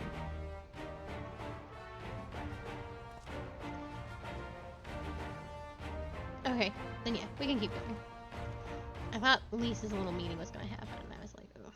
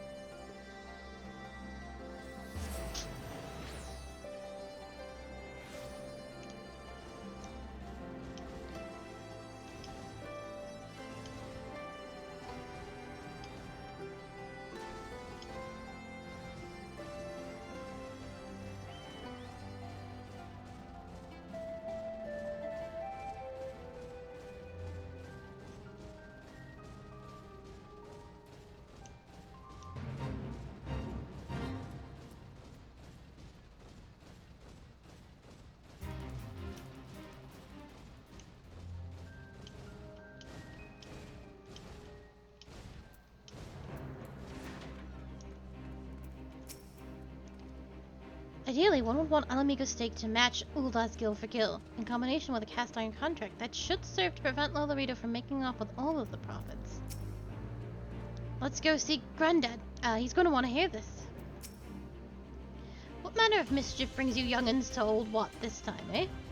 They want to rebuild the Saltillery, Granddad. Akali, tell him about the deal. Well, bugger me. We've never had the coin or the hands to put the place back to how it was, but sounds like all that's about to change. There's just one small wrinkle in your plan. It doesn't account for all the nasties queuing up to eat anyone who goes near the shore. The king used to send soldiers to cull the boggles, but the Imperians weren't about to help the likes of us. Don't worry, Granddad. We'll take care of all that. Commander Hex has been talking about starting up regular patrols, and I'm sure she'd assign me to the lock if I asked. I'd appreciate that, Whisker, my lad. Truly I would. So does that mean you've gotten better with that blade of yours? I've been training, but mostly to kill Imperials. You've some experience in hunting monsters, don't you, Kali? Think you could cast an eye over a few of the local beasties and teach me how to deal with them? Let's not waste any time then. I'll see you by the lock. Whilst you are busy attending to the local fauna, I shall have Master Watt explain to me what exactly is required to restore the Saltillery to its former glory. Good hunting. Here's how you handle them. Step 1, pick up axe. Step 2, swing axe. Oh, mountains of salt. As far as the eye can see. Looks exactly like my bloodstream.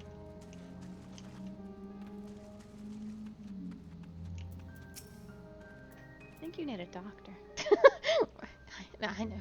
Right then, Akali. I got a spyglass here, so you can use it to take a closer look at these pests. Once you've gotten their measure, you can tell me what to do, and we'll see how I get on. Search your surroundings for yabbies! You may move the camera as well as zoom in and out. Target a yabby and expect it. Yabby.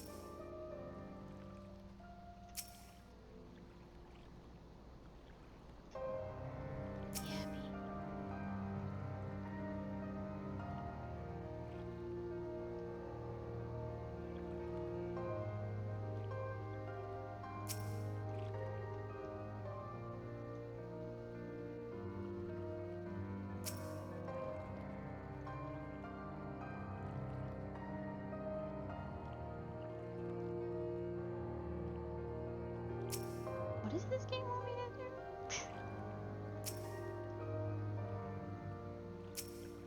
I don't know. What is happening here? Gotta discover the Yab's weak spot. Have you found the Yabby's weak spot? No. No? Okay.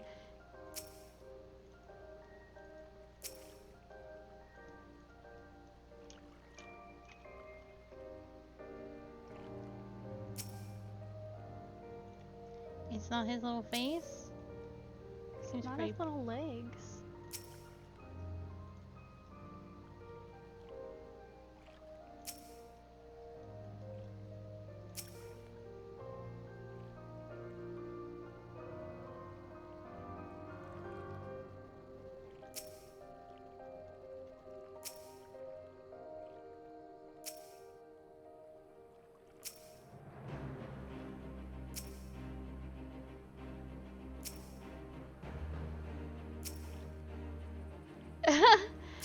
Hold on, give us a second.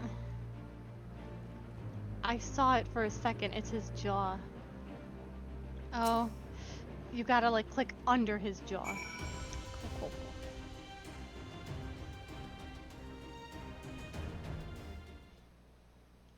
Good grief.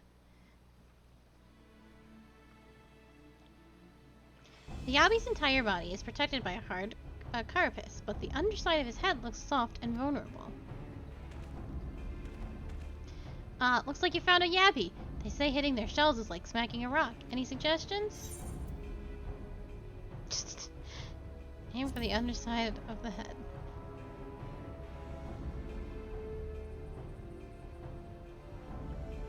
Vulnerable under the head, are they? Right, wish me luck. Miss Chinny Chin Chin. I cried all the way home. Wee wee wee wee. I was out here all night with my little glass like, ooh. I simply cannot pinpoint the weakness.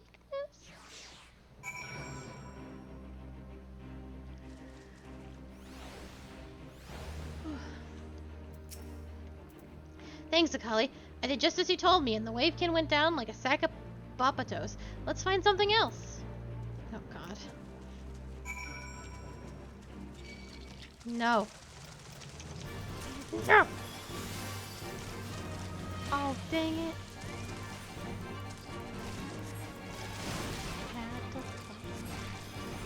Couldn't just run away. No. It was about proving a point. It's just a line of code, man. Think I'm gonna let... You really think I'm gonna let some code insult me? Yes.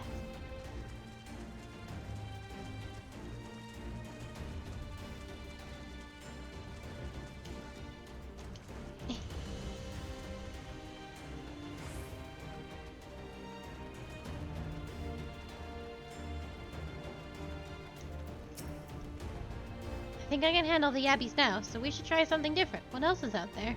Search your surrounding for phobads. They may... It's true. Is that a phobad? Probably.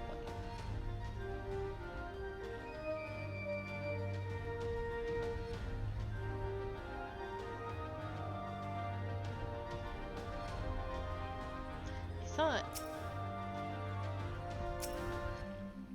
Is his eyeball.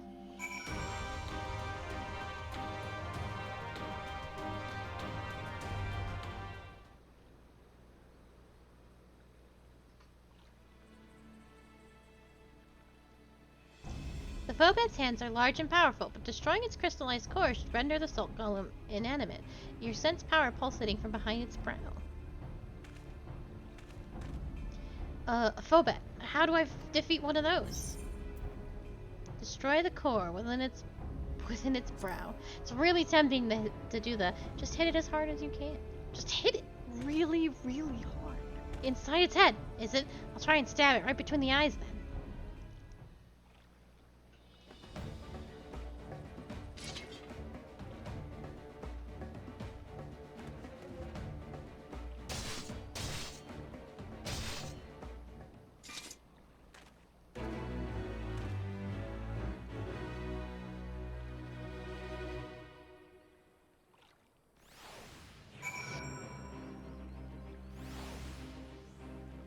me be done with this. It's not easy fighting with the Liberator of Alamigo watching your every move, but I got the job done. Thanks for the advice, Akali. I feel a lot better prepared for my patrols now. Anyway, we should start heading back to the artillery before Grandot starts to worry.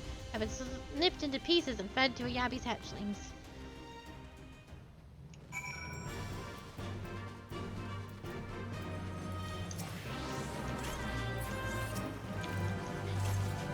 This is a boss fight. I believe there's an achievement if we score high enough, but we might be too late for that.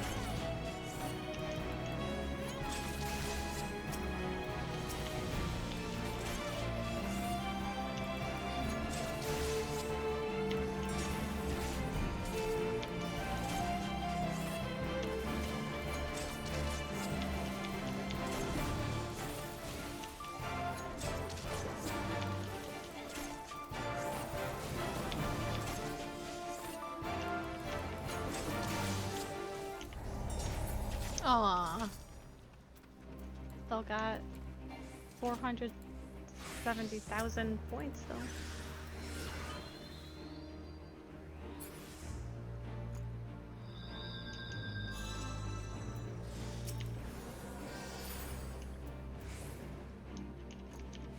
It's okay, buddy.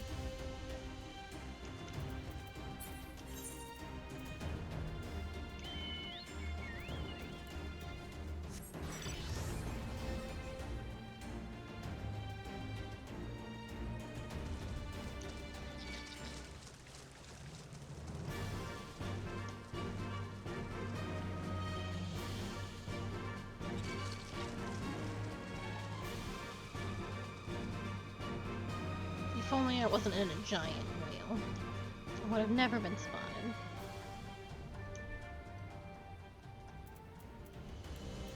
And that's probably true. I see you've returned in one piece. Dealt with those beasties then, did you? I fought them myself after a bit of instruction from Akali here, like. Once I've shared what I've learned with the others, we should have no trouble keeping the shoreline clear. Good lad, a fine young man you've become, Whisker. A fine young man indeed.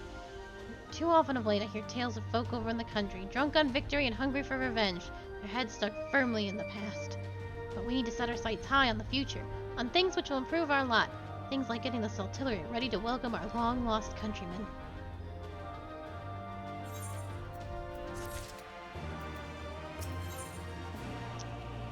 No, we've still got quite a bit to go, it looks like, so we will have to...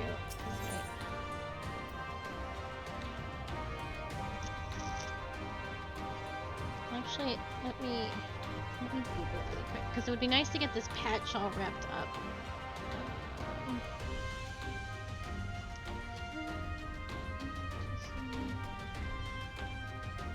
Oh, no, I know exactly what this is, actually. A blissful was all I actually needed to see. So we actually have quite a bit more of this patch to go. Too much to keep going on for today. We're a little over time. So to next week, next Saturday, we'll be back with more Final Fantasy XIV. We will start with a little bit of Eureka and kind of let Eureka sort of be the opening buffer, because I know it's not super exciting.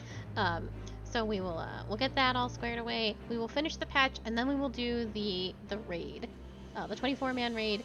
I will do Hildebrand, the first part of Hildebrand, and then I think that might wrap it up for us. But if we can touch 5.2, that would be nice. But thank you so much for being here. What a good time it was. I know, we'll get Hildebrand. It was a tall order, and we spent a lot of time in Eureka. More than I think I intended to, so. But yeah. hopefully we won't spend as much time in Eureka. So, thank you so much for being here. I am off tomorrow, but I will be back Tuesday with Legend of Zelda Majora's Mask at 2 p.m. EST and Nier Automata at 6 p.m. EST. And we will be finishing up Nier Automata at the end of the week. And I will talk more about the next game we intend to play in that slot. So, thank you again. I hope you all have a very lovely evening, and I will see you soon. Goodbye.